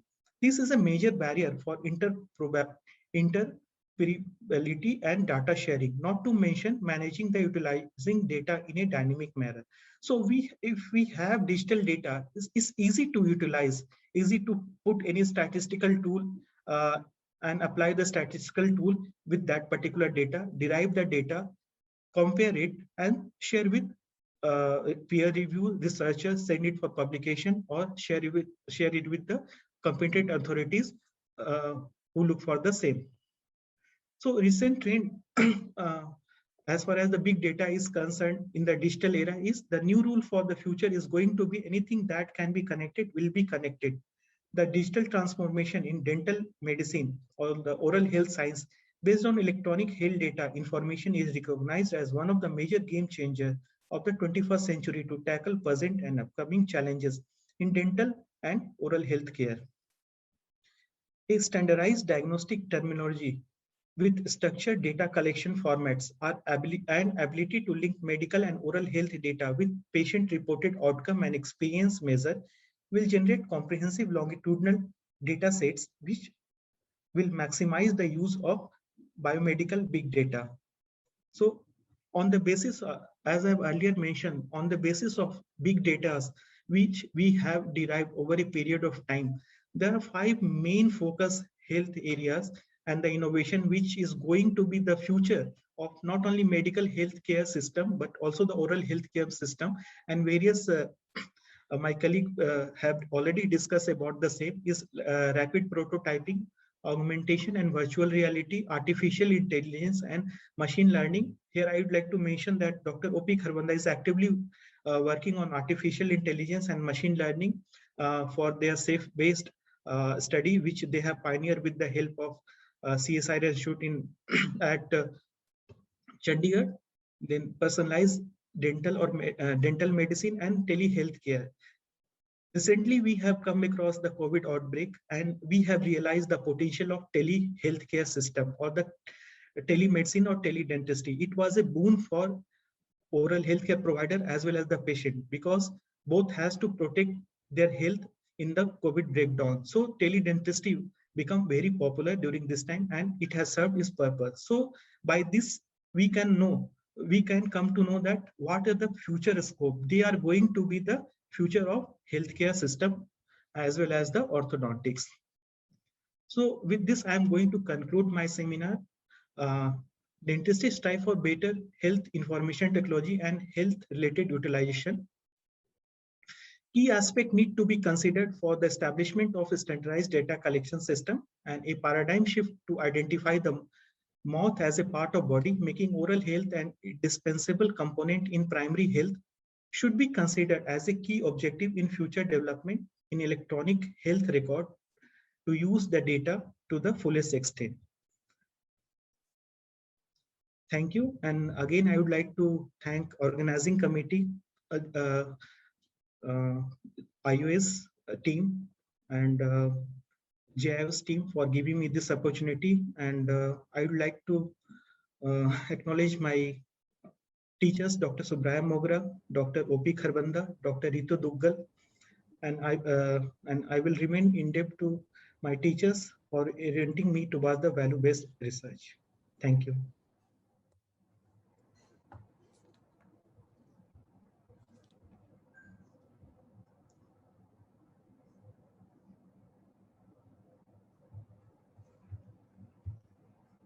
Hello. Yes, sir. Thank you, Dr. Jitendra, for such a wonderful lecture. It was really a great lecture and you prepared it in a very short time, in a short notice. So kind of you for that. It's really great. Sir, you were kind enough to consider me for this topic and you were kind enough to give me this topic and you have faith on me. This is more than enough for me, sir. And you I deserved should say it. thanks to you, sir. And you proved me right. So thank you for that. Right. Over to you, Dr. Khyati. Are you there? Yes, sir. Thank you, Dr. Jitendra Sharan, sir. for your presentation, and thank you, Dr. Santosh. We are done with our scientific presentations, and it's time to appreciate the contribution of everyone who has worked for the organization and execution of the program. So we will be heading towards the validatory function now.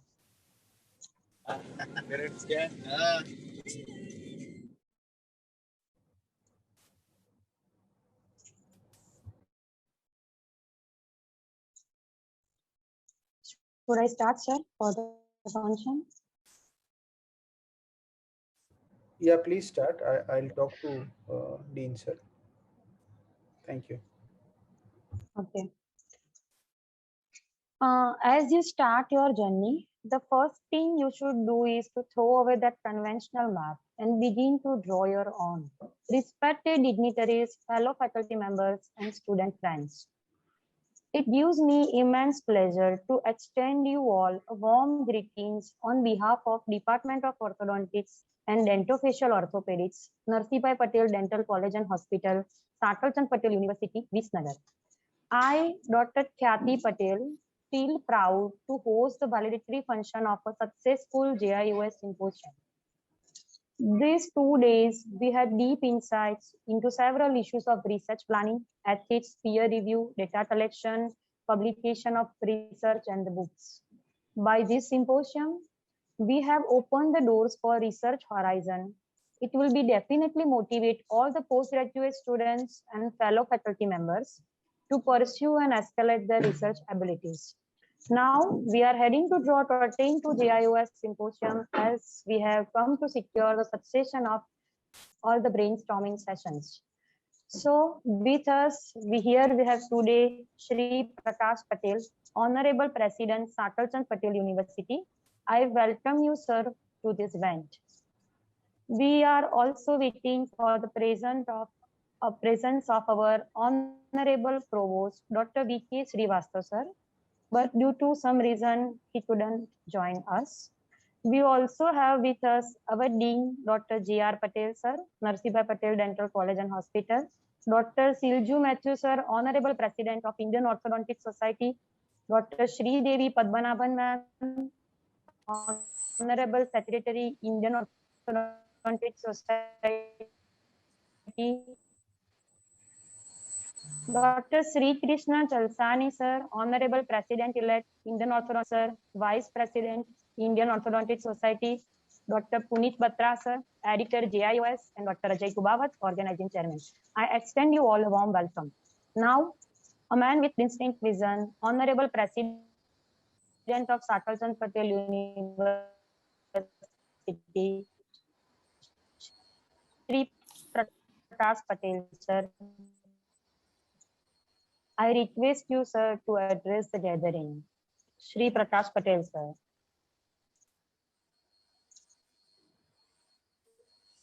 Good afternoon, one and all.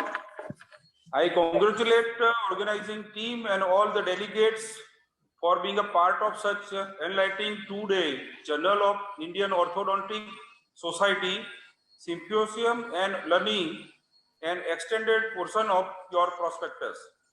I congratulate Dr. Ajay Kubawat and his team for organizing such event like this, which is oriented the student as well as faculty in conducting and publishing quality research, giving importance to all necessary aspects, including ethics.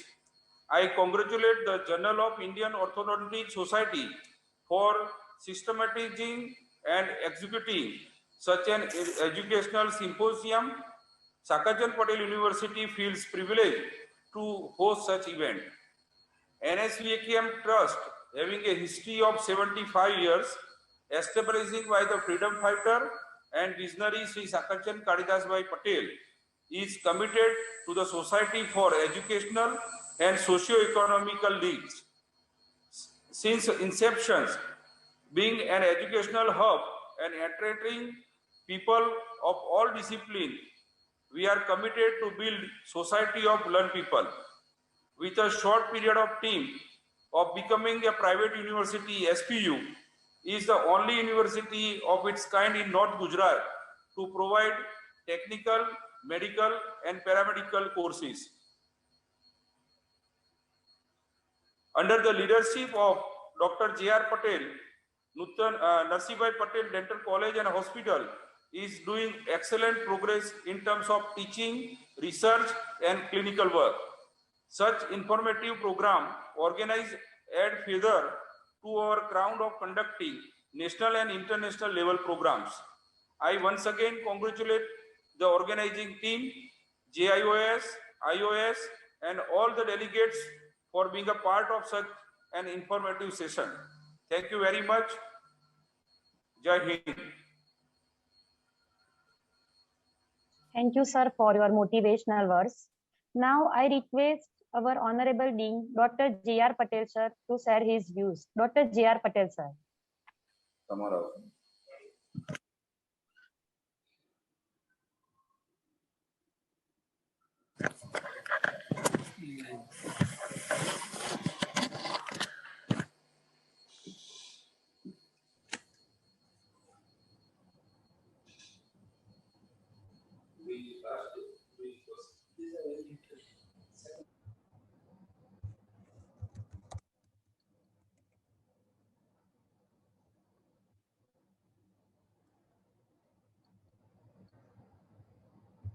Dr. J.R. Patel, sir.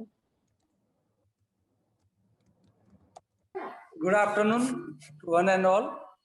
Our Honorable President of Sakarjan Patel University, Sri Prakash Patel, President of Indian Orthodontic Society, Dr. Shivam Mehta, Secretary, Honorary Secretary of Indian Orthodontic Society, Dr. Sridevi Padmanabhan, Editor-in-Chief of Journal of Indian Orthodontic Society, Dr. Puneet Batra, all other office bearers, and the whole organizing committee under the leadership of Dr. Ajay Kubawat and all dear delegates. It's my pleasure to address you on the closing ceremony of this marathon research-oriented program, which is organized by Journal of Indian Orthodontic Society with the support from the office bearers of Indian Orthodontic Society and hosted by our university. It is really our pleasure to host this kind of program through Narsibhai Patel Dental College, the Department of Orthodontics. Really, as I was telling you on opening remarks, that the society is always considered as a second institute. And I was telling that it's a lifelong learning institute where all faculty, all students will have a good chance to learn about innovation. And I am sure that you all have learned many innovative ideas through all galaxy of national and international speakers, those who have presented about research and publications or documentation of your work, how it can be done, what is the way of getting it done through the journals or through index journals. And I know that the Indian Orthodontic Society is, I think, functioning since more than 50 years. So there are many innovative ideas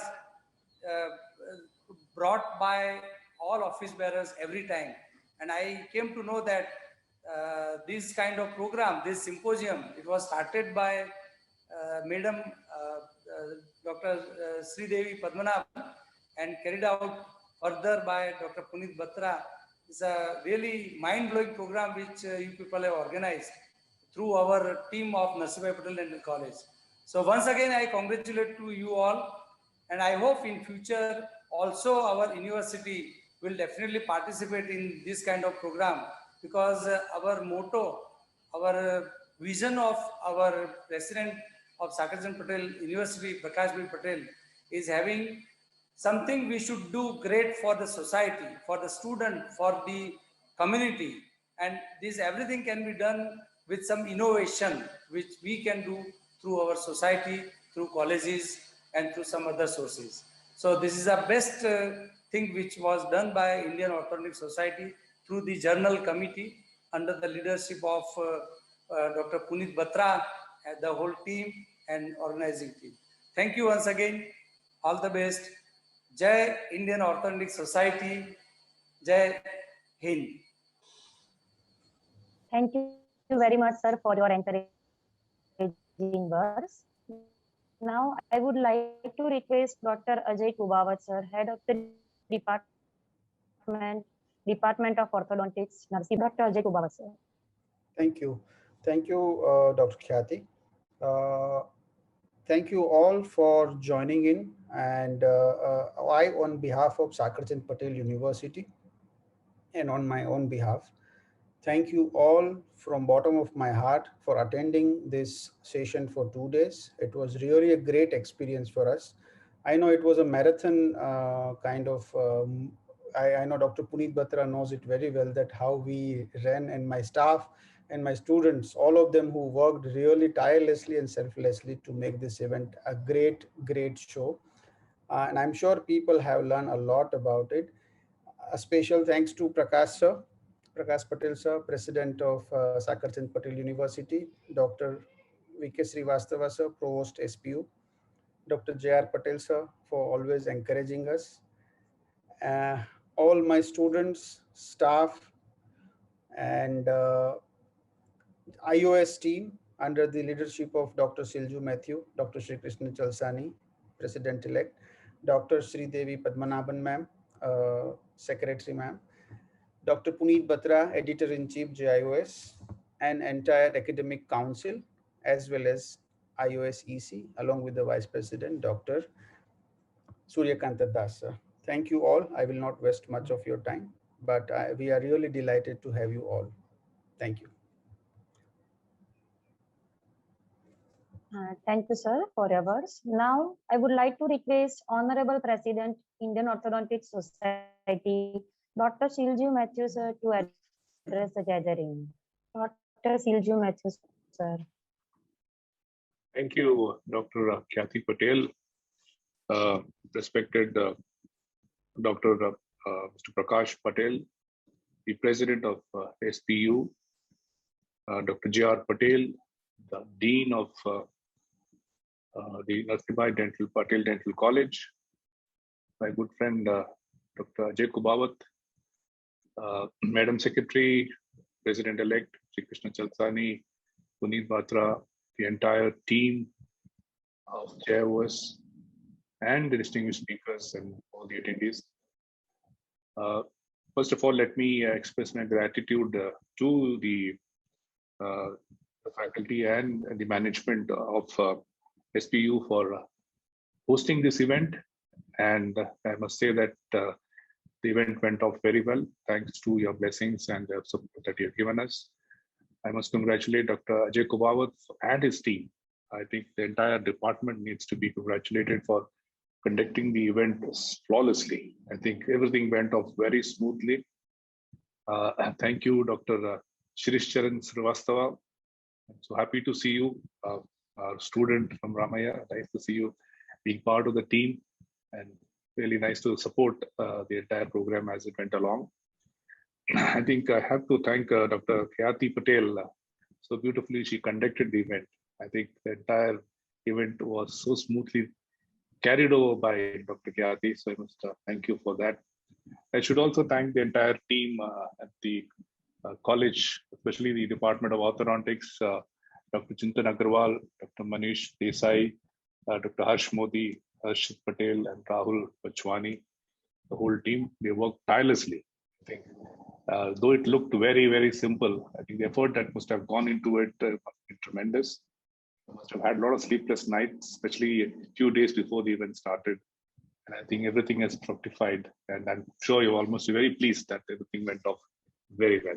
Congratulate you once again. I have to appreciate the contribution of all the speakers. We had about 17 speakers, and three of them from international speakers. I want to thank them. The day one, we had Dr. Puneet Batra, Dr. Sunita Srivastava, Dr. Girish Karandikar, Dr. Lord Mahendra, Dr. Adit Venugopal, Dr. Kavi Shankar, Dr. Toshniwal, Dr. Pradeep Raghav. Excellent lectures by each one of them. And I think it being a working day, a lot of them could not attend those lectures, but I have been flooded with phone calls asking for any video recordings of these lectures, because the topics that they cover are all very relevant and people are looking for answers. And since they couldn't attend it, I think they are asking for the video recordings of that. Today was another exciting day. I think we had some international speakers who were very, very, very precise and very decisive in what they had to say.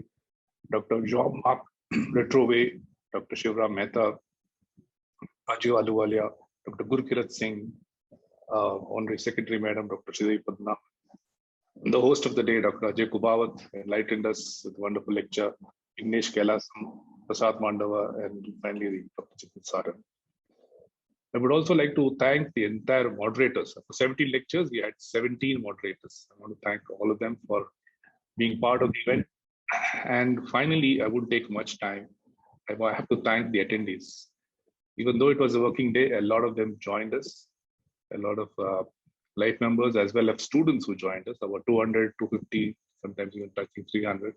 So I want to thank all of them. I think you are very lucky because you have been enriched with some wonderful insights into publication and research and innovations. I'm sure those who couldn't join, they have missed out something, but you always have a chance of catching up with the recordings later on. I have to thank Punit Batra, the editor, the man who is holding the reins of the JIOS, so wonderfully conceptualizing the whole event and guiding the team of Dr. Ajay Kubawat to conduct this program. Thank you, and I'm sure the JIOS is in the safe hands and you're going to take it to greater heights. And I'm sure we're looking forward to a lot of good news from your side in the field of indexing.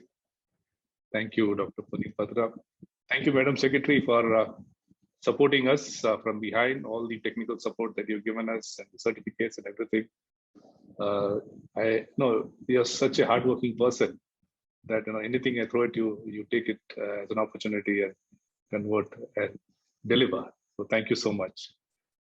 Finally, I have to thank the principal office bearers, Dr. Sri Krishna, and all the others, Vice President, I think Dr. Suryakanta Das, and the entire EC for being part of the event. It is an iOS event. Thank you all for being there.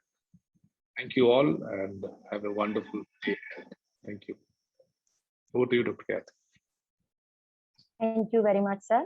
Now, I would like to request the Honorable Secretary, Indian Orthodontic Society, Dr. Shridevi Padmanabhan ma'am, to say a few words, ma'am. Dr. Shridevi Padmanabhan ma'am. Thank you, Dr. Kathy.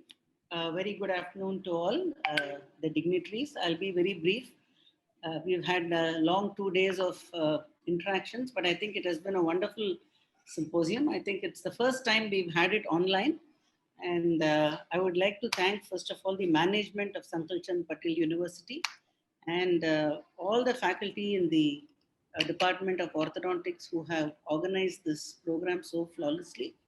Of course, the editor of the JIOS and his entire team for conceptualizing this. And, a program like this is very, very important because though it was a rather small group, they're all stakeholders in the journal. So we've had authors as a part of our audience, we've had reviewers, we've had editors, and of course, policymakers.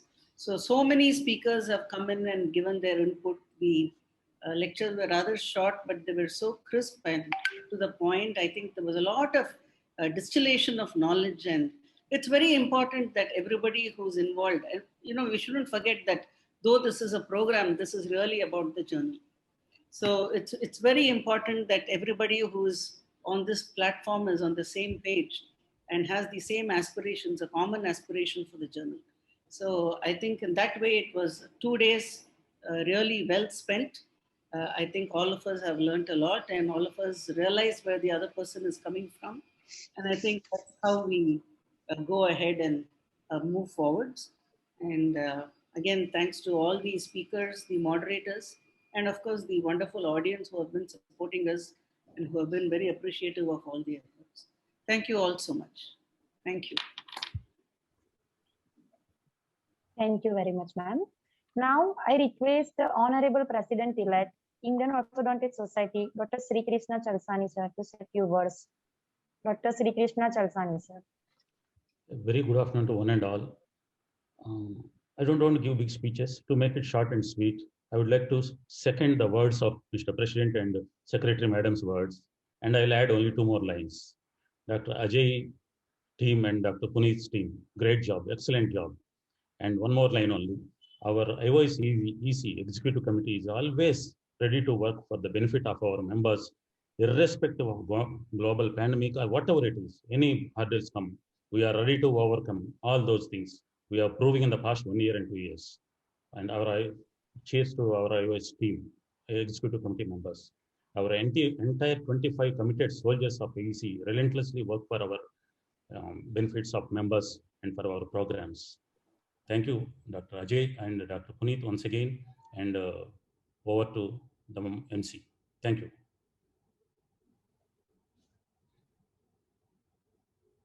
Thank you, sir. Vice President, Indian Orthodontic Society, Dr. Suryakanta Das, sir, to share his views. Dr. Suryakanta Das, sir. Sir has a problem with his internet. Okay, sir. Yeah. Okay, sir. Now I request Honorable Editor, JIOS, Dr. Puneet Batra, sir, to share his views. Dr. Puneet Batra, sir. Thank you, Dr. Khyati. I want to second the words of the President, the Secretary, President-elect. All of you are a pillar of support. And you know, the best part of being part of Indian Orthodontic Society is that we all stand with each other like pillars of support. Like Dr. Chalsani mentioned, we are a team of 25 soldiers. There are seniors guiding the plane, and all of us have taken this COVID pandemic and made it an opportunity. The President, Dr. Silju Matthew, he is always smiling, and whenever there is an issue, he just sorts it out like a piece of cake. Dr. Sri Devi, whatever we throw at her, whatever are the issues, they are sorted out in no time. Dr. Chalsani, whenever there is any issue, he is there sorting out all the things for the society. Well, all of us are a team, and I say God bless to the team iOS. Well, the journal team is also a team which is very committed, and usually behind the background work which needs to be done is tremendous. There is a lot of background work to be done for the journal, and I appreciate that Indian Orthodontic Society counts the Journal of Indian Orthodontic Society as journal as its crown. Well, I also want to thank the Academic Council. The members of the council are always ready to help and share knowledge and be part of all the programs. So it's a big thank you to Indian Orthodontic Society. Secondly, a big thank you to Narsimbhai Patel Dental College, SPU University, and to my dear friend Dr. Ajay Kubavar. Despite having health issues, despite having other issues, he is always there. He is there. Puneet bhai, no problem. And these are the words of a fighter. Somebody who always is there to tackle problems. All of us have had ups and downs in this COVID era, but we all have come out of it even stronger. So I want to thank you, Ajay bhai. I really want to be, thank you from the core of my heart for being part of this program and making it so successful. Well, Dr. J.R. Patel, Dr. Prakash, all the people who are part of the SPU University, we are really thankful to you. Dr. Khyati, any name I miss out, I apologize for that. Also, I would like to thank all the speakers, the moderators, and the attendees. I am really thankful on behalf of JIOS, and we wish that JIOS scales newer heights. Thank you, everyone.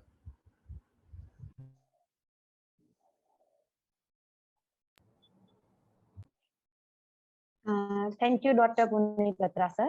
Now, feeling gratitude, it is like writing a gift and not presenting it. It is not happiness that brings gratitude, but it's gratitude that brings happiness.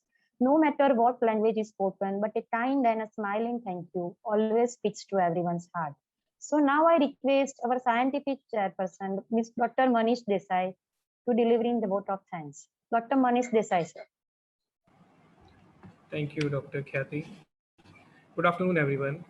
I, Dr. Manish Desai, Professor, Department of Orthodontics and Dentofacial Orthopedics, Sakarchit Patel University, feel really honored to propose the vote of thanks on successful completions of JIOS Symposium. At the outset, I would like to thank Honorable Mr. Prakash Patel, sir, President SPU, Visnagar, for providing this platform for such a program. Next, I would like to thank Professor Dr. V.K. Srivastava, sir, Provost SPU, for being our motivation. I would like to thank our Dean, Dr. J.R. Patel, sir, for constantly encouraging and guiding us. My sincere gratitude to Honorable IOS President Dr. Shivam Mehta, sir, for untiring support. Next, I would like to express my deepest appreciation for Honorable IOS President Dr. K.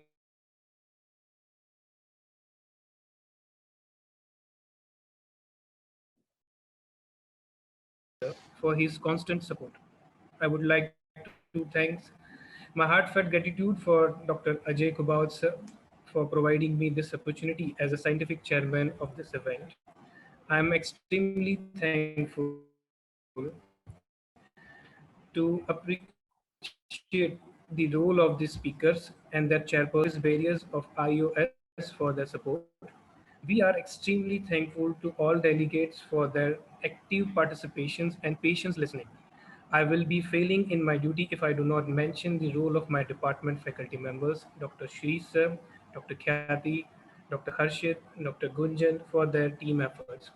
I am thankful to our postgraduate students and non-teaching staff for their support. Last out not but least, I would like to thank Almighty for giving us a strength, blessing. Thank you one and all. Have a good day. Thank you. Thank you, Dr. Manish Desai, sir. And thank you everyone for your participation and the valuable time. And we wish to see you, all of you again. Now stay safe and have a nice day. Thank you, one and all. Thank you.